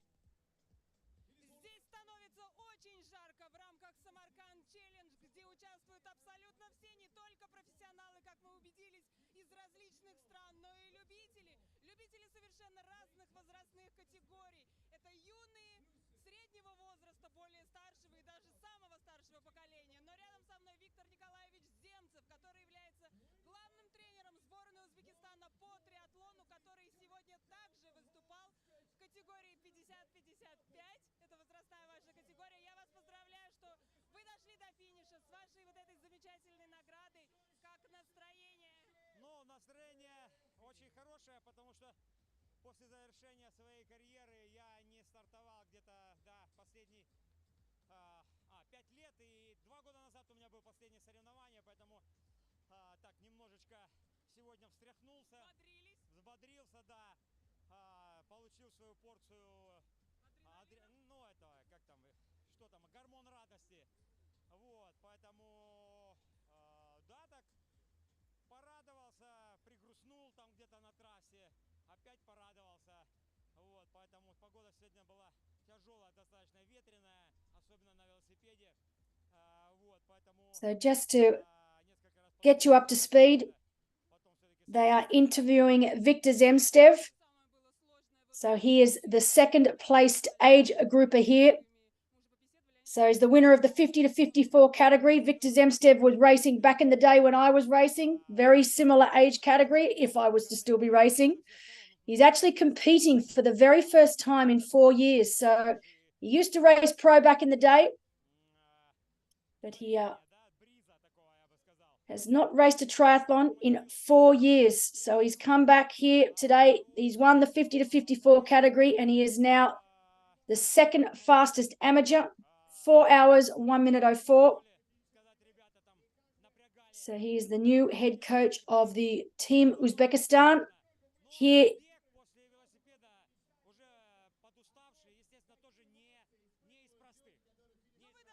you know, he won a lot of races back when he was racing pro.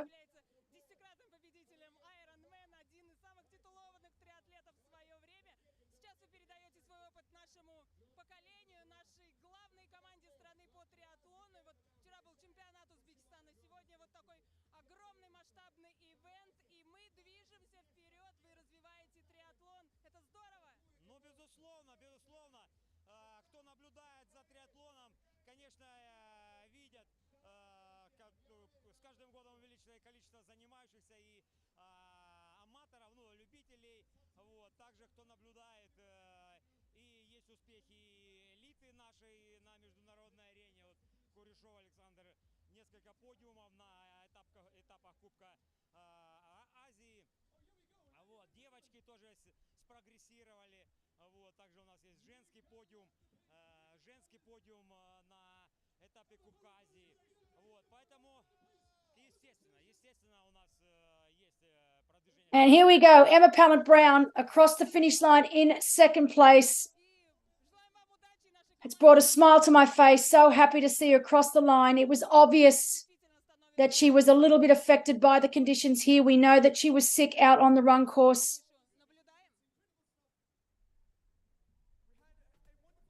And that it's taken everything just to keep moving forward. Hopefully she is going to be okay once she gets some liquid in. But typical Emma Pallant-Brown fashion, she always gives it everything. She always goes to the well. Magnificent athlete, both on and off the race course. She lives in South Africa with her beautiful husband, Jared Brown.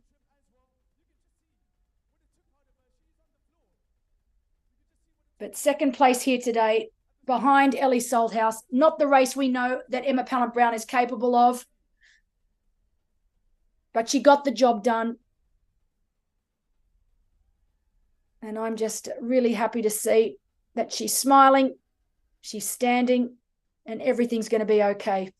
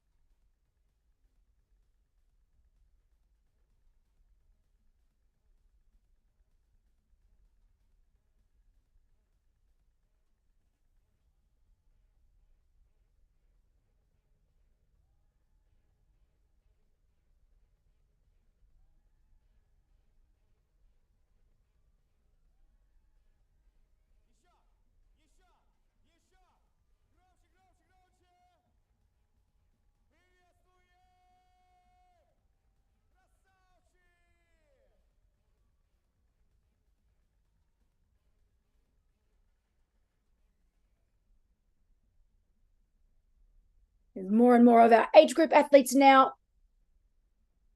More of our athletes from Uzbekistan. Great to see that this sport is really starting to take off in this country.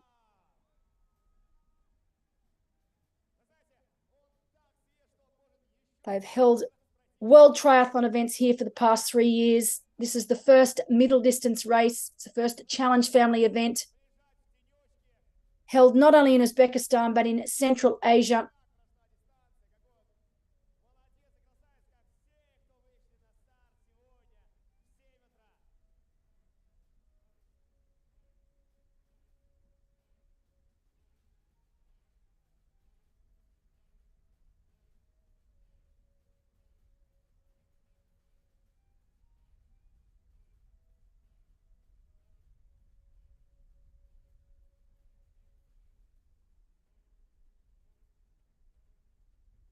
We all know that our age group athletes are the backbone of the sport.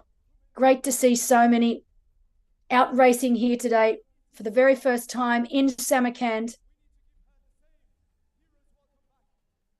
Fantastic location for a triathlon. The organisation of this event has been outstanding, to say the least. By far one of, if not the safest triathlon course I've ever seen.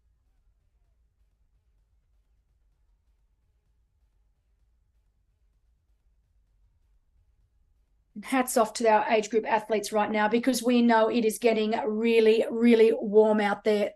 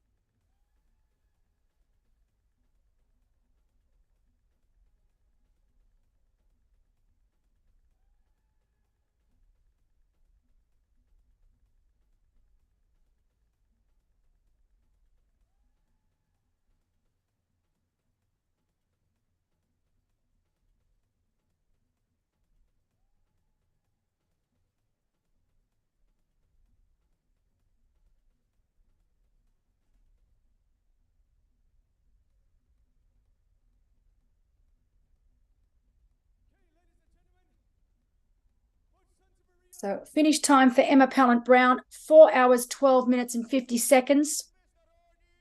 So almost 10 minutes behind our winner, Ellie Salthouse, as we see Margie Santamaria from Italy also now across the finish line. Well done, Margie. Solid race from you today. Always finishes with a smile. Such a huge supporter of the events all around the world. She won Challenge Gerardsbergen. And now a third place here at the inaugural Challenge Samarkand.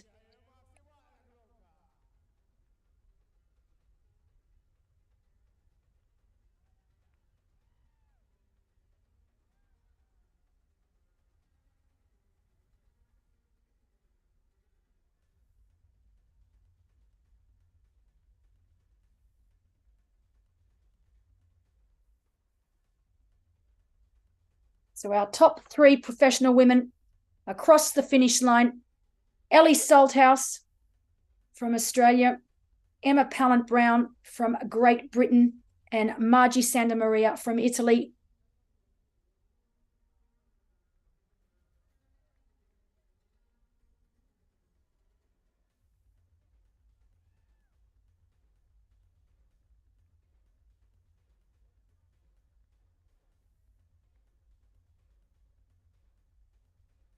Thumbs up from our age group athletes. Having a great time out there on course.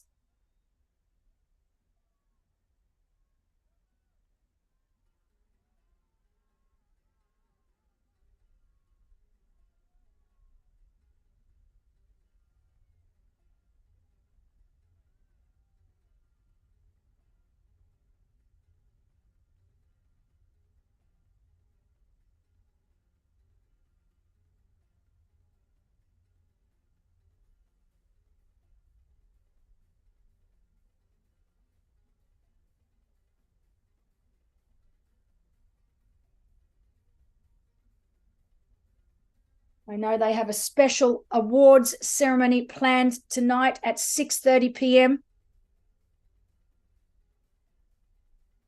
And if what I've seen is anything to go by, I know it's going to be an incredible event that won't want to be missed. So that's at 6:30 tonight. And then at 7:30, they will have fireworks. So there will be a party going on in downtown Samarkand tonight. Everything is just so close. It's such an incredible venue.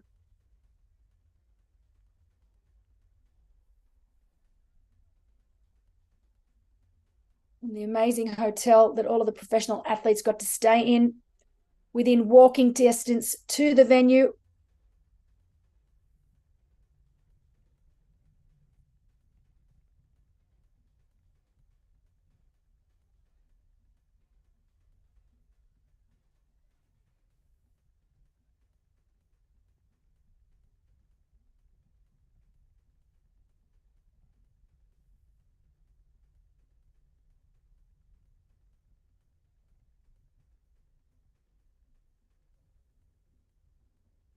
And look at those flags. That just tells you how much it is blowing out there right now.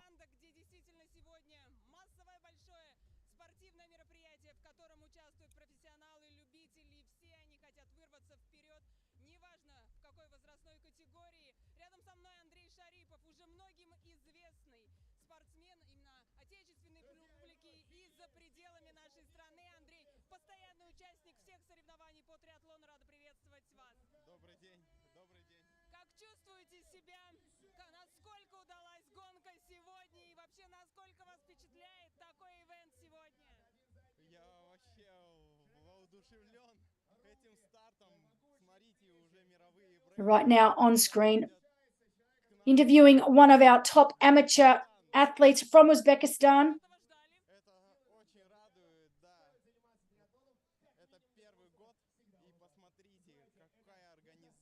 They have a wonderful program in place, mainly thanks to people like Yelena Kun, who's played such an important part in getting the sport growing here in Uzbekistan. She's worked very, very closely with World Triathlon and now with Challenge Family. And they're putting a lot of time and money into really making this sport count. Fabulous to see. I know that all of the professional athletes racing here today were given incredible invites over. They've been treated like absolute royalty from the time they left the airport. Treated like kings and queens, I think is what one of the professional athletes said to me.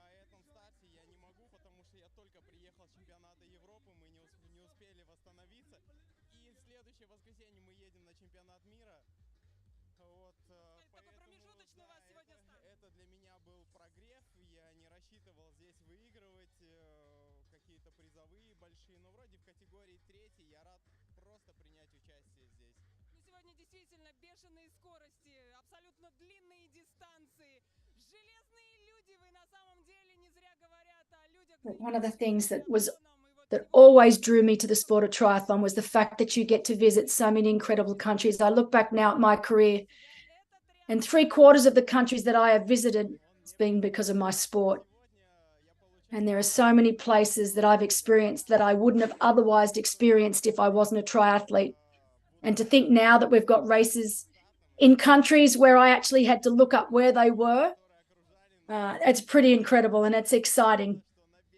And I think this race has got a great future ahead of it. Definitely one of the biggest draw cards for the sport of triathlon, regardless of whether you're a professional athlete or an age group athlete, is just the countries that you get to visit, the cultures you get to experience, the places you get to see. And I definitely Would love to visit Uzbekistan next year.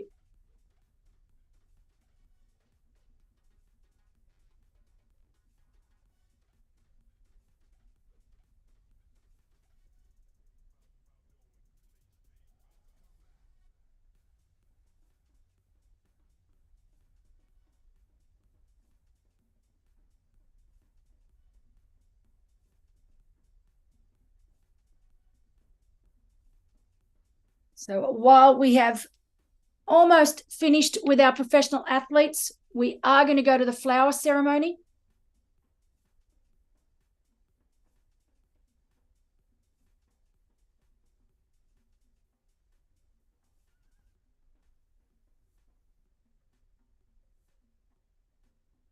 We have all 4 of our professional females across the finish line. So Ellie Salthouse from Australia in a time of 4:02.54.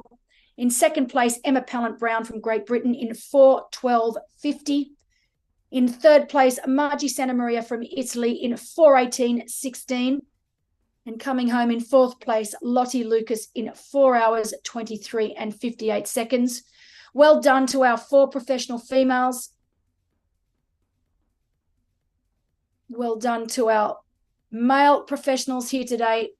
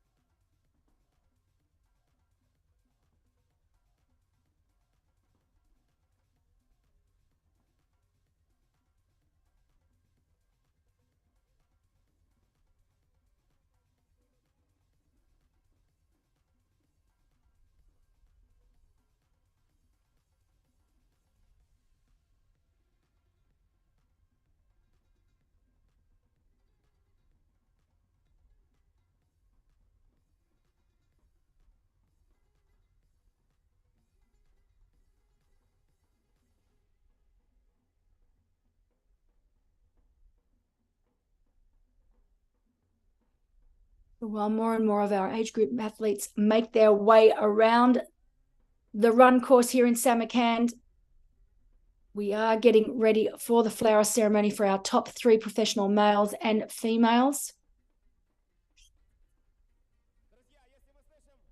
Plenty more racing left to do this year. The next one up is next weekend in Italy, Challenge San Remo. I was recently on a trip in Italy with good friends, and we went past the turnoff for San Remo, and I was really wanting to have a look down there. It looks absolutely beautiful. I remember doing the commentary for the race last year. What a spot. Right down on the coast in Italy. I got to experience a bit of that coast down in the Cinque Terre region. It's nothing short of spectacular. Definitely a place I would love to spend more time.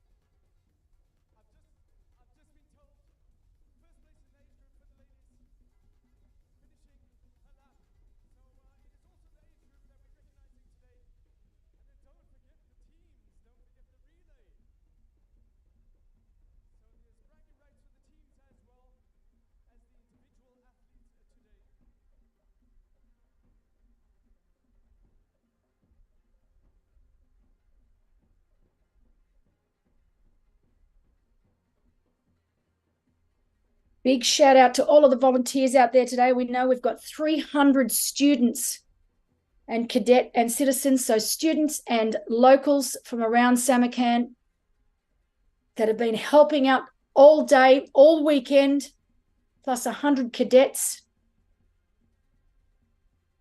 Remember, it hasn't just been today. We had our side events yesterday, the Challenge Junior Run. They had 300 children attending that run. They then had the Challenge Women's Run where they had just under 100 women, some running for the very first time.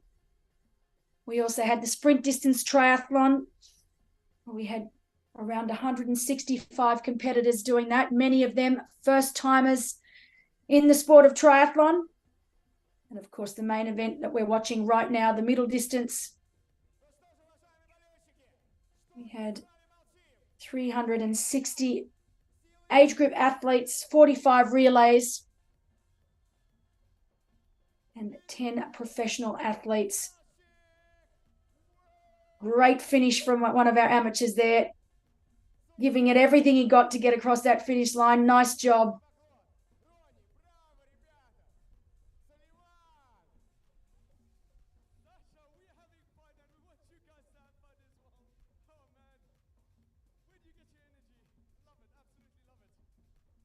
We know that we have 27 countries represented here today.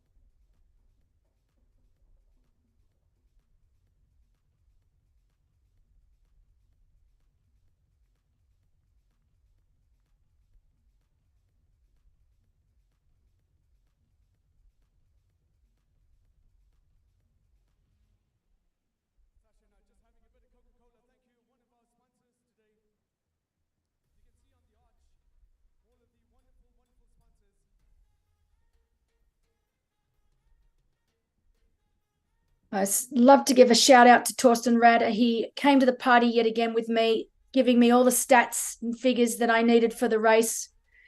One of the things I love about the sport is we can have all the stats in the world and all the numbers. And I always love to see just how close we can get. You know, many times there are other factors that come into play, but I have to give credit where credit's due, and winning odds that we had today. For the males, Frederick Funk at 49%, Aaron Royal at 43%. And in the women's, Ellie Salthouse at 63%, Emma Pallant-Brown at 25%. So if you were a betting person and you had have had those odds, if you had gone with Torsten, you'd be a very wealthy person right now. So hats off to you, Torsten. You got it right today. So interesting that when you put the times on paper, so if we go down to the swim, bike, run and overall time, it was Aaron Royal and Emma Pallant-Brown winning. But when we looked at the winning odds, it was Frederick Funk and Ellie Salthouse. So interesting to see those results at the end of the day.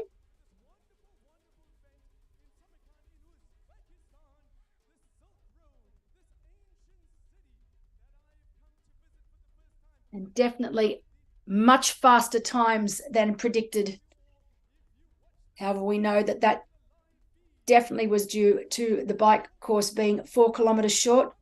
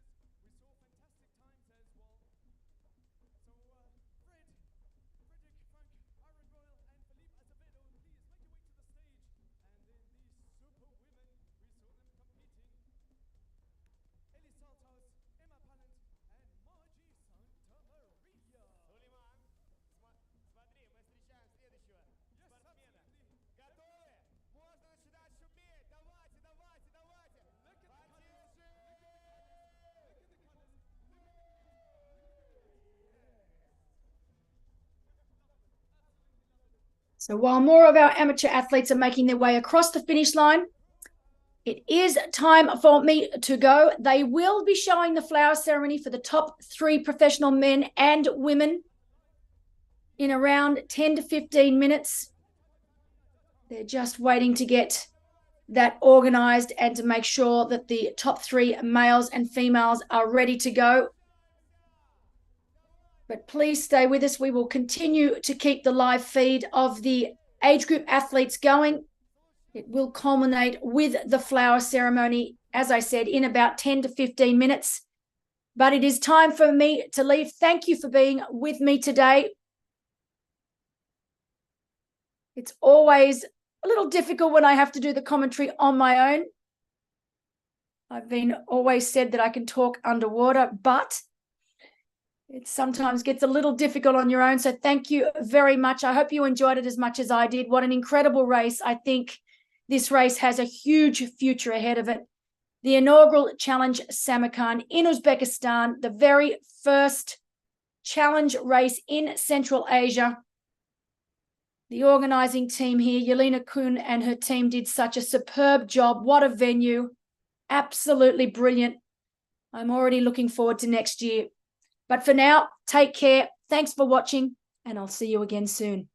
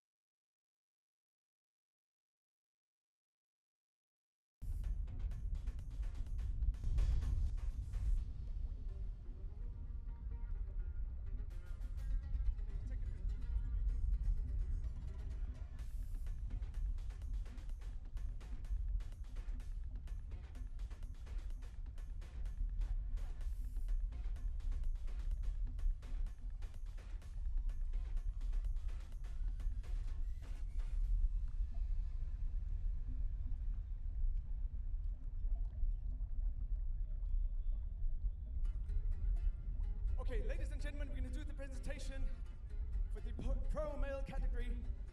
We had top competitors that came to Uzbekistan, to Samarkand to compete at the middle distance. So please, want you to make as much noise as you can, show your appreciation for the efforts that they put in today. In third place, Felipe Azevedo. From Portugal, he lives in the UAE, the same country as I. Congratulations to you, Felipe. Incredible times we saw today as well. He's also a coach in the UAE, coaching the future triathletes. Wow, look at that. Getting some craft beer as well. All right. In second place, Aaron Royal. Congratulations.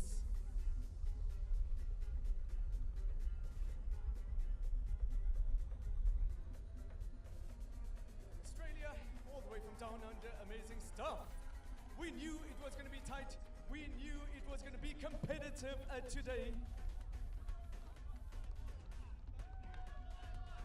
Cheers to that, absolutely. Your winner today, ladies and gentlemen, put your hands together. A huge, massive round of applause. Friedrich Funk, all the way from Germany.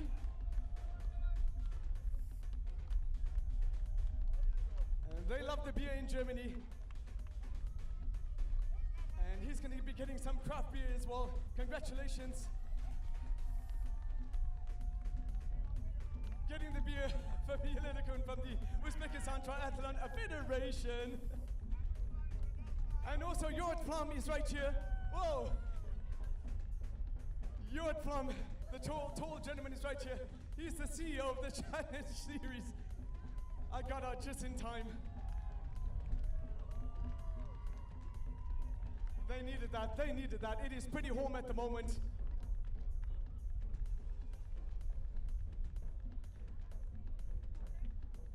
Usually it's champagne. That's how they do it in Uzbekistan. It's good that they're smiling, that they're happy. That's what the sport does. It brings people together. It creates happiness. It fosters togetherness. Put your hands together one last time, please. 1, 2, 3, professional male in the middle distance. They've qualified for the World Championship as well.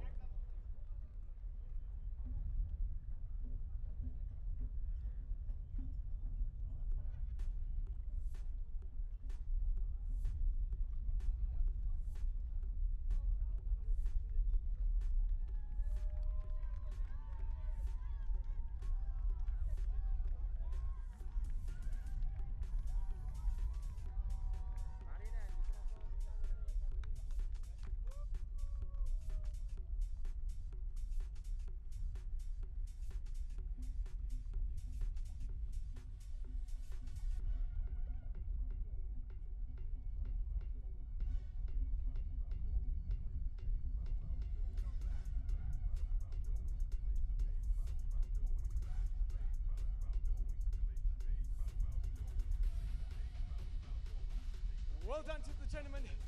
1, 2, 3 right there. But we're congratulating every single athlete today. You are all winners. You're all winners. I'll let you know when we can be doing the pro female presentation. And then obviously the presentation on the stage, on the big stage, will be for the age group. Also the relays as well, the teams. Bragging rights for the teams. So each and every athlete, obviously, across the finish line, got a wonderful medal. They've earned those medals today. They will hang those medals up with pride. And if you're standing, if you're a spectator, you're watching this, and if you want to get into the sport, just do a Google search. All you need to do is just do a Google search and find your local triathlon club.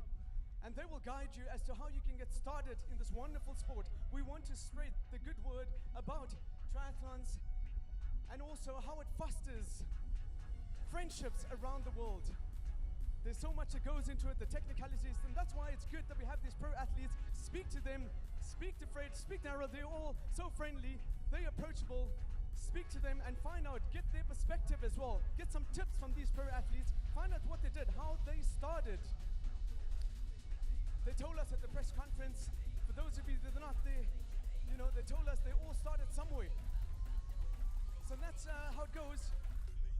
You got to start somewhere. You got to get into the gym. You got to find good coaches as well. You got to get a good support structure around you to start with triathlons.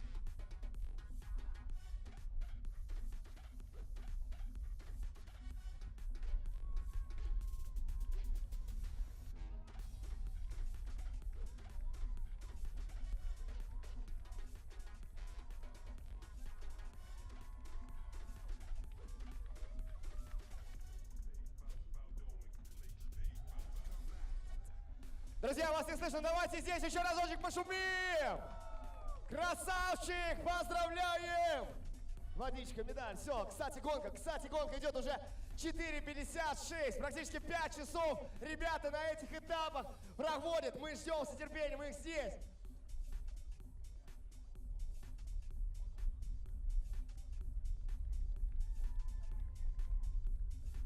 Встречаем!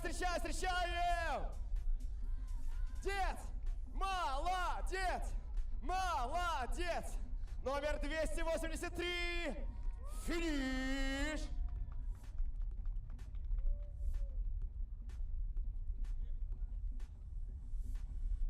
Встречаю следующего атлета, готовы? Лучшие болельщики в мире, вы готовы? Номер 336, встречайте!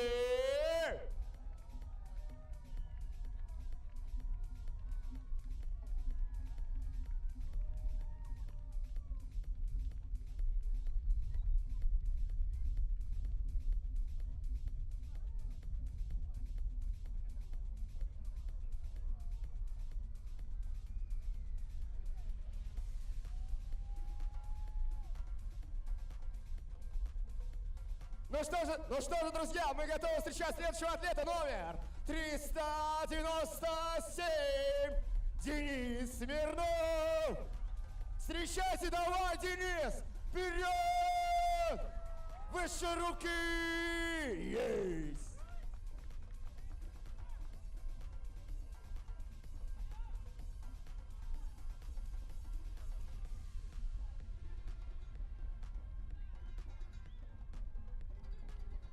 Встречаю следующего атлета, номер 448.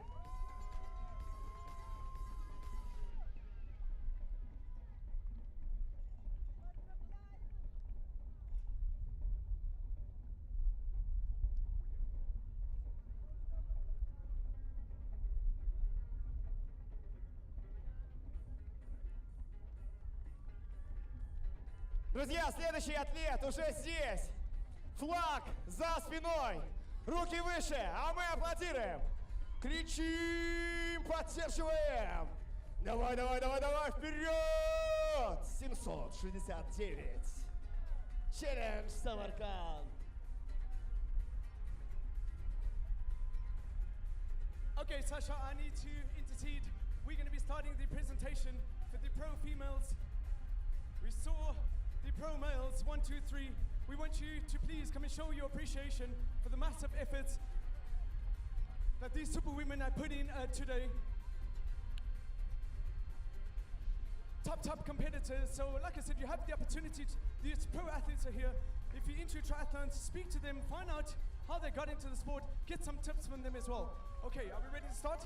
Thank you so much. Elena is here from the Triathlon Federation, the Uzbek Triathlon Federation. We also have Jort Flom, who will be handing out the awards. All right, ladies and gentlemen, let's do the presentation for the pro females at the first ever Challenge Samarkand. This beautiful location. They fought right to the end. It was competitive. And in third place, all the way from Italy, Margie Santa Maria. Buongiorno. Ciao. How are you feeling? Good. Okay. You're gonna get some craft beer as well. They love the beer in Italy. Встречаем следующего атлета здесь, на финишной прямой. Готовы? Давай, номер 392. Есть! Okay, Sasha. Выше ручки. Sasha, we need the mic on this side. Okay, it is on 5 hours. You can see the time. Second place from the United Kingdom, Ella Prowland Brown. Amazing stuff. Love the colors. Congratulations to you.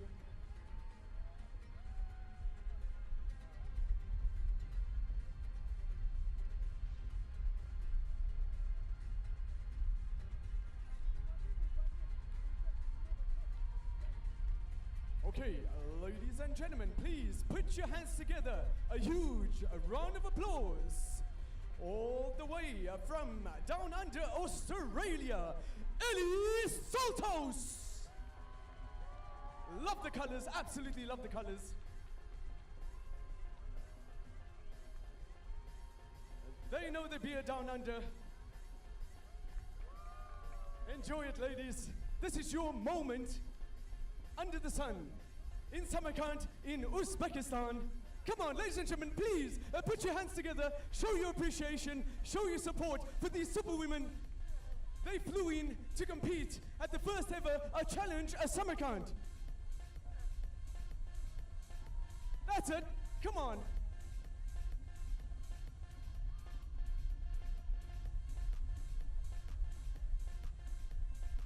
They needed that, it is pretty warm, quite refreshing.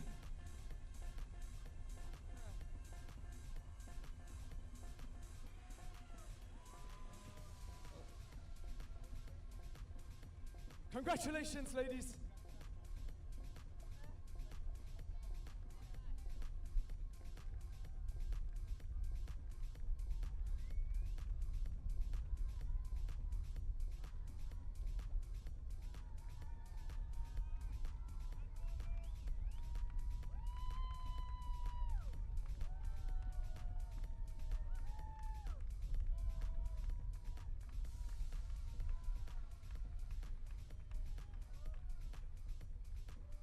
Thank you to the superwomen. We are creating moments, we're creating lifelong memories here today at the first ever Challenge Samarkand. This is now part of the series. We got Jörg Flam over here, thank you so much. And Yelena, thank you so much. So go to the website as well, the Challenge family website. Have a look at the races around the world, 35 different races, 25 different countries. I encourage you to travel the world. Sports tourism is becoming becoming absolutely massive.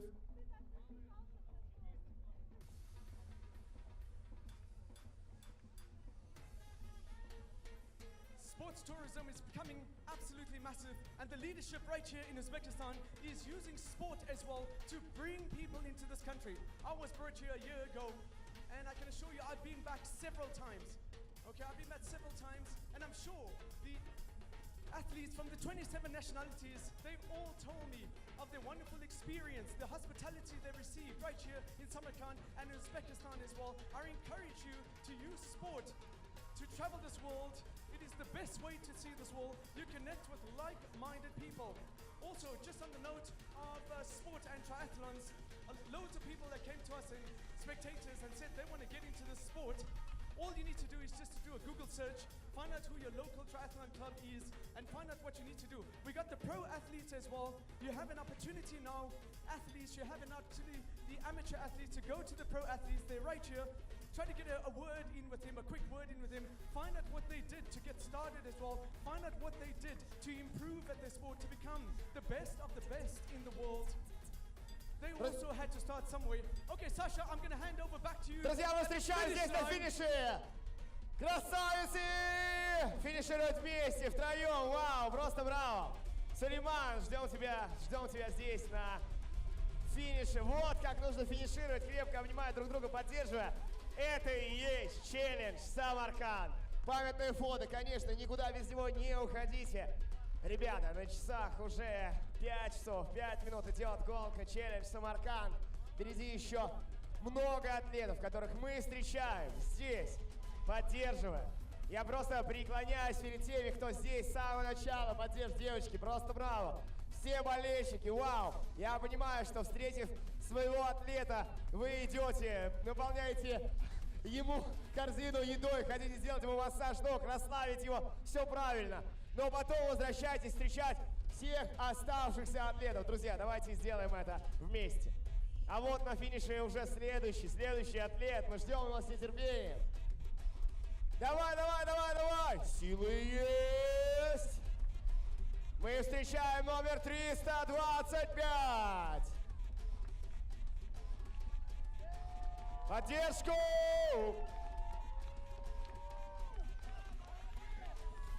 Еще немножко, еще чуть-чуть. Друзья, здесь нужна поддержка. Давайте сделаем ее, дадим. Финишные метры даются тяжело, но вы справитесь.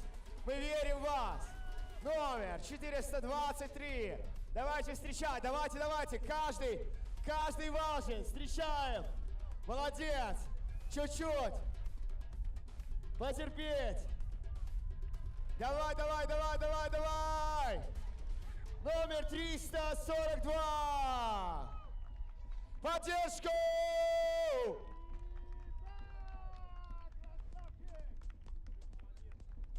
И ручки выше. Встречаем. Оу.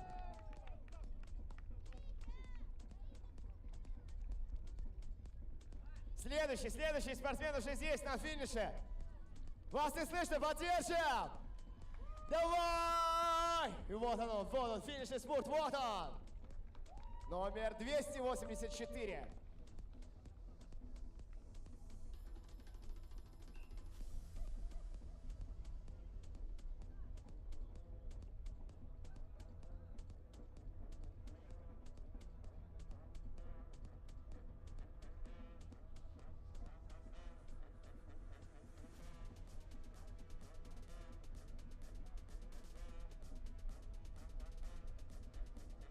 I can see loads of you under the direct sun. Please, very important that you rehydrate. Even if you haven't competed today, you still need to rehydrate. You need to keep drinking water. Get the liquids in, get the salts in, get the electrolytes, please. We want everybody to be safe today. So keep drinking water. Keep yourself fueled up as well. For you spectator, thank you so much for your wonderful support for all of the athletes. I can see right here at the finish line, you're standing under the direct sun. We really appreciate that, Sasha and I, and the organizers as well. Thank you so much.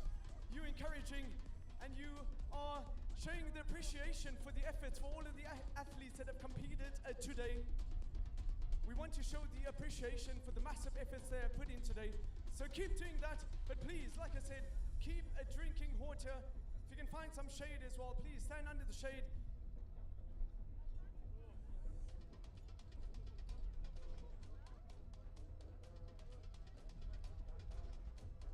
And then also, if you want to get a bite, needless to say, you're going to be going to Rani Pizza. Go and get a bite. I had the Neapolitan pizza for breakfast this morning. It was incredible.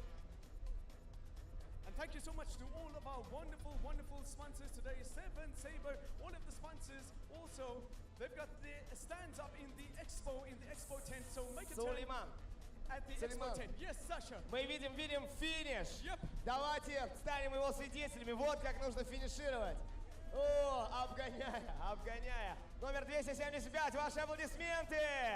Громче, номер 292. Вот так. Мы это сделали. Браво.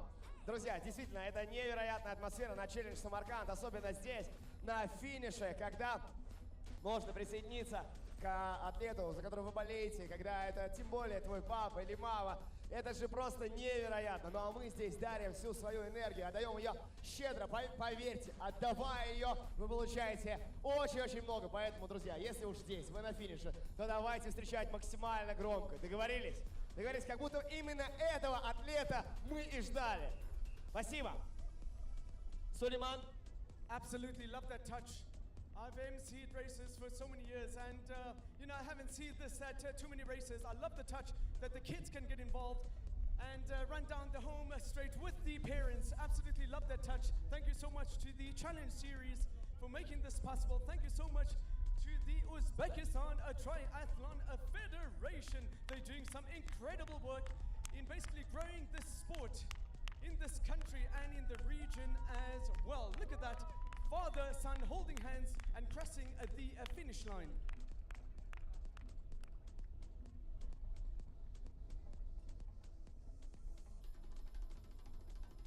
I absolutely love it. I'm standing next to Mr. Garmin. What is your name? My name is Otabek. Otabek. Wow, assalamu alaikum. How are you? I am fine. If you see the Otabek, he's in the Garmin outfit. You can see this. Wow. You must be getting hot. Yeah. Getting a bit hot? Okay, we're gonna get you hotter. But try to get some photos with Otabek, okay, with the watch as well, with the Garmin watch. He's obviously promoting Garmin watches. Thank you so much for doing what you do. Amazing stuff. We need to get some hotter for him. We'll get you hotter now. We'll get you a cold one.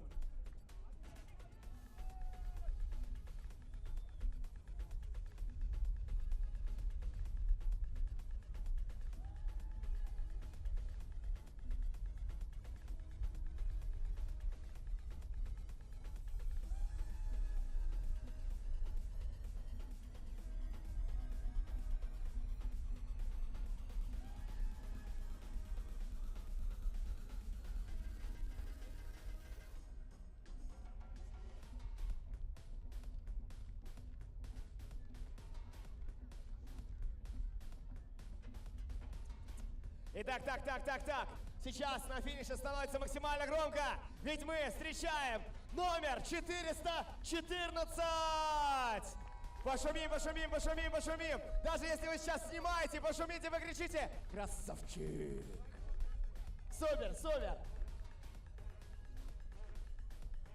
И вновь набираем все силы и энергии для того, чтобы встретить наших следующих атлетов. Все, кто снимает фото, видео, красавчики, делайте это. Ну а мы ждем с нетерпением на финише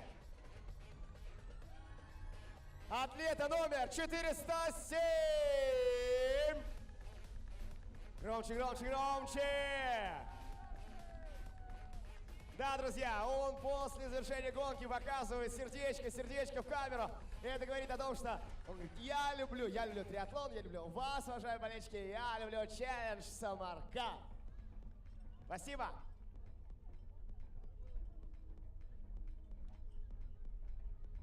Ну а мы вновь слышим эти ритмичные звуки, и это значит, что следующий атлет прямо сейчас будет финишировать челлендж Самарканд. Каждый шаг шире, скорость увеличивается, и это атлет номер 273. Далее, с улыбкой на лице, неспешно бежит номер 174. Сейчас он готовится финишировать, красавчик! Супер! Лучше руки! Мы продолжаем встречать атлетов, и у нас хватит сил на то, чтобы их встретить. Встречаем громче! Номер 358! Супер! После финиша еще разочек. Максимально громко пошумим!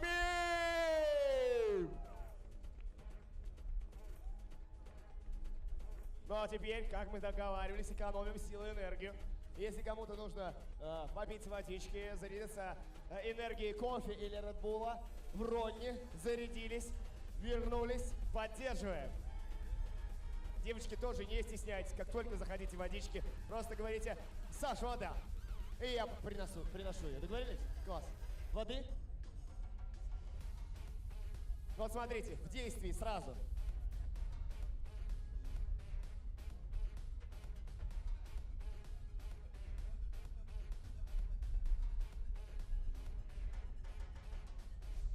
Встречаю следующего атлета! Друзья, вот эта сила, вот эта энергия, давай!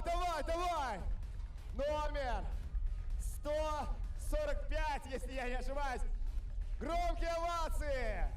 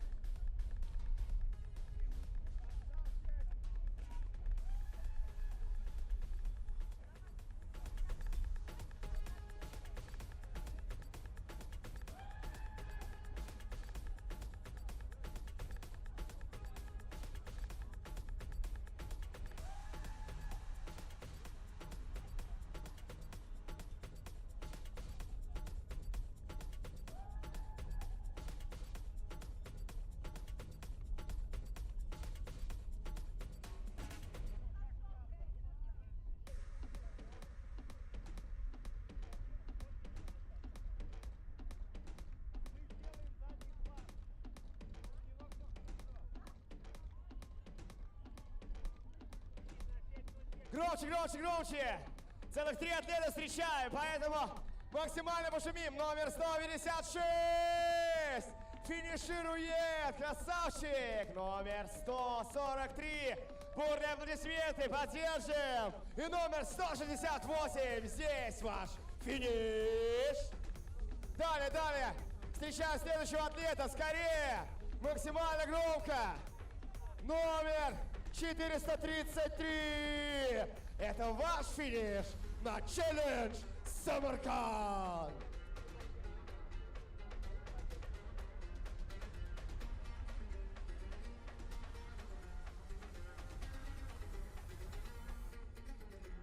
Друзья, следующий финиш. Флаг в руках, над головой. За ним бежит его поддержка, его семья. Давайте встречать. Давай, давай, давай, давай! Вместе! Номер 231.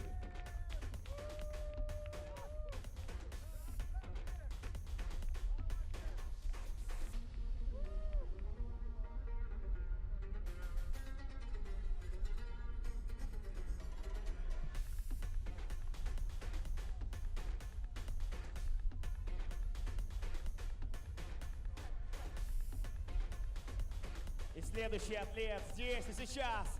Каждый шаг он выверяет, улыбка на лице появляется, он кричит: да, я это сделал! 216! Номер 216! А в этих последних метрах он мечтал сначала и отдал нам всю энергию, но мы обменялись с ним своей. Встречайте следующего атлета.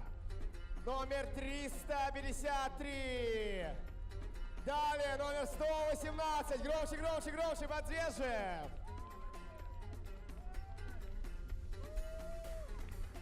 Спортсмен за спортсменом появляется на финише. Флаг за спиной развивается. Улыбка на лице появляется. Мы встречаем номер 282.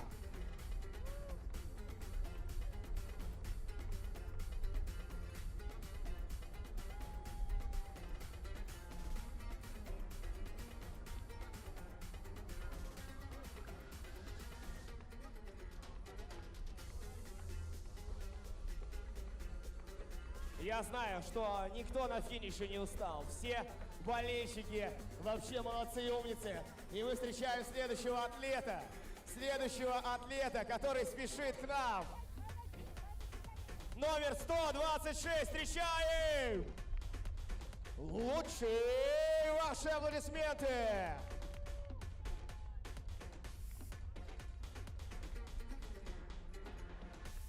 Вперед и вперед, вперед и вперед, шаг за шагом идем мы. И встречаем номер 369.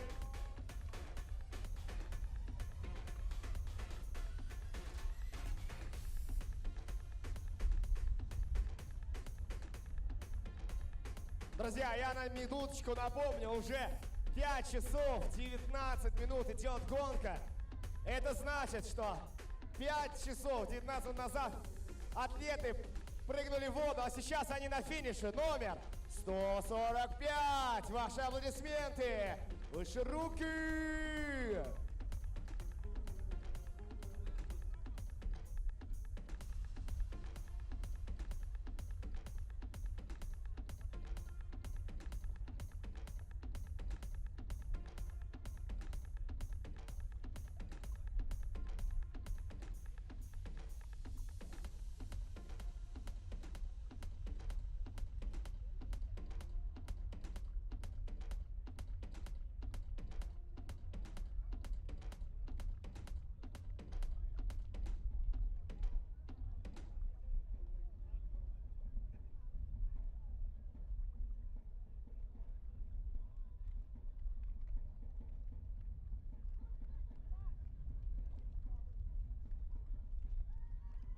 Да-да-да, вы все знаете лучше меня, что нужно делать. Нужно максимально громко приветствовать. Еще. Номер 258 на финише. Все, уважаемые болельщики, уважаемые волонтеры, давайте пошумим еще. Поздравляем.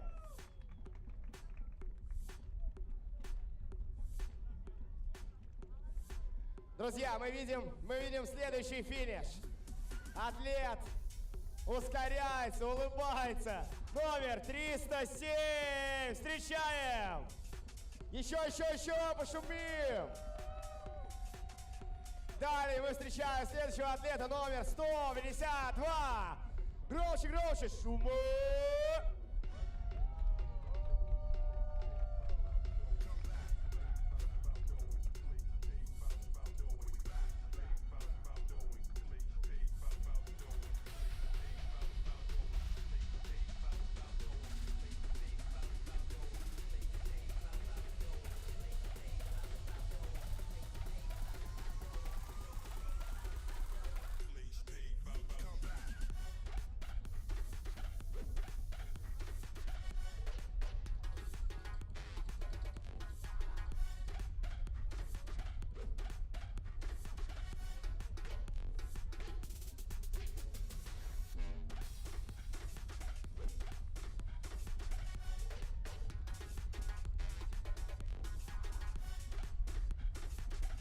Друзья, громче!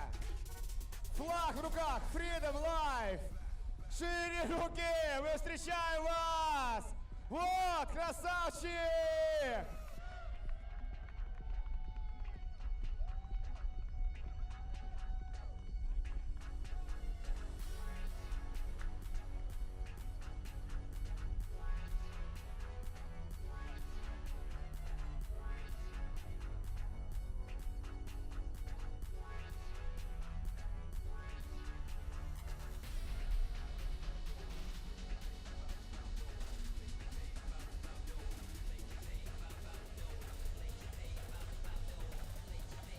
Друзья, на финише можно встречать по-разному. Можно взять пример с детей, которые просто вот так вот встречают всех наших атлетов.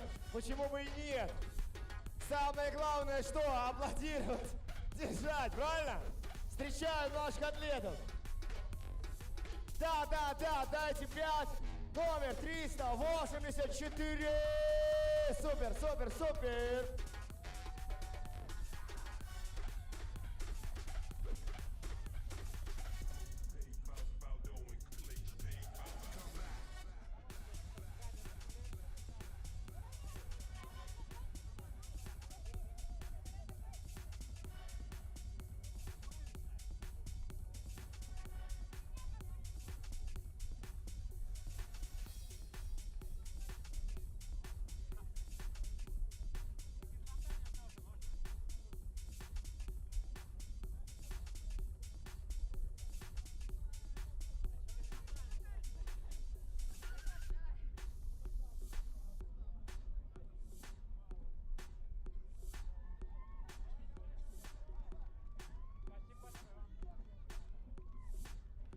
Девочки, мальчики, мужчины, женщины, встречаем следующего атлета. Давай! 114! Обратите внимание, с каким боевым кличем бегут спортсмены. Кто-то даже на последних силах добегает, делает прыжок, говорит: «Yes! Я это сделал!» А кто-то говорит: «Ву!» Мы должны приветствовать каждого, и давайте тоже делать это максимально громко. Как вы решите? Договорились? Договорились. Здорово. Просто каждый раз мне хочется сказать, когда я прошу вас поддержать, помните о том, что 5 часов 25 минут назад с этого понтона они отправились в свою гонку под названием Челлендж Самарканд. Почему мы здесь не можем встретить? Можем. Я благодарю всех и каждого, кто находит силы, поддерживая час за часом здесь. Это очень здорово. Ребят, спасибо большое. Можно, конечно, меняться, договориться, там, дойти до Рони, взять кофе или Red Bull, поесть, встретить атлета, вернуться, поддержать. Кстати, пока еще нет следующего атлета на горизонте, хочу сказать, что здесь, перед главной сценой, будет проходить награждение. Даже если вы или ваш атлет не попали в шестерку лучших, приходите, потому что здесь будет твориться что-то невероятное. Друзья, мы с вами увидим в этом дне великолепный салют, посвященный Челлендж Самарканд, а потом вместе все будем есть вкуснейший узбекский плов. Обратите внимание, Казаны уже разогреты. Ребята, плова хватит на всех. На всех. Если вы думаете, что до этого где-то вы ели плов, это был не плов. То, что готовят в Узбекистане, вот это настоящий плов. Потому что это шедевр кулинарного искусства. Это целая культура. Я вам говорю, как человек, который до этого думал, что он ел плов. Ну а мы встречаем следующего атлета. Спасибо, что подсказали. Говорит, туда смотри. Итак, следующий атлет. Встречаем.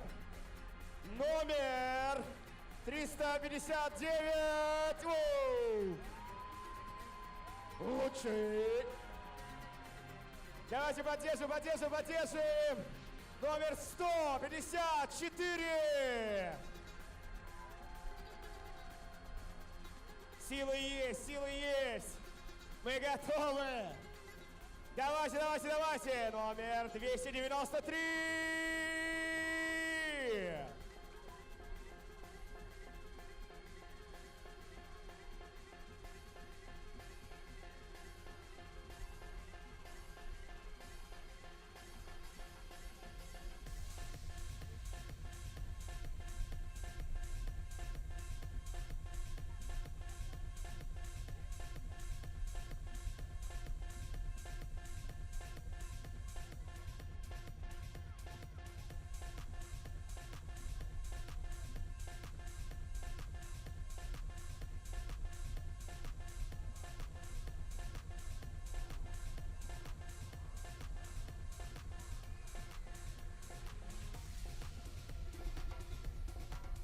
Друзья, этот финиш мы должны увидеть вместе. Все, посмотрите. Идеальный финиш. Как бегут. Руки выше. Номер 403. Руки вверх.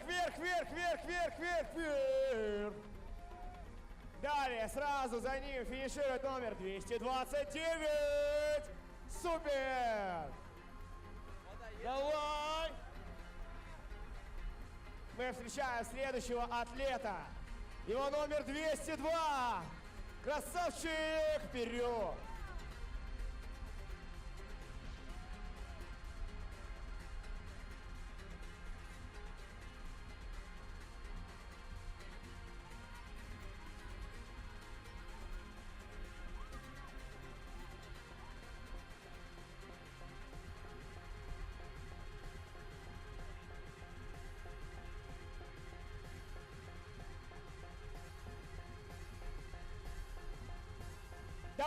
Давай, еще чуть-чуть. Еще немножко. Встречаем аплодисментами. Номер 393.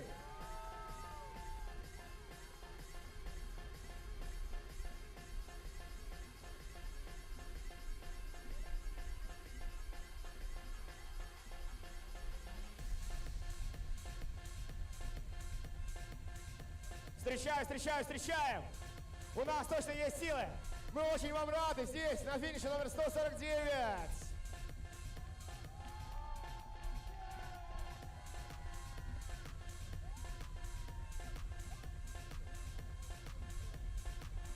Следующий финишер, номер 308.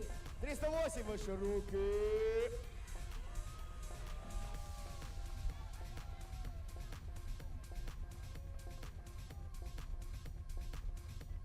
Ну а мы движемся вперед. Следующий на финише. Челлендж Самарканд. Номер 335.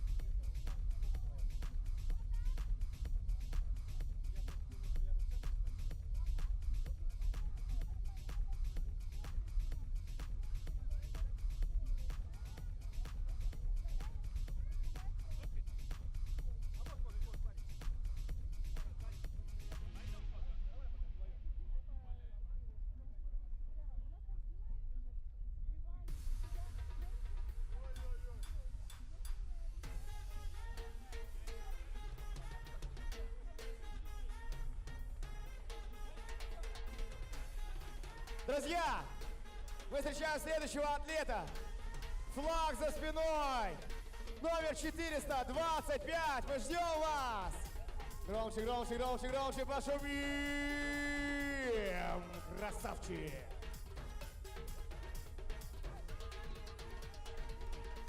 Друзья, просто браво. Вот так нужно финишировать. Мы встречаем вас. Мы рады вам. Вы лучшие. Вперед, вперед, вперед. 373.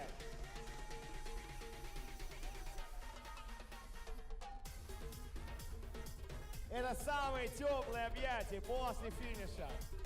Просто браво.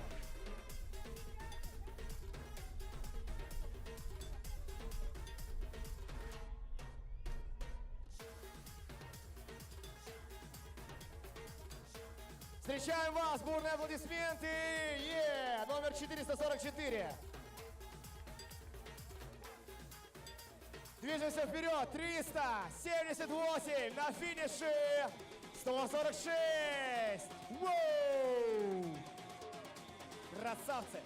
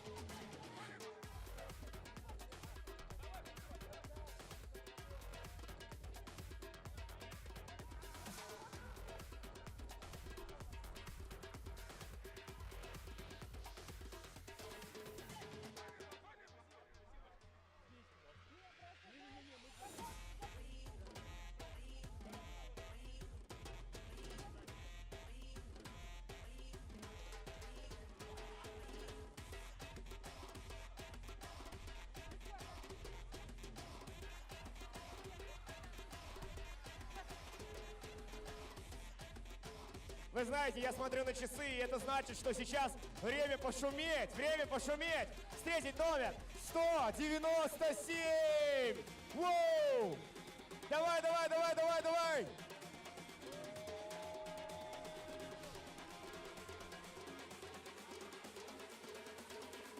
И вы знаете, время пошуметь не прекращается.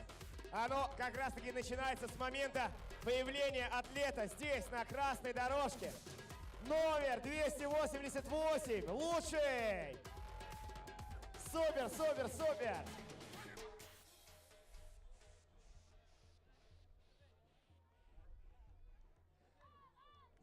Молодец! Молодец! Молодец!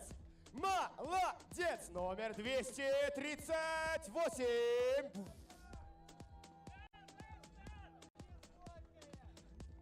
Ну а мы движемся дальше. Встречаем атлета за атлетом. Давайте максимально громко поаплодируем. Номер 394. Шумим, шумим, шумим, шумим, шумим.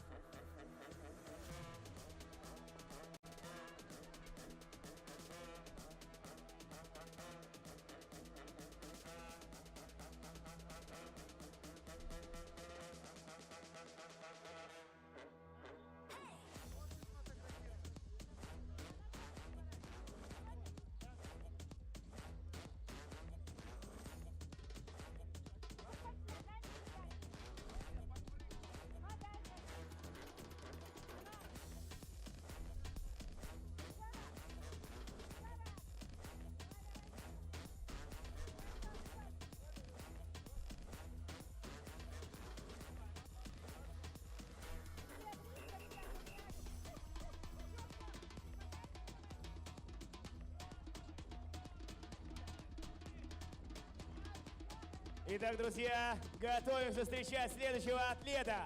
Он стремительно приближается к нам. Ну а мы максимально громко начинаем шуметь, поддерживать номер 253. Настолько быстро он промчался мимо нас, что вы даже не успели покричать. Давай, давай, давай, давай, давай, давай. 451.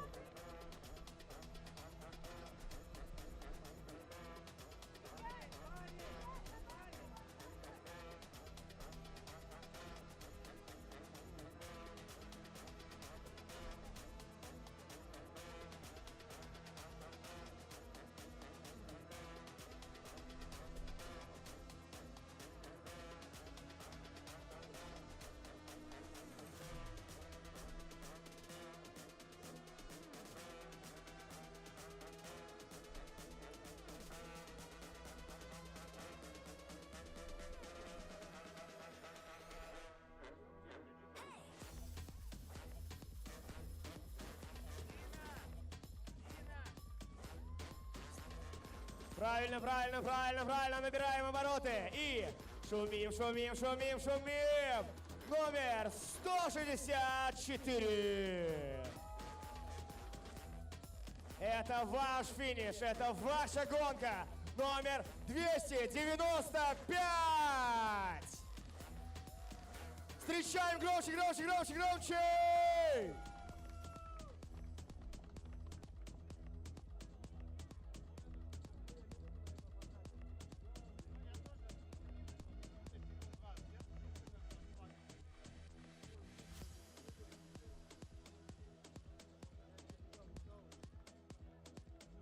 Встречаем, встречаем, встречаем бодро бегущего атлета к финишу.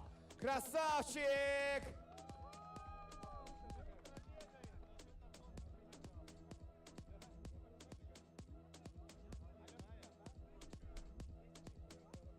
Друзья, мы только что встретили спортсмена под номером 230.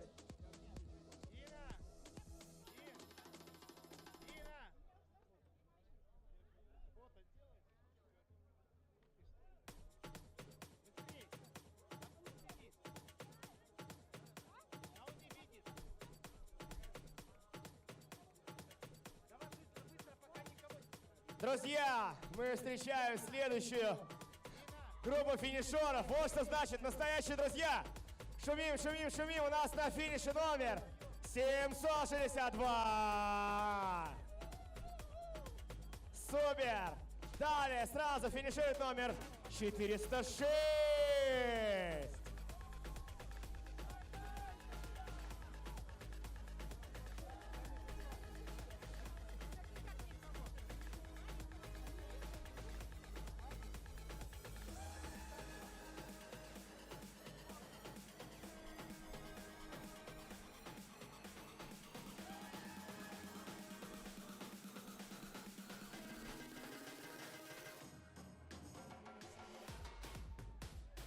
Громче, громче, громче, вас не слышно!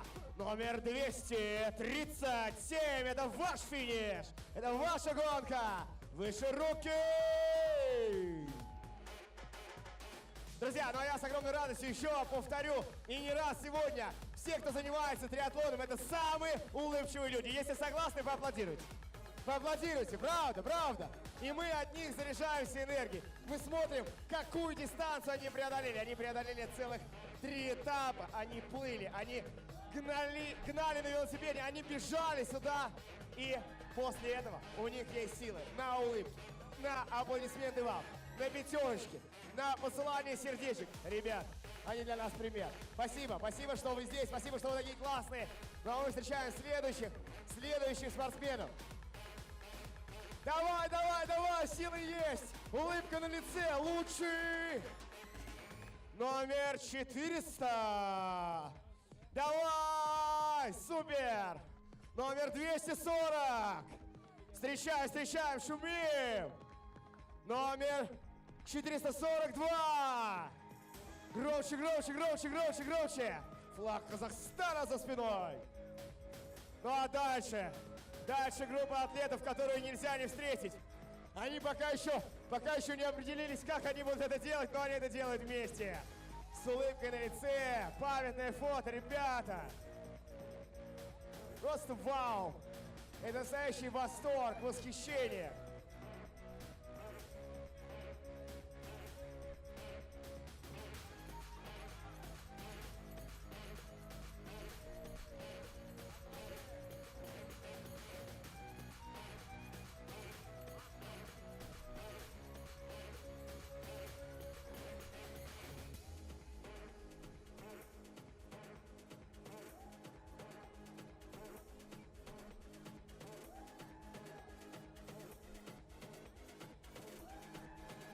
Друзья, встречайте!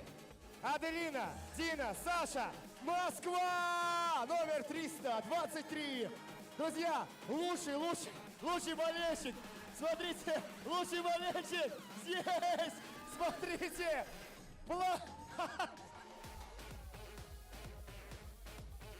Ваши аплодисменты. Здесь мы аплодируем не только спортсменам, мы здесь аплодируем группе поддержки. Просто вау!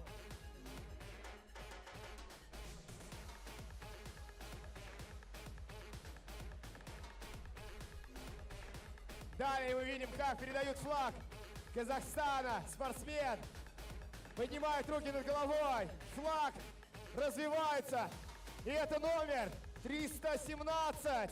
А сразу за ним номер 132. Поддержим, уважаемые болельщики. Давайте! Силы, энергии передают ваши возгласы. Номер 196. Супер! Подними флаг!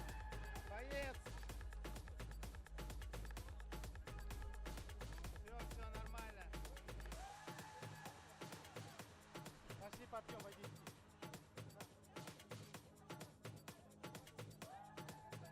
Иван, пошли в холодную воду. Друзья, ну а для тех атлетов, которые уже завершили гонку, я хочу сказать, что в Экспо у нас есть возможность сделать гравировку на медалях. Гравировку со своим именем, со временем гонки. Поэтому, друзья, смело проходите в Экспо. Кто хочет на медали зафиксировать свой результат, пожалуйста, проходите. Там это можно будет сделать. Но мы продолжаем встречать. И вот следующая группа финишеров с поддержкой. Друзья, встречайте, мне подсказали, что это Милфа Тим. Милфа Тим! И девочки, они прям крикнули, они сказали, да, это мы. Проверенная информация. Встречаем дальше. Номер 271, аплодисменты.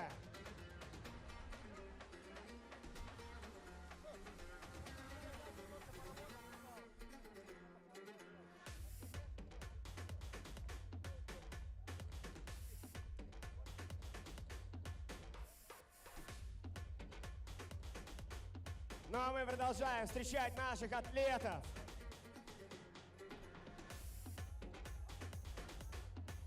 Друзья, встречаем следующих атлетов. Скорее.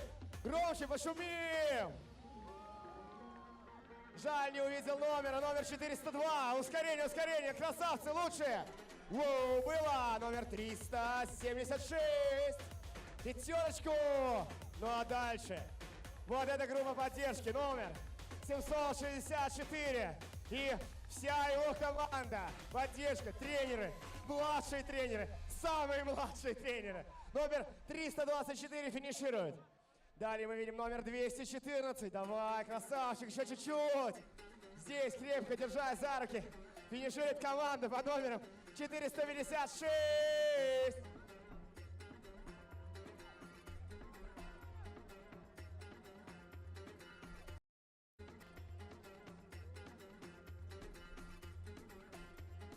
Друзья, следующий атлет уже здесь, на финише. У нас есть силы, есть энергия. Номер 157. Красавчик, вперед! Выше руки. Шире улыбку. Браво! Все, кто кричат, браво! Все, кто кричат, молодец! Все, кто здесь, на финише уже несколько часов. Вы большие молодцы и умницы. Спасибо вам. Но мы продолжаем встречать атлетов. Атлета за атлетом. Встречайте, номер 116. Шумим. Номер 116, номер 389. Номер 363. Да, вы абсолютно правы. Все больше объятий, все больше улыбок, все больше спортсменов будет сейчас на финише. Что это возлагает на наши плечи? Огромную ответственность.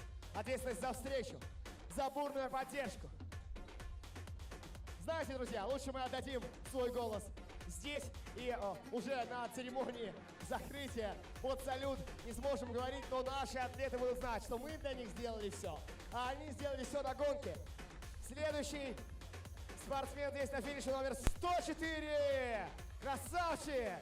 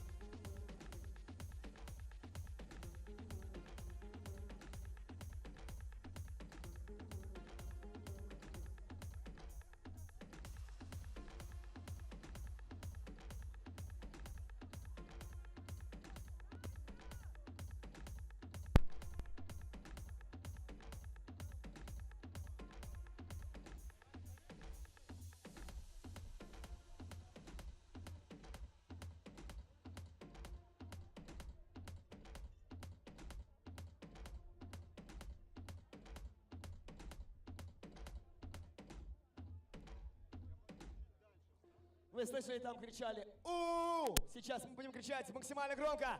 Встречаем номер 354. Есть!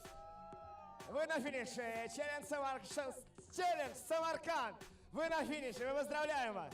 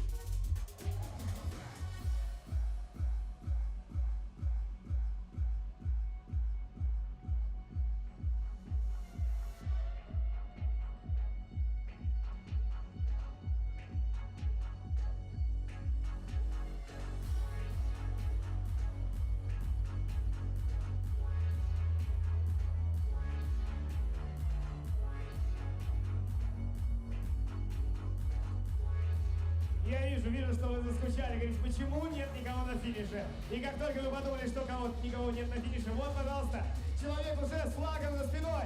У него есть силы поднять руки, у него есть силы улыбнуться всем нам. Красавчик, ты это сделал. Челлендж Самарканд. Выше руки. Казахстан, Алга, подсказывает мне мой коллега, мой друг Асад. Мы встречаем следующую группу, номер 766. Home Shop Team. Видно нас или нет? Ждем следующих атлетов, их все больше и больше будет становиться. Ну а мы с вами все громче и громче будем встречать. Я верю в вас. Готовы?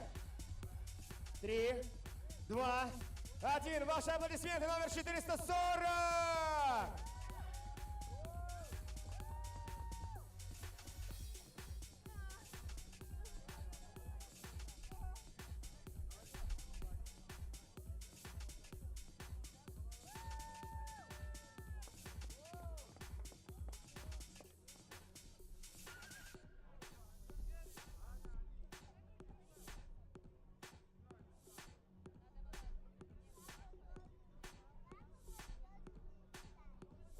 Друзья, встречайте, Sugar John, Uzbekistan Airports, Хендли. Ваши аплодисменты. 383. Целая команда его встречает. Спасибо вам, ребята. Ну а мы движемся дальше и встречаем номер 341, а за ним команда Бифит.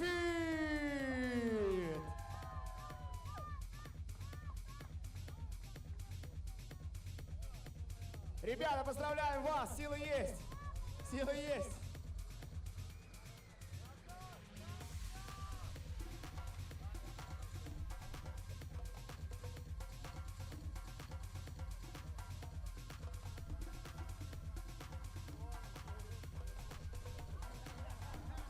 А у нас уже следующая команда финиширует с флагом. Друзья, вот что значит настоящая поддержка. Они болели на протяжении всех 3 этапов, а на финише вместе делают это. Номер 430. Встречаем! Еще немножко, еще чуть-чуть. 291. Мы верим в себя. Вперед, давай!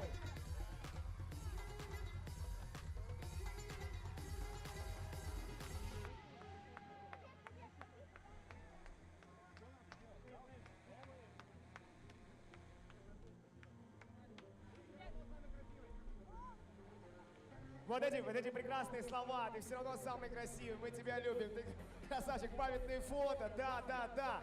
Как приятно видеть поддержку не только от болельщиков, но еще и от атлетов. А мы встречаем следующего человека. Он бежит с флагом Лукойл, и мы его приветствуем. Рядом с ним бежит член его команды и снимает его на видео. Да, эти кадры на всю жизнь.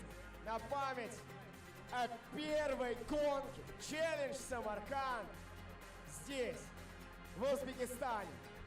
Мы слышали сегодня слова, что гонка будет традиционной. Будем ждать всех, кто сегодня пробежал и пробежит на следующий год. Из года в год будем ждать вас у нас в Узбекистане, в Самарканде. Ну а пока мы готовимся встречать следующего атлета. Готовимся, а она готовится встретить нашу поддержку номер 172. Супер, лучшие.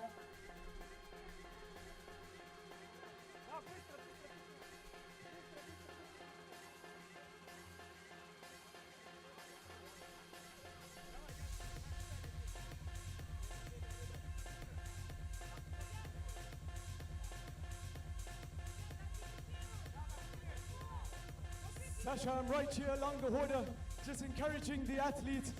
I've been doing a bit of the course, that's why you guys haven't seen me for a little while. Just encouraging the athletes on the course. They're doing their laps, You are doing amazing. Keep going, keep going. Давай, номер 254.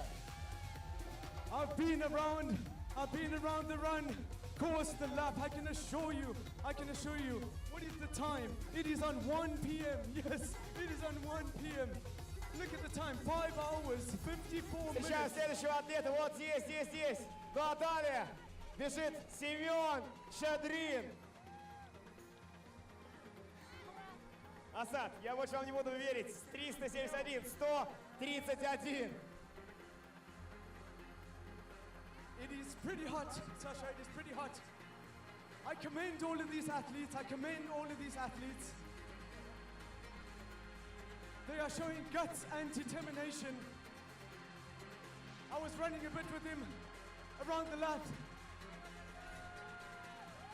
And so many of them said to me they will not give up. They're going to continue. They want to finish this race right here with Team BFIT. They are a local health clubs around the country, mostly in Tashkent. Incredible health club, BFIT Fitness and Wellness Centers, Team BFIT. Congratulations.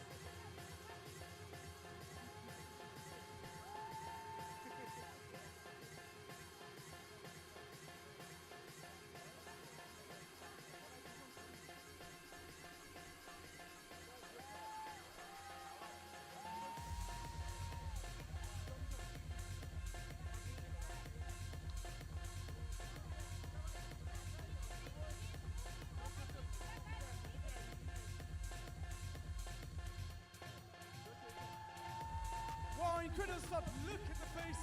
She's still smiling across the finish line. 5 hours, 56 minutes. That is just incredible. Still smiling after all that time. You're gonna love the determination that these athletes have. To finish a triathlon is an achievement in itself.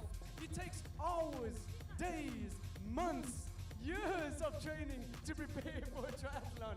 Okay, I commend all of these athletes. The chief is right here with me as well. Thank you to the National Guard, the Tourist Guard as well.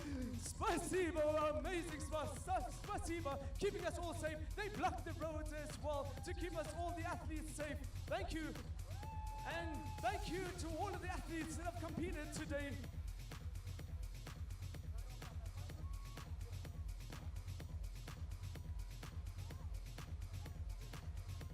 Yes, he wants support. We will give you support. We will give you support. Yes, we appreciate the effort. We appreciate the effort. Well done. Well done.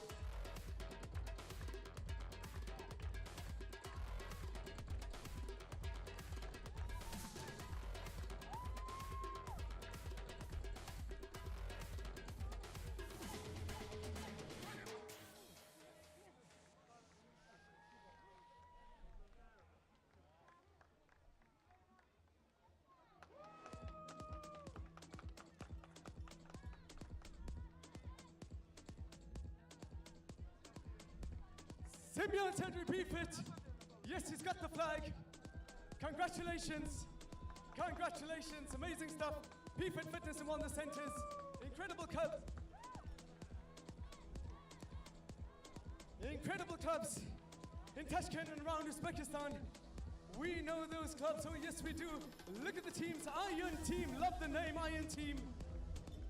There are loads of teams competing today as well for bragging rights. Whoa, whoa, whoa, have a look at the home straight. You see the father and the sons, the kids and their parents joining hands. That is the special touch about this race. It is a family race, coming together, crossing the finish line together. It takes a collective family effort to prepare for a triathlon. We salute the moms, the dads, the kids, all of the athletes. Tri Club, Essentia, amazing stuff.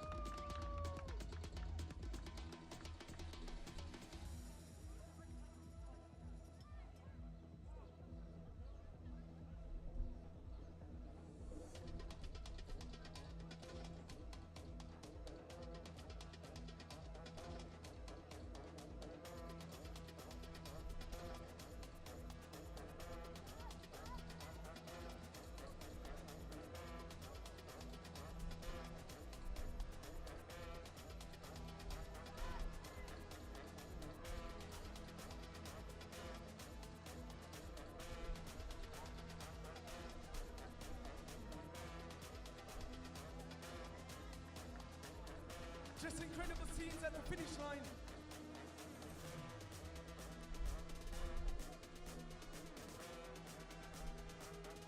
We've got the ladies with the traditional outfits right here as well. Such a lovely touch. Showing the hospitality, showing what Uzbekistan is about. We are all about hospitality. We are all about welcoming the world right here in Uzbekistan. We brought this race to Uzbekistan as well for this reason. We want to bring athletes from around the world to compete in this series. This was the first one, and hopefully, inshallah, this will not be the last one in the challenge series to happen right here in Uzbekistan.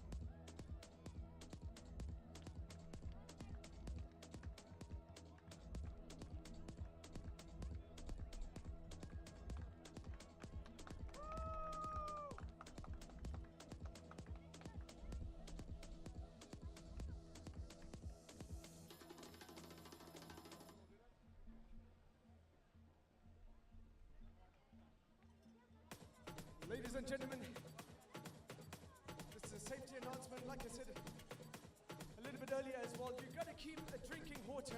It is pretty hot. If you're an athlete and you cross the finish line, even when you're on course as well, you guys know about the electrolytes, about the salts, rehydrating. That is very important. We want everybody to be safe today. So please keep drinking water.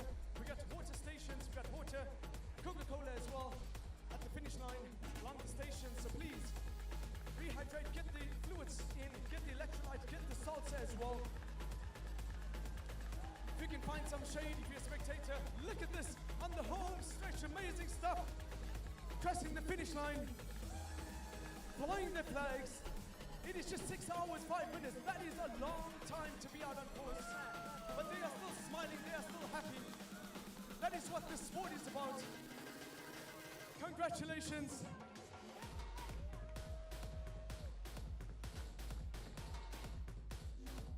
It is all about representation as well. There is so much pride at stake. Congratulations to all of the teams, to the athletes that flew from around the world as well. We've got around 27 nationalities that are competing today.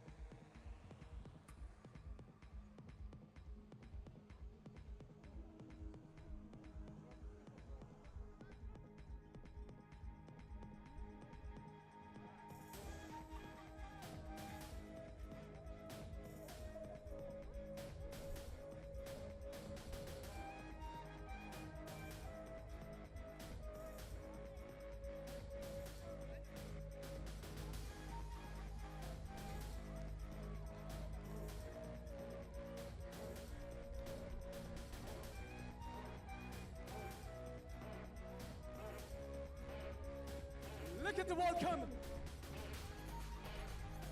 Welcome back.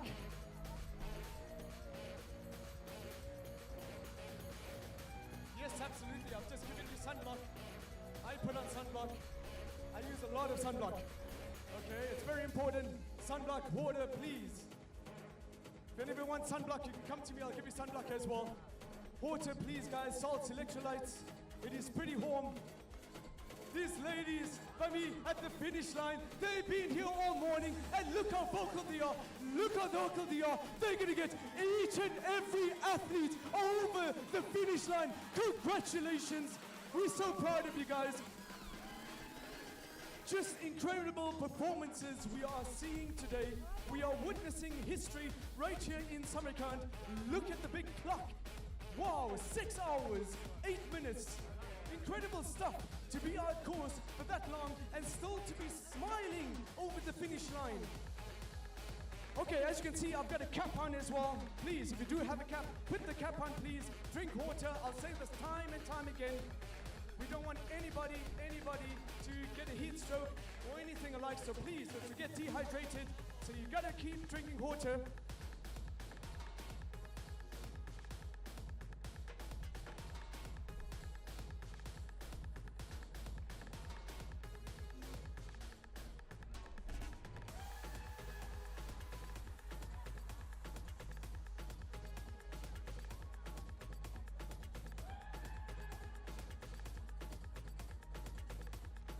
Just to show you what this race is about, look no further, right here at the finish line. Father and daughter crossing the finish line. That is what it's about. Challenge family, challenge a series. It is the parents. Yes, congratulations to you. Enter engineering, absolutely. One of our sponsors, thank you so much for sponsoring the race. These ladies have been amazing. Absolutely love the traditional outfits. Oh yes, what's going on? What's going on? He wants support. We will give you support. We will give you support. He's got his arms aloft. He's punching the sky. You want to know why? Because you've completed a challenge, a Samarkand. Yes, you have. Yes, you have. Congratulations to you. Look at this, look at this. Father, son, on the red carpet. This is it. This is your moment. This is your moment. Right here in Samarkand. This incredible ancient city. We love sport in this country. Oh yes, I've been here many times. Your leadership loves sport. Your leadership is using sports tourism to bring people like myself and other athletes and other people in the sporting world to this country. I congratulate your leadership. I congratulate you all. You all have been amazing today, but we want to continue because we want to support each and every athlete that crosses the finish line.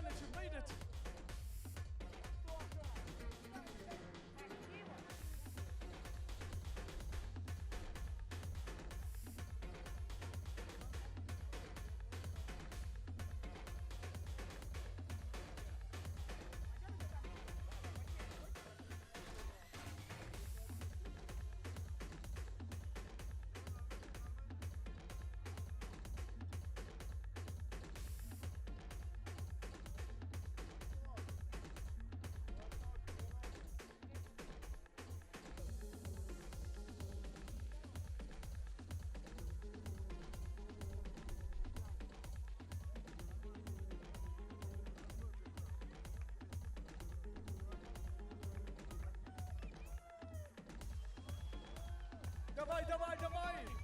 Loving it!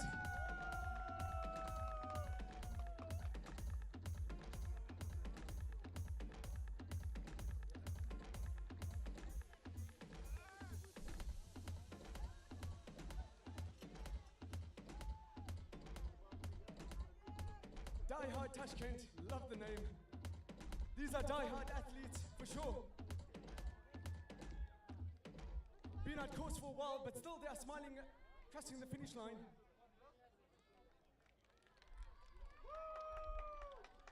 Let's go, let's go. Davai, davai, davai. You almost there. You are almost there. You have done it. You've completed the challenge at Samarkand. You took up the challenge.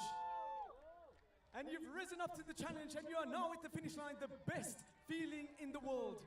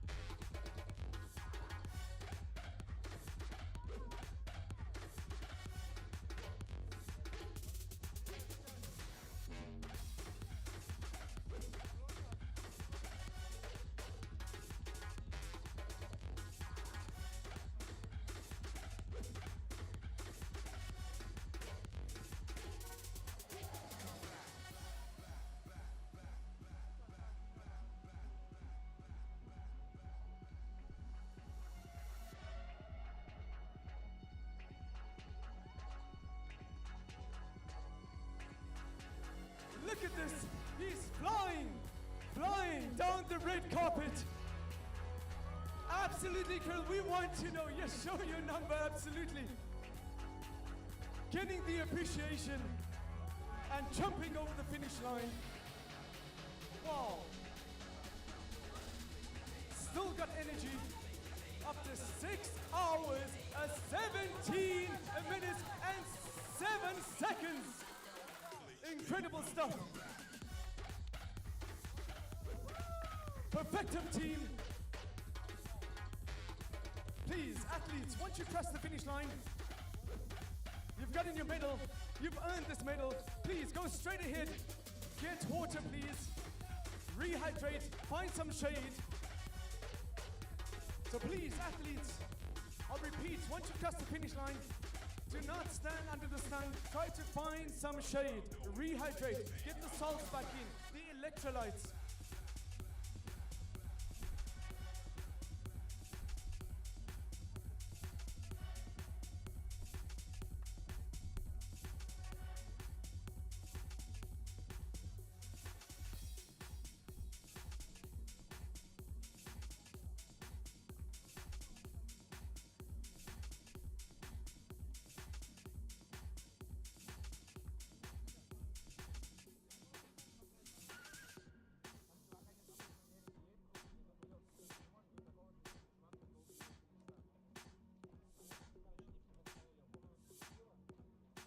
Okay, DJ, we need the music.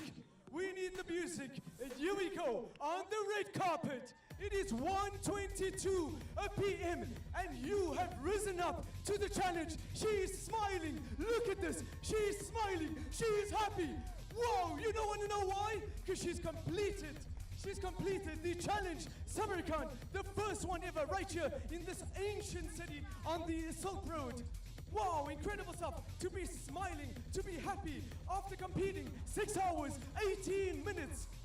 Look You want inspiration? Come to the finish line. You want inspiration? Look at the super women. Strong, powerful Uzbek women. Incredible stuff. Girl power we are seeing right here in Uzbekistan.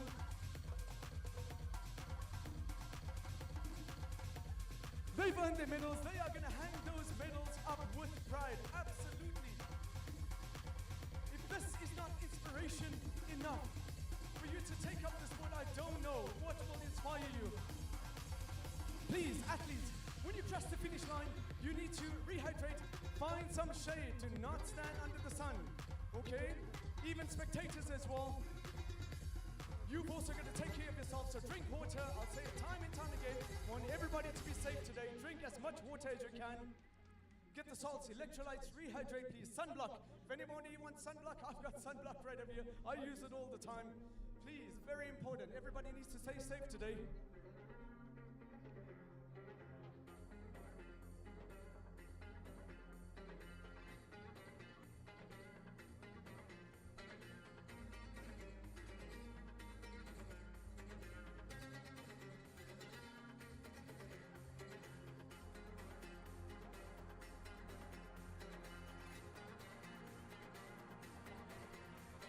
So we'll be having the presentations later, and obviously doing the awards ceremony for the overall as well as the age categories.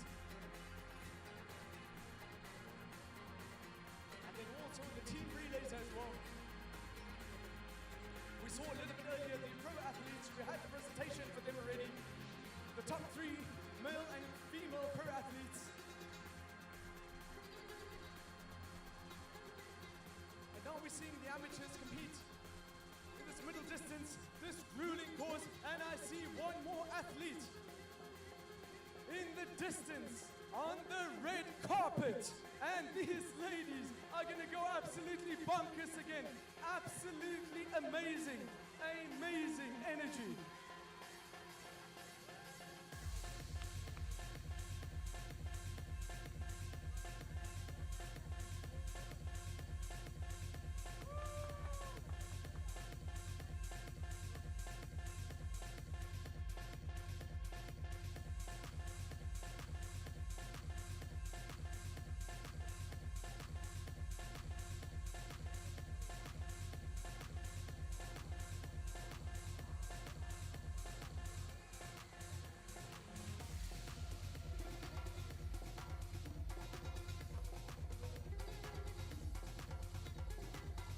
Look at this, guys.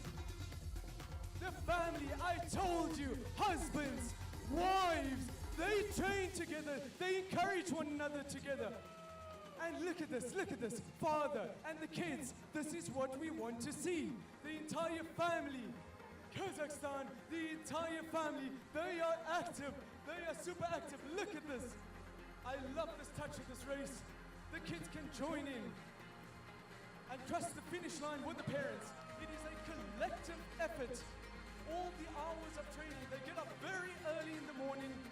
It is disruptive getting up that early in the morning. The whole family needs to be understanding.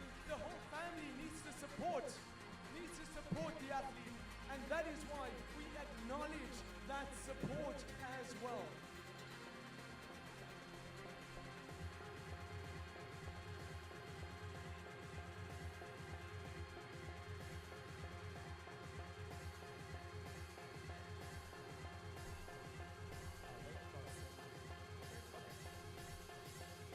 Shout out to the team, just come to me as well. We'll give a shout out to the team.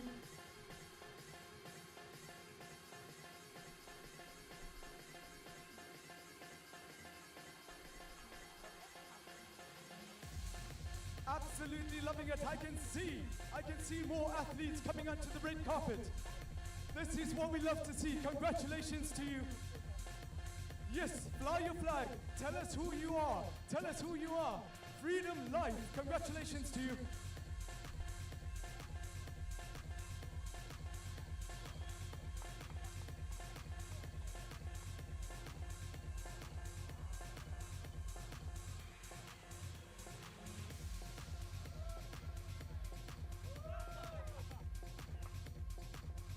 Тимур, давай, давай, stuff. Who are you supporting? Who are you supporting?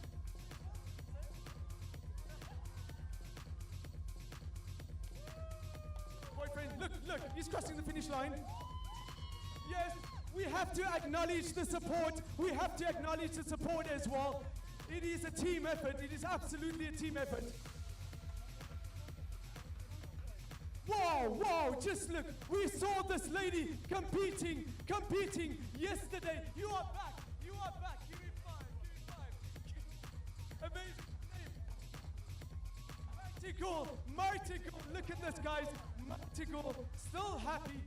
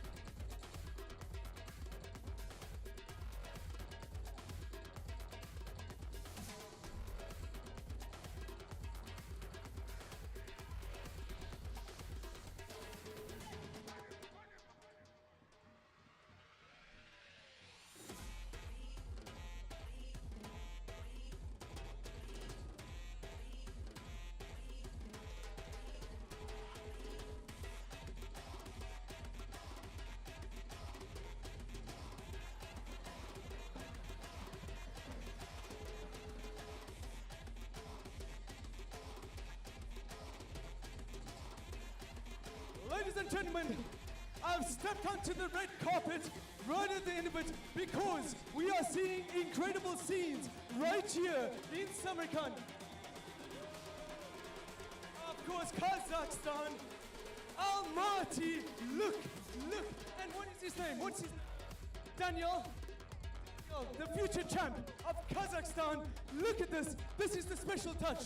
Mom, Dad, Daniel, the son, holding hands, crossing the finish line. Wow, what a sight. That is a picture. Look straight ahead. They're going to take a picture. You need to get a picture. You're going to show Daniel this picture in years to come. Because he crossed the finish line with you after completing the first ever challenge at Samarkand. We are creating lifelong memories. We're creating lifelong memories, guys. Please tag us. Whoa. Still sprinting. Alec Baseko. Come on, let's go, Alec. Engineering. Alec Baseko. Wow, incredible stuff. Alec Baseko. You were waiting for him. We got him.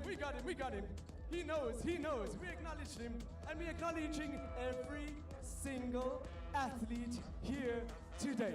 Every single athlete. Fly your flag, tell us who you... Oh, still dancing. He's dancing. Look at this. Look at this. Look at this. Incredible. Shuhrat. Okay, Shuhrat. Shuhrat. Okay. Wow, he's dancing. Shuhrat. Dancing over the finish line. Wow, I am learning some moves here today as well. I am learning some moves. Congratulations to you. You all are amazing.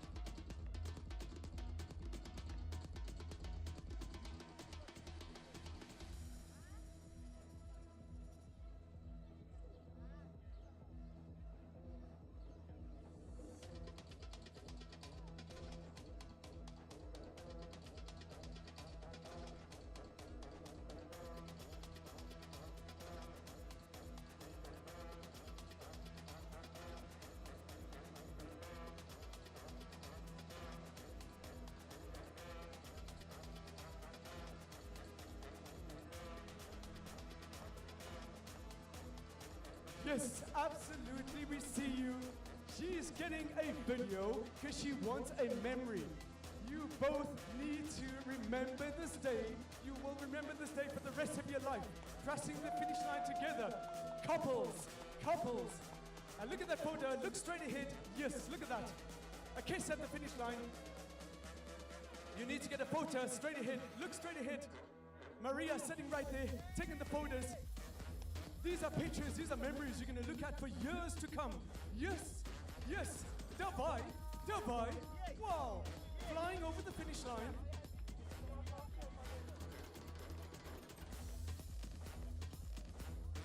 I'm heading down the red carpet because I want to help each and every athlete to cross the finish line today. Every single athlete matters today.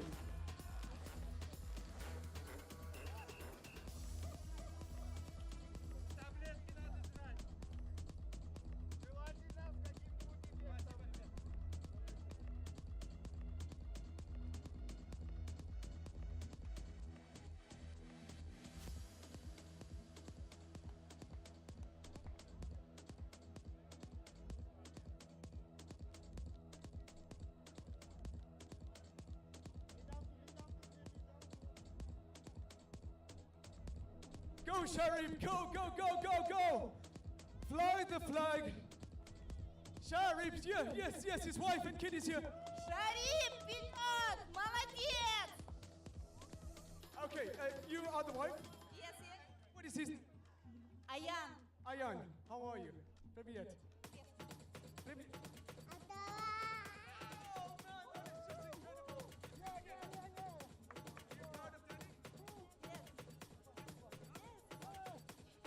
He is proud of Dad. He's really proud of Dad. Incredible stuff. You see, it is a collective effort. The entire family is involved in preparing for this race.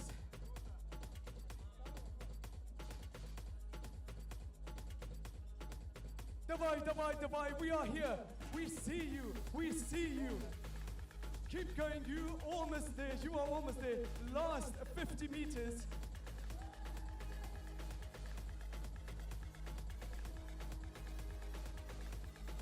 Just incredible scenes. We've got races from all around the world. Yes, you've done it. You've made it. You've done it. You are amazing. Keep going. Keep going. Ladies and gentlemen, please, come on. Show your support for each and every athlete. I'm looking at the clock.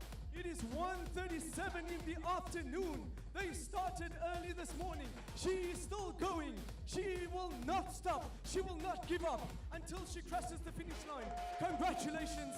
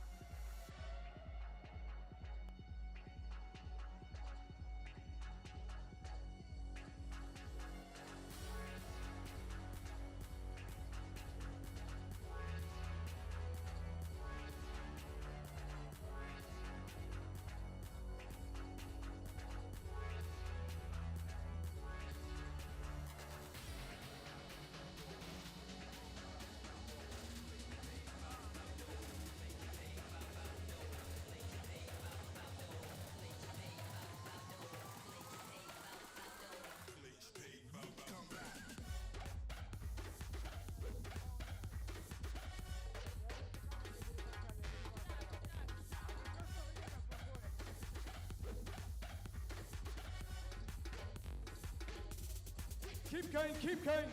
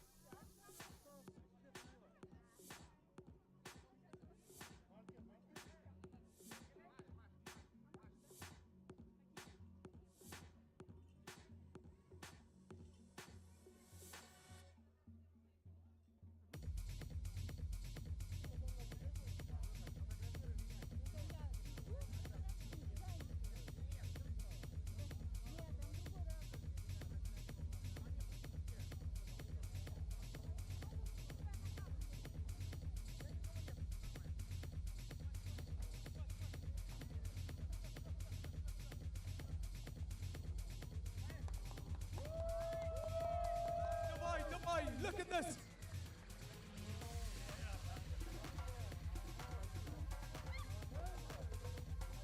Perfectum team, Perfectum team. Look at this, guys. I'm heading onto the red carpet, and I'm going to show you why. This race is so incredible. Look at the sprint. Look at the sprint. Perfectum team, the super women. Look at the home straight. Look at the red carpet. Wow, sprinting over the finish line. She's got a supporter as well. Wow, just incredible stuff. The Kazakhs, they came here today. The Kazakhs came here today to show what they are made of. Wow, there is competition in this region. There is competition in this region. Absolutely incredible. Thank you so much. You're amazing. You're amazing. Wow, wow, wow.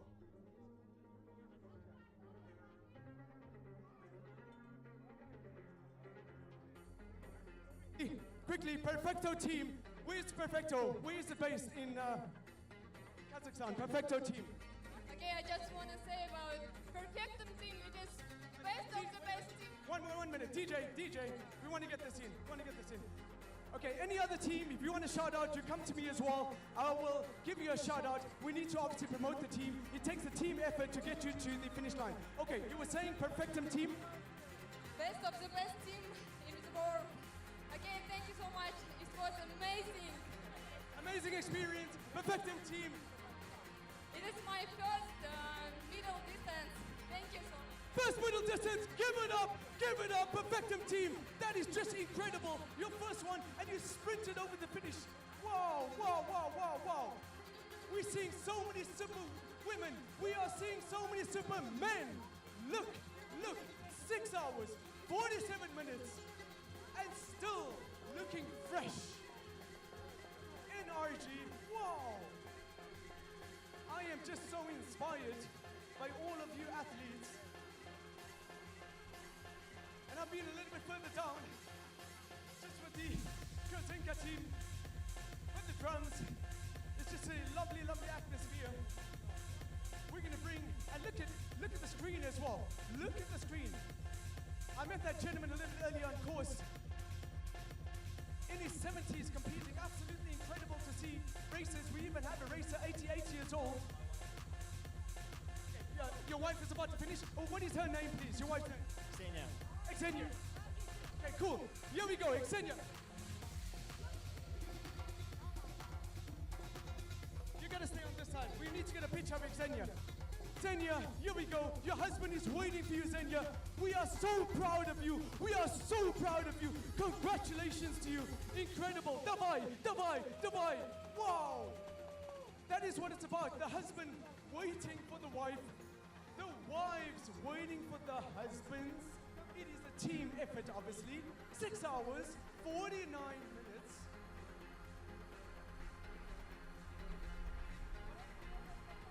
takes a lot of understanding in the house. When you get up at 4 o'clock in the morning, you need to go and run, you need to cycle. The partners, the spouses needs to be understanding. And that's why they are acknowledging all of that effort here today at the finish line.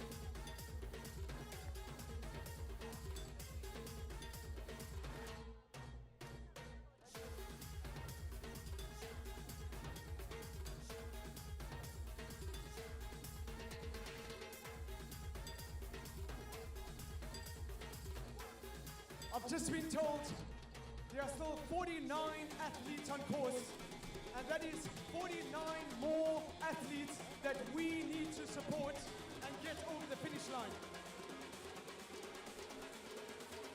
I will not stop, Sasha won't stop, until we get each and every athlete over the finish line.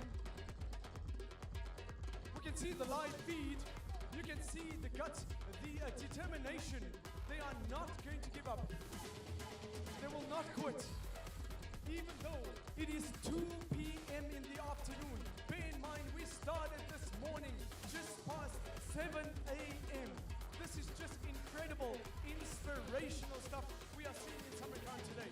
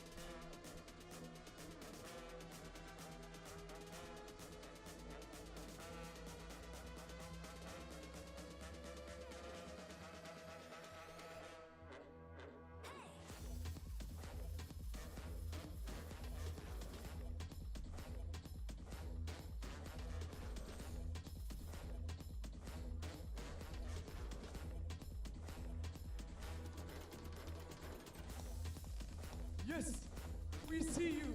Duh.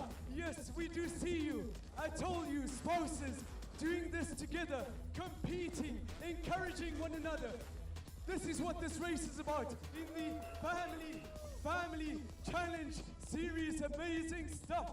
Amazing stuff, truly inspirational. We still have about 45 athletes on course. That is 45 more athletes that Sasha and myself are still going to encourage. We need your help until the last athlete crosses the finish line.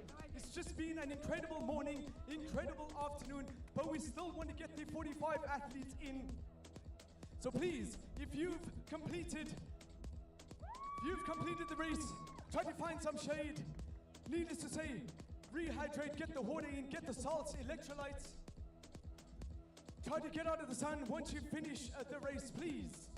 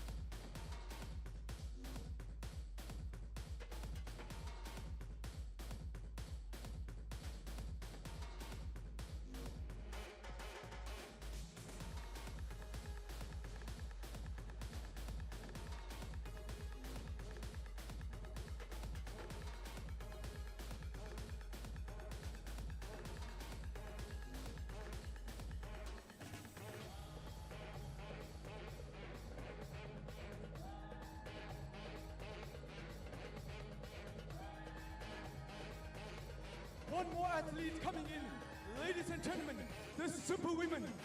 They have not given up. They will not give up. Super strong women competing today at the Challenge Samarkand. Crosses the finish line, throws her arms aloft. She knows she has risen up to the challenge. We had set the challenge for each and every athlete today in this Challenge Samarkand, and they have risen over and above the challenge. I'm looking at the clock. Yes, you've made it. Congratulations. Congratulations to you.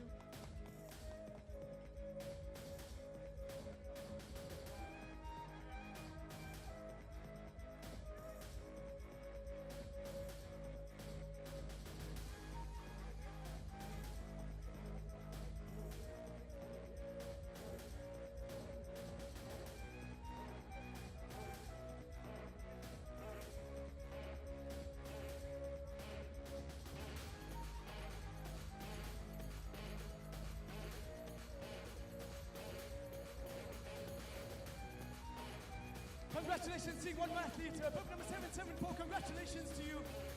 Yes, you've done it. You've risen up to the challenge. We have set the challenge for each and every athlete. I'm looking at the clock, 7 hours, 2 minutes. Wow, that is super inspirational stuff. Ruslan, Privyet, how are you? I'm very fine. This is my first time when I start. How my management, so I very... Hold on, DJ, can we get the music a little bit lower? We want to get this in, DJ. Okay, you said it was your first triathlon? Yes. Congratulations, that is an achievement in itself. And how was the course today? The swim, the bike and the run, how was the course? Swim was very difficult for me because I swim very not so well. And it was windy and I just lost the course during swimming. Bike was okay and run also was okay. You've You've done amazing. 7 hours being out on course. Congratulations. Let's get you under the shade. Let's get the electrolytes. Let's get the salts. Rehydration. Ruslan, you are amazing. Keep going. Keep going. And you'll move on to your second triathlon now. Сулейман, смотри. Я вновь здесь. У нас есть лучший болельщик, признан здесь, потому что поддерживает наш классный фотограф, видеооператор, болельщик, девочки. Ну а мы встречаем спустя 7 часов, 3 минуты номер 232. Надыр, давайте поаплодируем Надыру. Надыр, поздравляем вас. 7:03. Это значит лишь одно. 7 часов назад эти бесстрашные люди начали свою гонку. Спустя 7 часов они финишируют. Это очень круто. Я желаю каждому, кто начал челлендж Самарканд, сегодня успеть уложиться во временной лимит. Жду с нетерпением каждого здесь на финише. И буду отдавать всю свою энергию через пятерочки, которые могу раздавать смело. Ребята, вперед, вы справитесь. Давайте, еще несколько кружочков. 7 часов. Сейчас на часах 14:08. Здесь 7:04. 7:04. Постарайтесь. Номер 386. Вперед! Красавец! Давай! Вперед, номер 280, ты сможешь! Челлендж Самарканд, твоя гонка! Ждем на финише с нетерпением!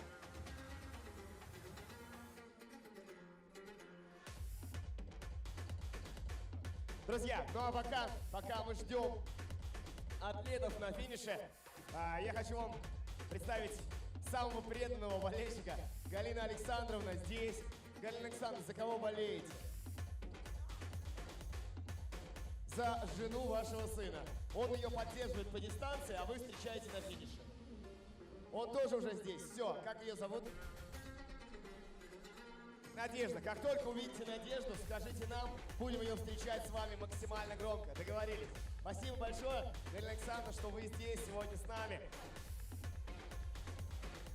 А время неумолимо идет вперед. 7:05. Лимит по времени 8 часов.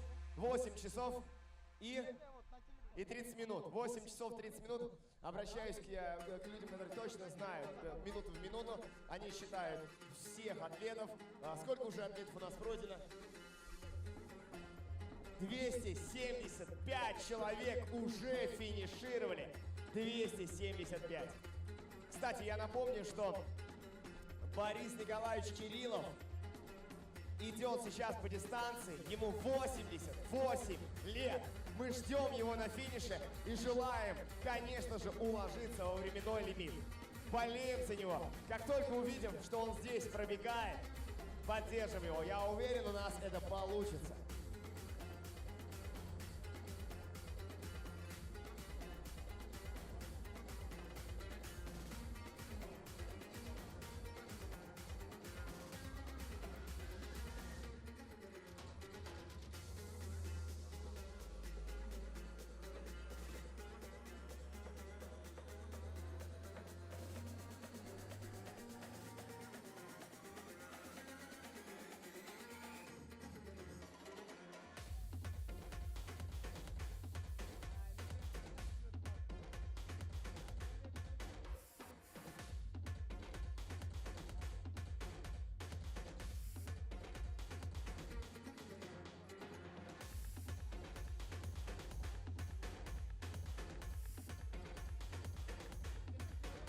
Just here at the water station, past the finish line.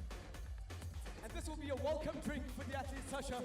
Look, we got about 35 athletes still on course. We're going to get all 35 of them in, Sasha. Over to you. Let's get him across the finish line. Сулейман, я тебя не вижу, но я вижу атлета под номером 268.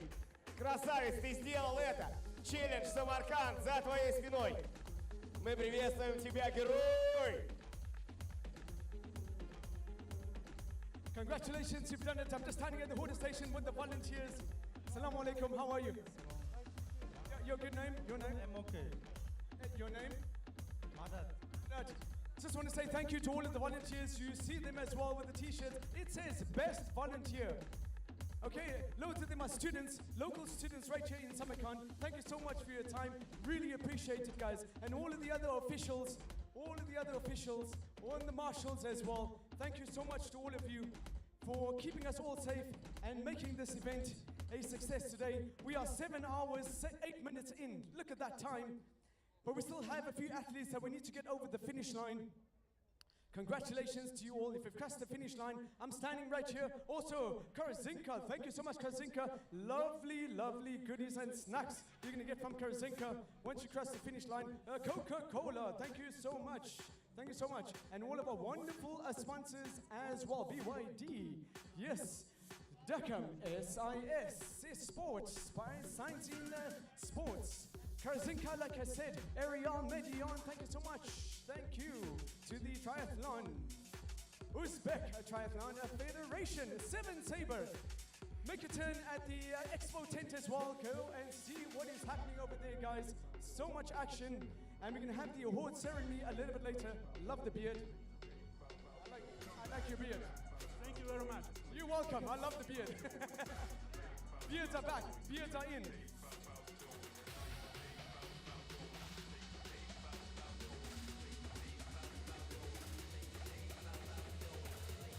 I ran a little bit of the run course as well. I can assure you, 7 hours in, that is not easy.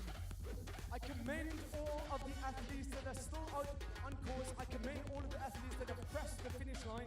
It's just been a wonderful, wonderful effort on your part. We salute you. We appreciate the effort. Ребята, вперед, вперед, вперед, вперед, вперед, вперед! Номер 205, 297. Еще немножко потерпеть. Мы верим в вас, у вас получится.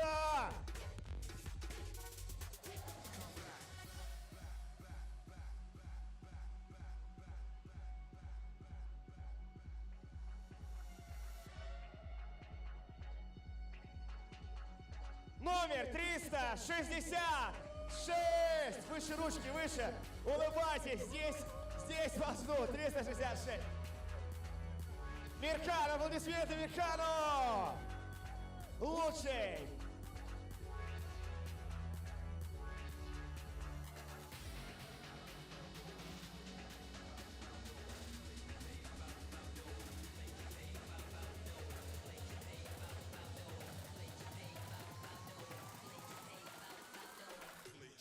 Друзья, давайте поприветствуем еще раз Мирхана Сагитова. Красавчик, Мирхан!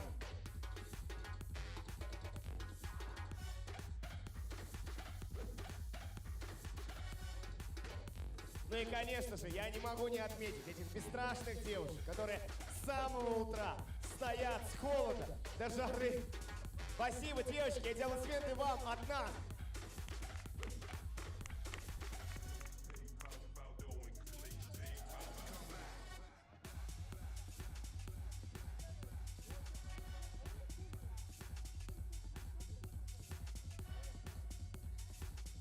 Друзья, ну а мы встречаем следующего атлета.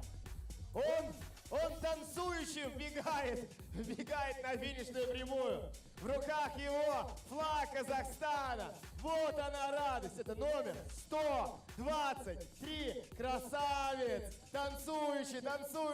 Идет вперед и вперед.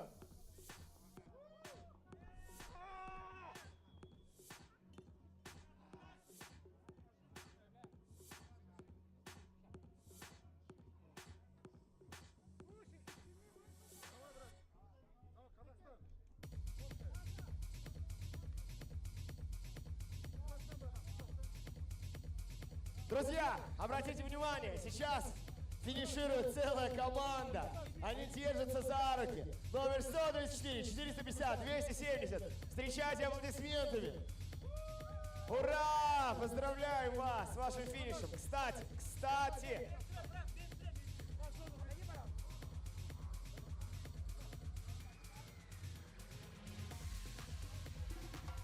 Друзья, важный момент, который я не успел сказать, но обязательно скажу. как мы говорили с моим коллегой Сулейманом, говорили, что у нас на пьедестале почета будет 6 человек в каждой возрастной категории. То есть 6 человек проходят квалификацию, награждается 6-е, 5-е, 4-е, ну и само собой 3-е, 2-е и 1-е место. Ну а мы готовы встречать следующего атлета, следующего спортсмена. Давайте увидим его и поаплодируем. Номер 127. Выше ручки, выше, выше, выше. Ну и за ним сразу следом следующий атлет, который полон сил, полон энергии. Он просто излучает ее. Его яркий костюм говорит о его ярких эмоциях. Номер 391. Вперед! Давай, давай, давай! Супер! Ты сделал это!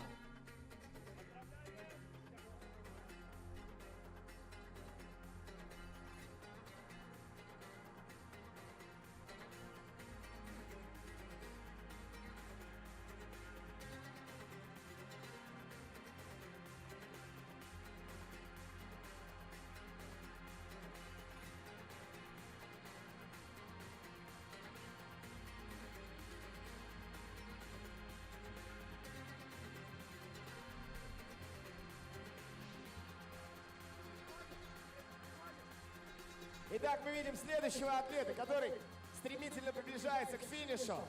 Кто же это? Дайте посмотреть! Да это же номер 410! Добро пожаловать на финиш! Челлендж Самарканд! Да-да-да, я слышу возгласы, красавица, умница, браво, супер, лучше! Ваши аплодисменты!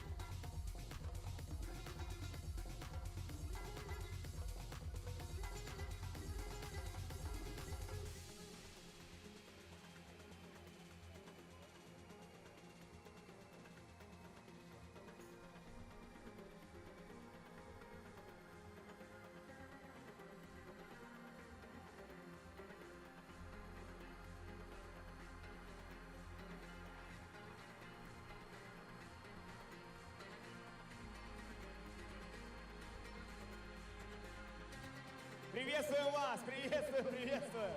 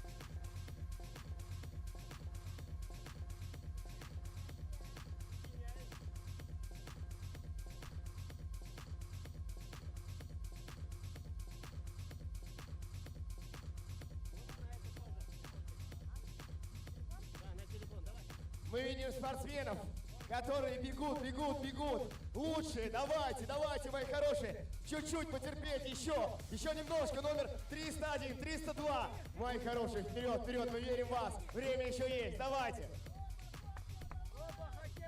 Друзья, мы видим финиш.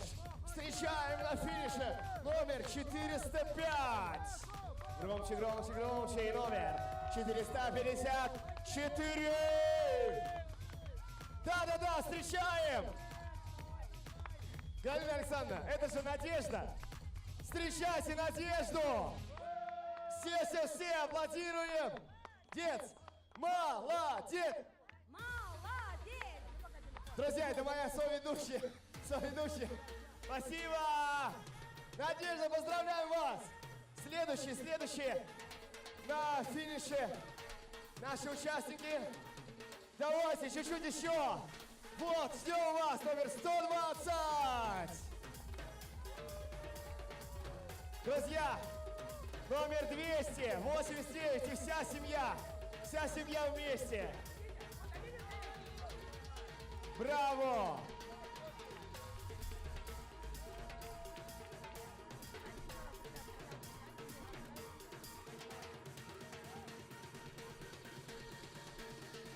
Нам бы столько энергии, сколько у вас. И...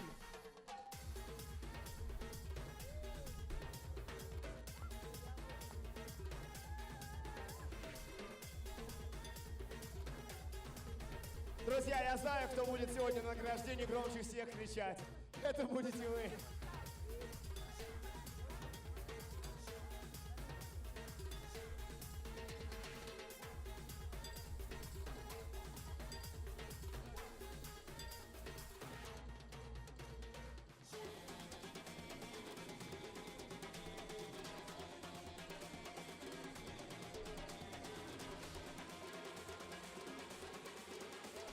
Ну а мы подбадриваем всех, кто бежит еще свою дистанцию.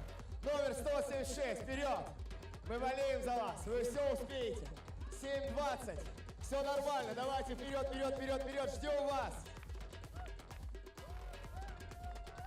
Поддержку!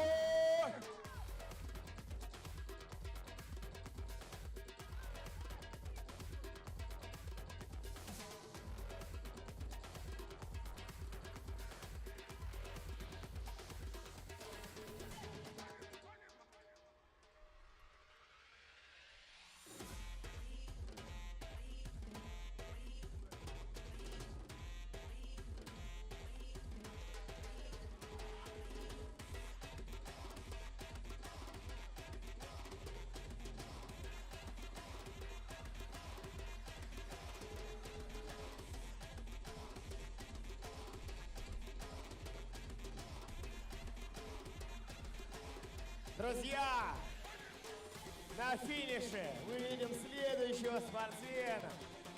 В его руках развивается флаг Казахстана. Он бежит, улыбается, он рад.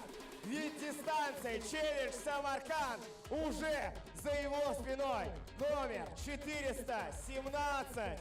Еще немножко, считанные метры. Давайте встретим Алтая бурными аплодисментами. Вперед, Алтай! Красавец!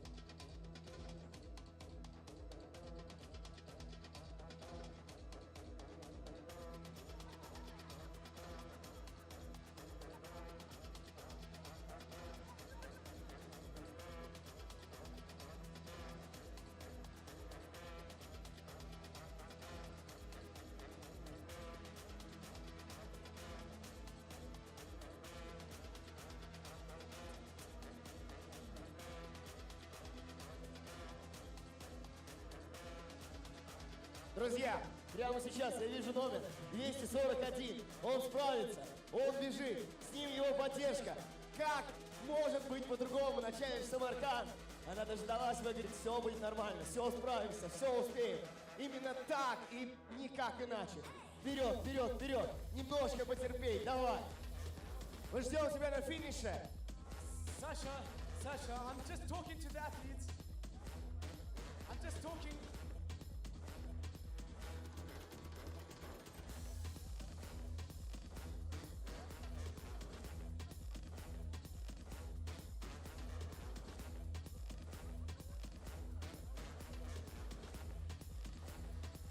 Just talking to the athletes as you cross the finish line. I want to get their reactions about the race.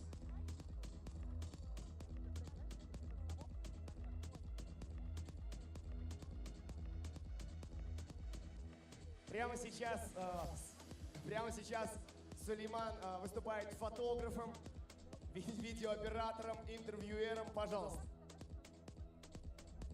Please, Сулейман. Oh, yeah, we're having so many takes. If anybody wants a shout out, you can come to Sasha and I. You can say it in Russian, say it in English. But I'm going to say, we're going to speak a little bit in English. Both of you can.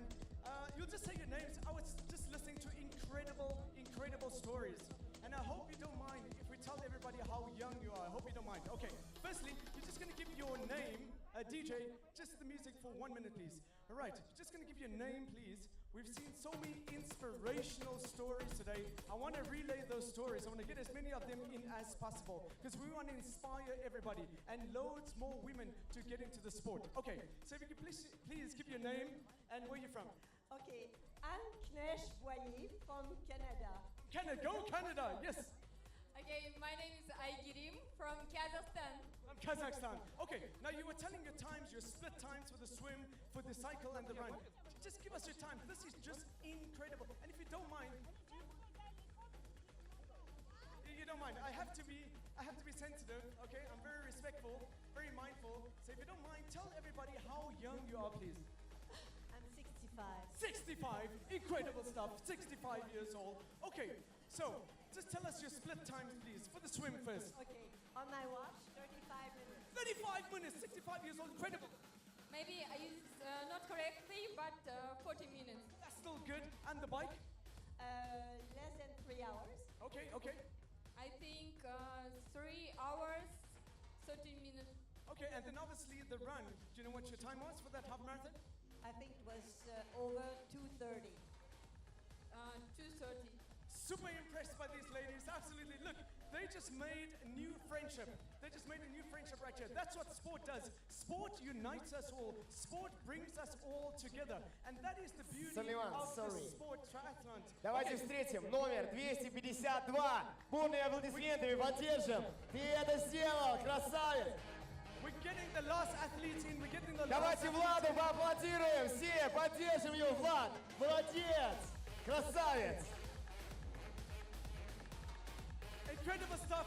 And the names of all the teams, we're getting all the names as well. We want to acknowledge one more athlete crossing the finish line, 7 hours, 27 minutes. The name of the team, Perfectum Team in Kazakhstan, in Almaty. Сулейман. I'm going to come and do the Almaty Marathon for sure. Сулейман, мы встречаем 138, номер 138, уже здесь, на финише. Движемся дальше, номер 409, вперед! Давай, чуть-чуть еще! Вот, финиширует целая команда. Они держатся за руки. Вау, так это же всем известный Women 3 Club.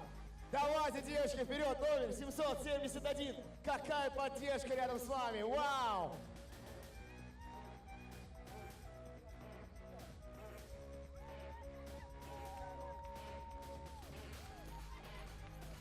Не забывайте сделать памятное фото здесь, у наших крутых фотографов, которые все запечатлят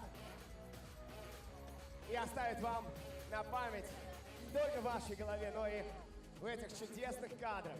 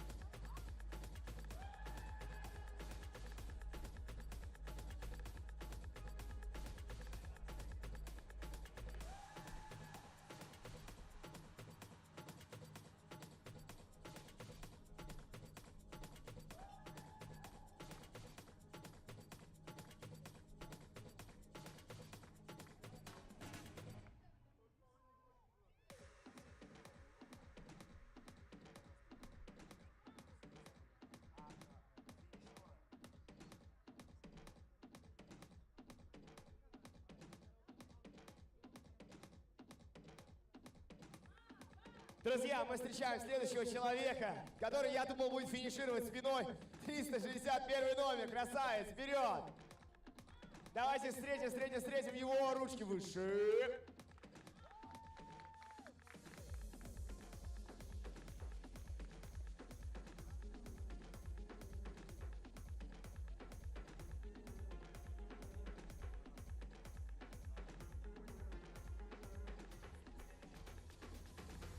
Итак, следующий спортсмен, которому очень нужна поддержка, и она рядом с ним есть. Она бежит рядом с ним. Она является главной причиной его улыбки. Номер 453, встречайте. Не только финиш на челюсть Самарканд, но и присутствие любимых людей рядом. Это причина улыбки.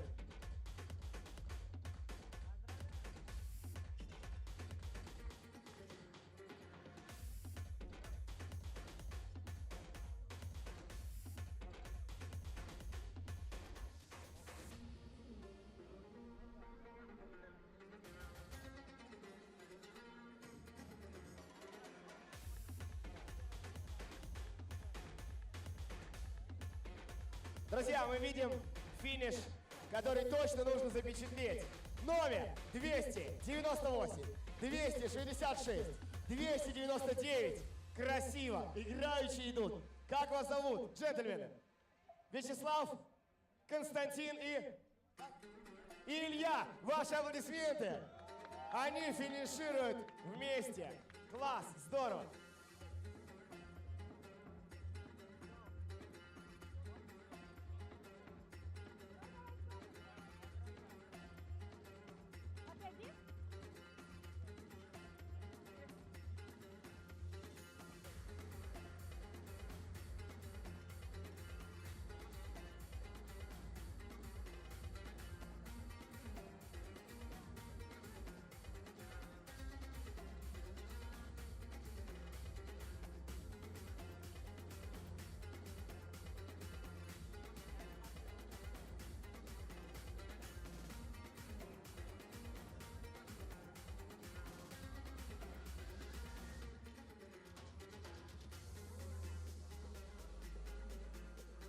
Друзья, такой финиш точно нужно запечатлеть. Все камеры обращены на вас.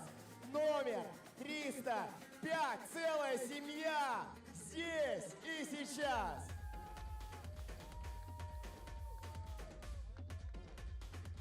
Друзья, ну тут, знаете, тут надо всей семье медали выдавать. За поддержку.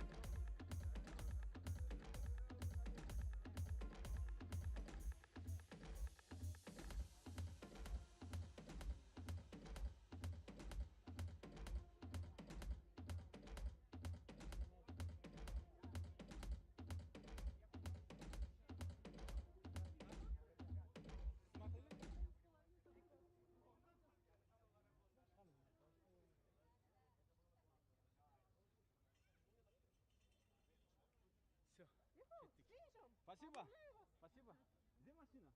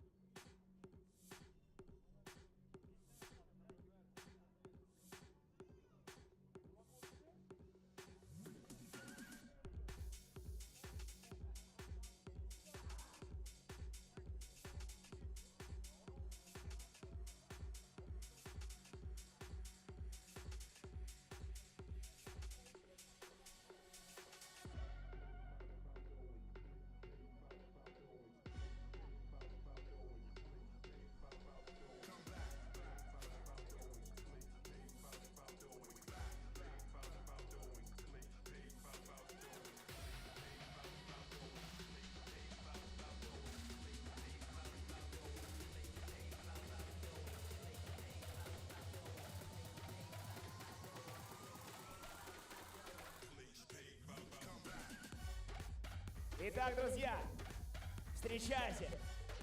Следующий атлет готов пересечь финишную линию на челлендж Самарканд. Рядом поддержка.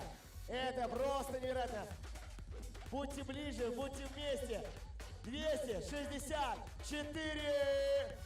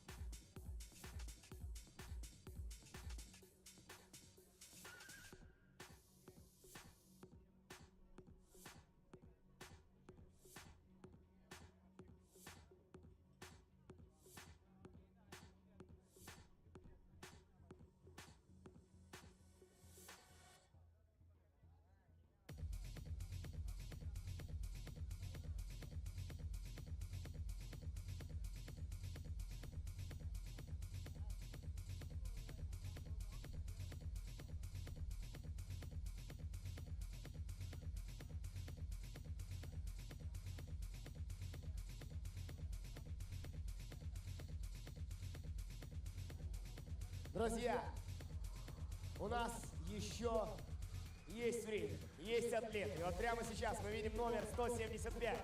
175. Мы верим в вас, мы поддерживаем вас. Алишер, давай! Давай, Алишер, дарим тебе свою энергию, чтобы ты добежал. Мы ждем тебя на финише.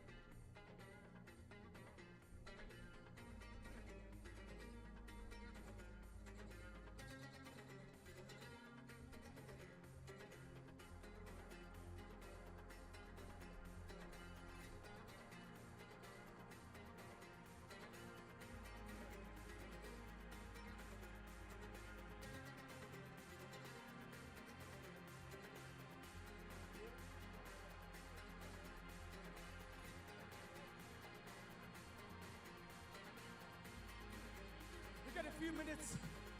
We still have a few athletes, and when we get over the finish line, we're acknowledging every single athlete here today. Every single athlete is going to be acknowledged. Okay, Sasha, and your good name, please? Олег. Hi, Alec. Okay, nice to meet you guys. Sasha, I know from B. My apologies, Simeon. Simon, okay, Simon. I know him from the BFET. He's at the BFET race as well. That's where I met him. So just quickly, you're going to talk about your experience. We've got a few minutes. We're still going to welcome the last athletes over the finish line. So just tell us about your race. Just quickly about your race, the swim, the cycle, and then the run. Actually, it was my first race, and I was scared of the swimming, but I did it well. It was not difficult for me, but the most difficult was bike race, considering the hills, considering the wind. So it was the most difficult for me. Then, as I finished my bike race, I started running, and the running is the best of the three sports. So the running I did well, and I could finish in 6 hours. Wow, incredible stuff. Yes, you have to know your strengths, especially in a triathlon. You need to know your strengths and you work up those strengths. Is that correct, Simon? It was shortly, it was hard, very hard. I improved my swim part, 10 minutes faster. Bike, it was the hardest part for me. It was very, very attitude. And run my last half of distance, it was very fast for me. And then half of distance, I suffer. But I'm proud of myself. I love this game. I mean, this race is very cool. You have to love the sport, and I like what you said. You betted your time, and that's what it's about, guys. When you do these races, you are setting that mark, that benchmark, and when you do the next one, you try to improve in your times. You try to improve in your personal best. You want to say one last thing? Thank you, Challenge family, for organization, for the wonderful atmosphere, for everything they did here. Thank you very much. Absolutely, Challenge family, and also the Uzbekistan Triathlon Federation, in collaboration with them, and all of the sponsors as well, all of the stakeholders, the leadership of this country came together to make this race possible, and also the local authorities right here in Samarkand. Do you have any final words?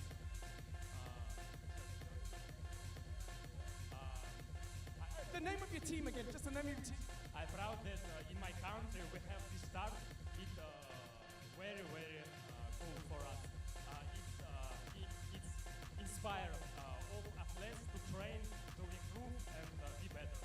I know the leadership of Uzbekistan is using sport for sport tourism. They want to bring people in this country and using sport as a means, as a mechanism of doing that. What is the name of your team? I'm familiar, but tell everybody, what is the name of your team? BFET team. Okay, congratulations to you. Really appreciate it, and see you at the next race.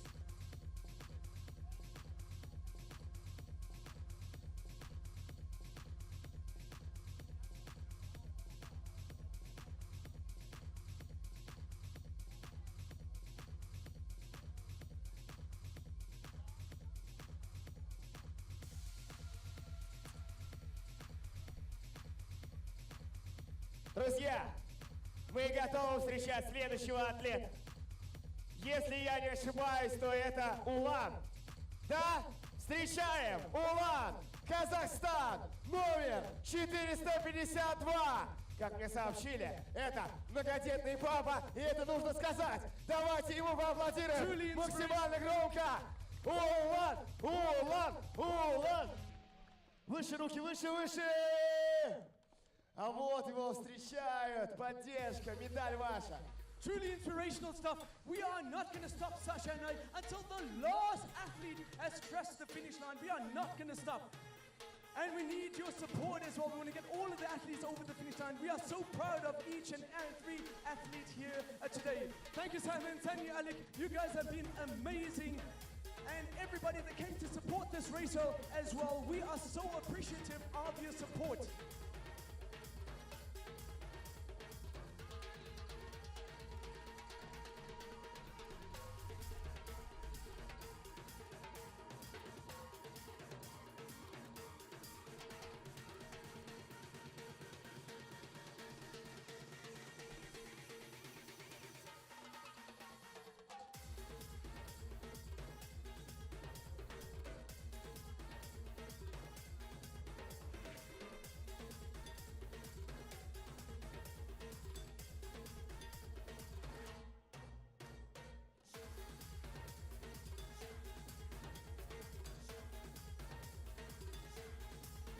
Друзья, здесь на финише мы не только приветствуем тех, кто финиширует, но и поддерживаем тех, кто еще бежит. Номер 316. У вас еще один круг. Давайте, вы все успеете. Время 7:47. Вперед, вперед, вперед, мы верим в вас. Поддержку, поддержку, если у вас есть силы. Отлично.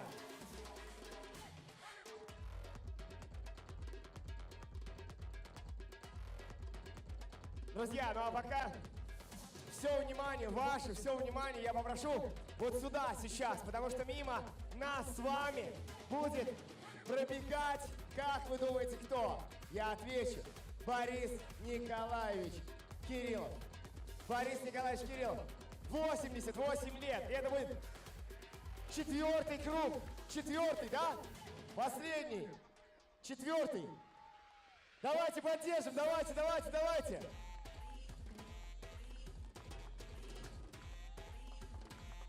Борис Николаевич, мы ждем вас на финише. Все успеете. Ждем. Спасибо всем, кто поддержит.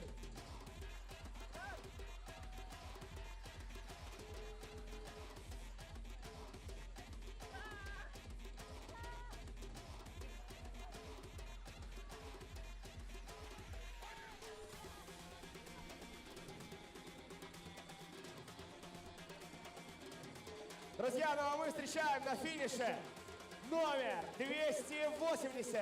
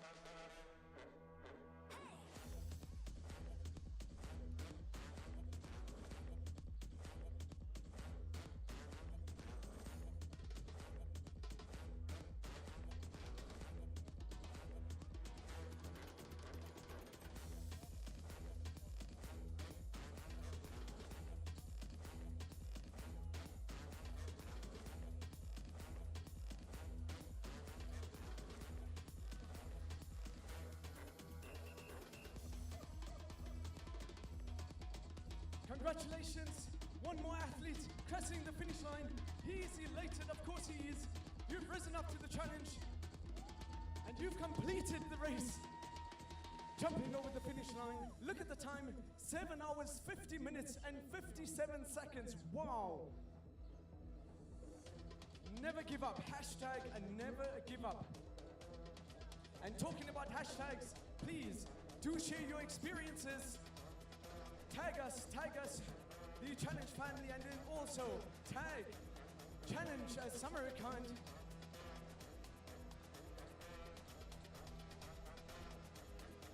And use the hashtag as well. We are triathlon. We are triathlon.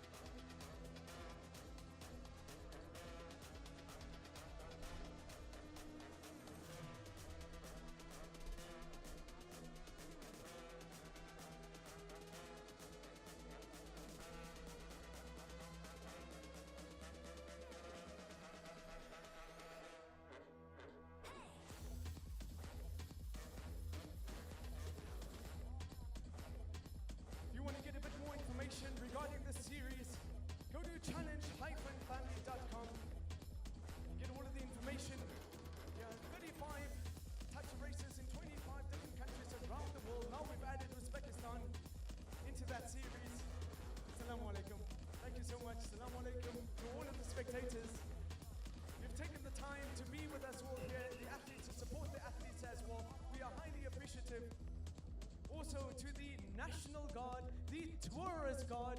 Thank you so much, Rahmat. Okay. Yes, thank you so much.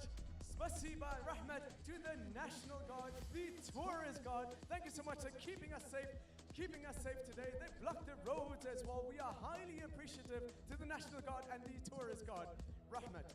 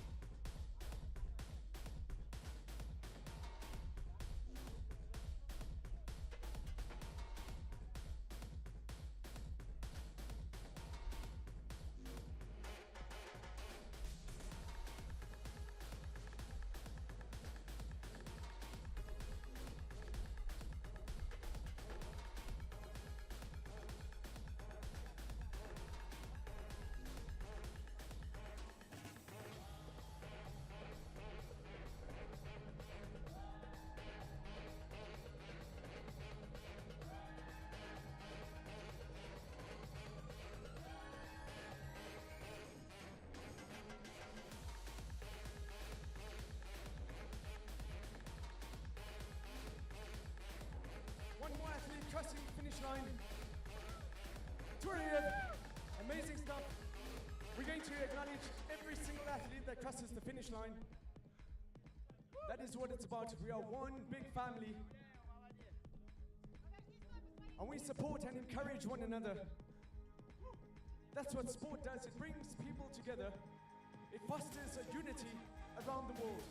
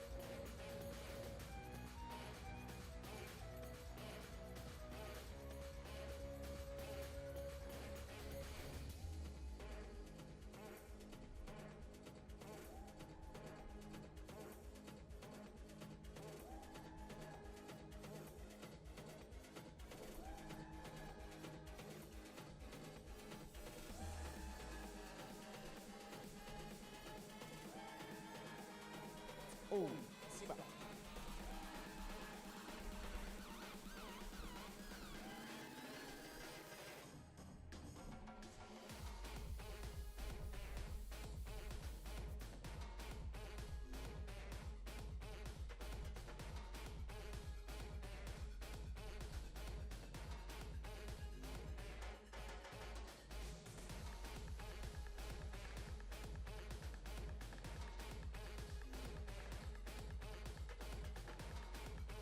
Все работает. Будем встречать. Друзья, ну а пока нет никого на финише, я хочу спросить у вас, как дела? Вы целый день здесь. Все нормально, настроение отлично? Справимся? Все, здорово. Ждем всех. Я уверен, что все смогут прийти вовремя, да? Здорово, здорово. Немножко еще подержаться. Вы красавцы. Вы молодцы.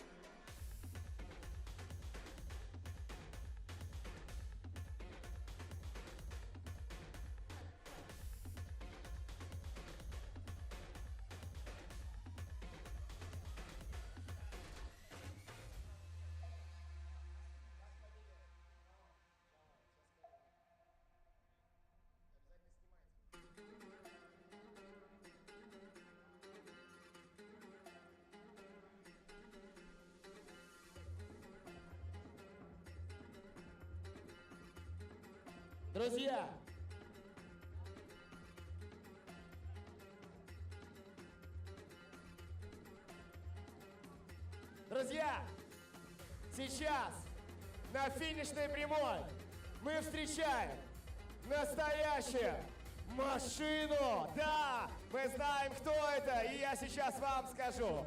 Это Джахангир Джалалов, номер 209. Человек подготовился за 3 месяца. Встречайте бурными аплодисментами. Вся ваша команда ждет вас.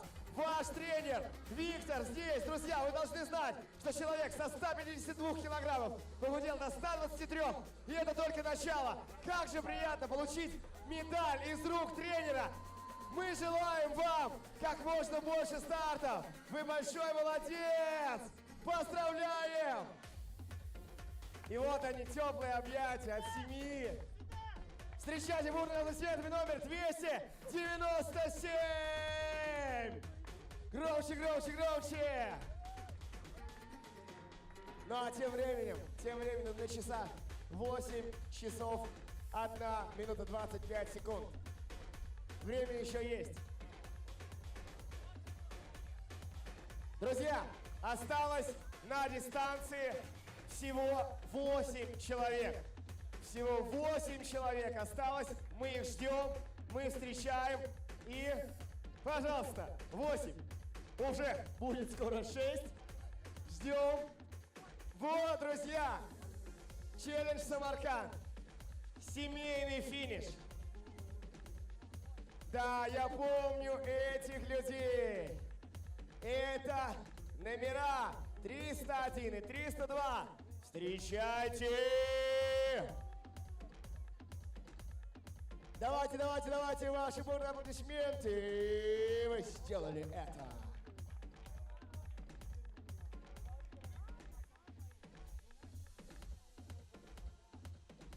Давайте поздравим с первой половинкой Юлдыз. Ваши аплодисменты. Дистанция минут. Первая. Поздравляем вас! Поздравляем вас, что вы вместе прошли эту дистанцию. Ну и вас поздравляем с тем, какие у вас родители. Поздравляем! Спасибо!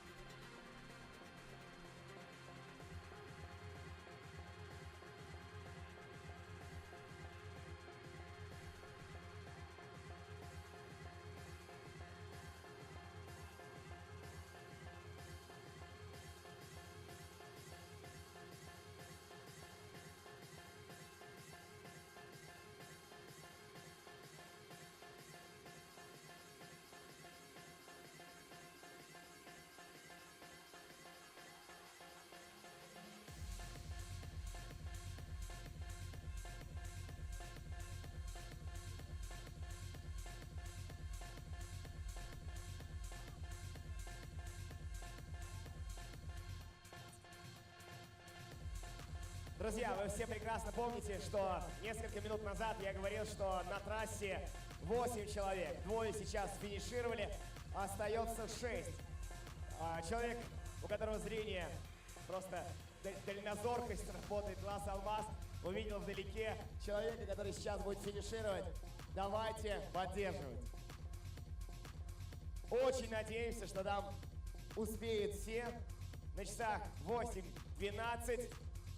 Ждем, верим, поддерживаем. Ребята, если вы слышите нас там, вдалеке, мы ждем вас. Посылаем вам силы и энергию.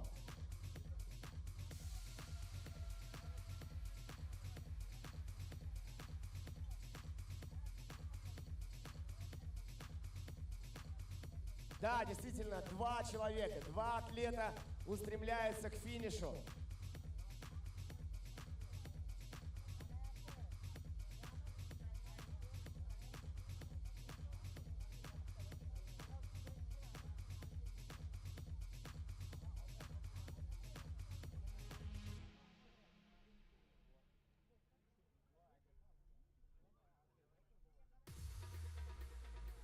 Да, друзья, мы видим финиш.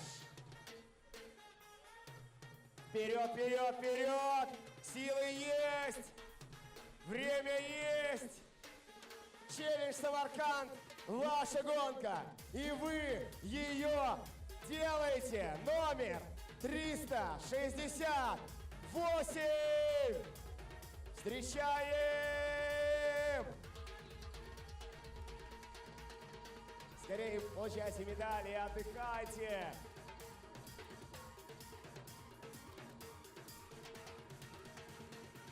Давай, давай, давай, мой хороший, чуть-чуть, считанные метры. Ты это сделал. Мы гордимся тобой. Давай, давай, номер 176. Друзья, встречаю Фаруха. Фарух, вы большой молодец, красавец. Я понимаю, что все силы оставили. Просто завершайте эту гонку. Челлендж Самарканд за вашей спиной. Мы гордимся вами, мы поддерживаем вас. Медаль вас ждет. Ваши аплодисменты.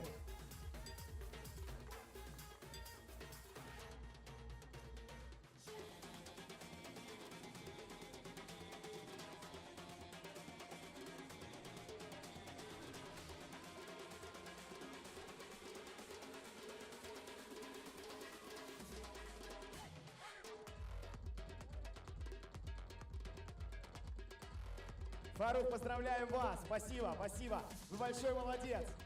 Скорее, водичку. Подкрепляйтесь. Памятные фото еще. Еще хотят сделать памятное фото. Конечно. Методом простых подсчетов из 6 вычитаем 2. Остается 4 человека. Как я говорил, в течение этих 8 часов каждый, абсолютно каждый, кто вышел на старт, важен. Мы ждем всех. Еще 4 человека. 4 человека ждем.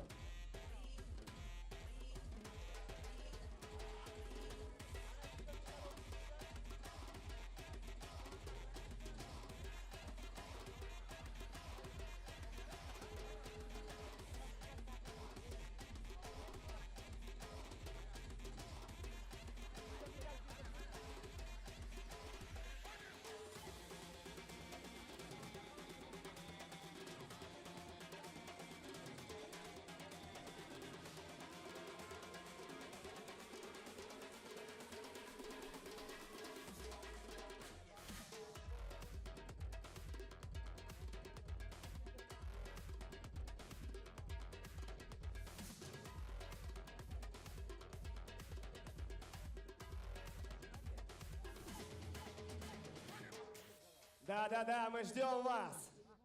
Вы смогли эти несколько метров, эти несколько десятков метров, самые важные в этой гонке. Потому что вы вместе, вы держитесь за руки, номер 241. Встречайте, встречайте. Молодцы, умницы. Чуть-чуть. И после этого отдых, заслуженный. Челлендж Самарканд. За вашей спиной последние метры, самые сложные. Вы справляетесь, вы справляетесь, вы справляетесь. А мы аплодируем! Друзья, мне нужна помощь. 3, 4 минус 1. 3 человека. Спасибо. Ждем троих.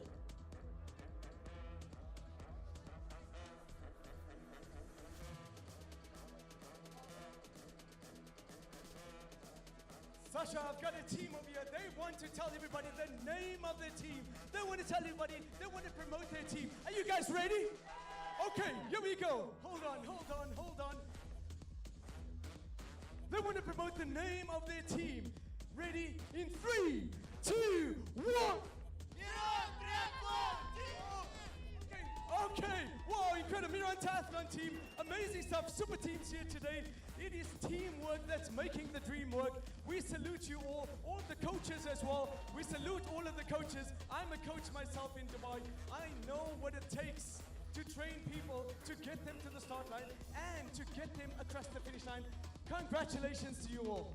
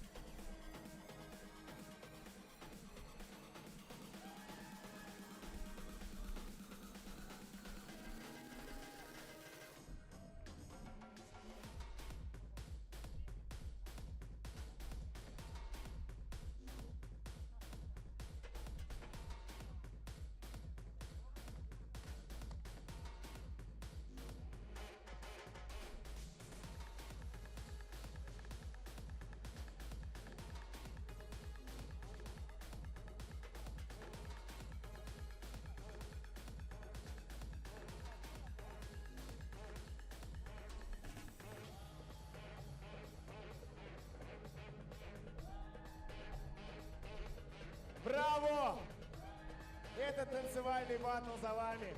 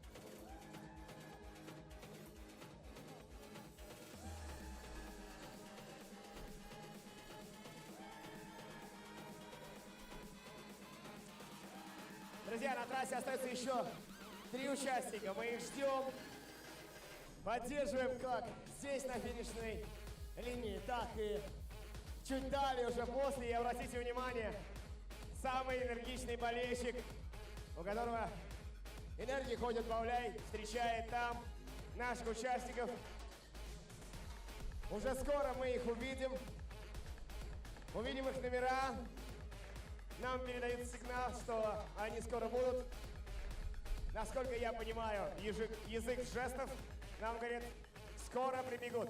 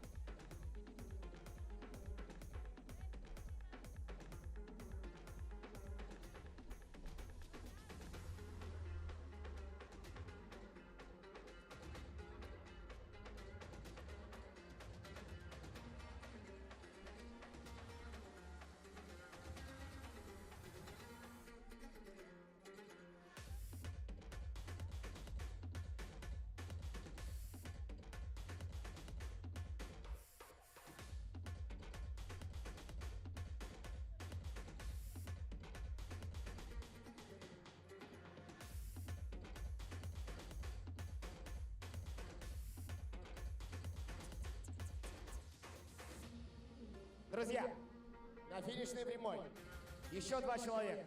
Готовимся встречать. Все, кто успели заснуть, просыпаемся. Доброе утро, вы в Самарканде. Это челлендж Самарканд. Давайте, давайте, мои хорошие.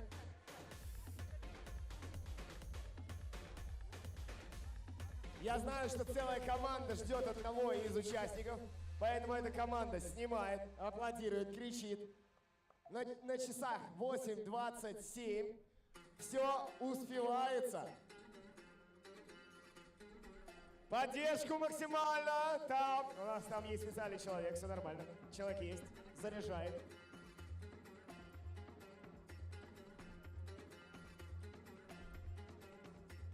Ждем. Последние метры, надо ускоряться.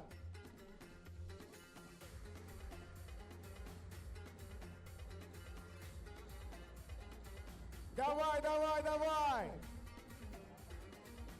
Мы ждем тебя, вперед! Алишер, вперед! Номер 175. Алишер! Вперед! Громче! Алишер!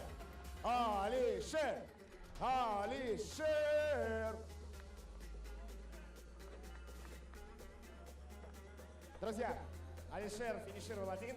Рядом с ним был член из его команды. Значит, остается на трассе 2 человека. По нашим подсчетам еще 2 на трассе. Ждем их.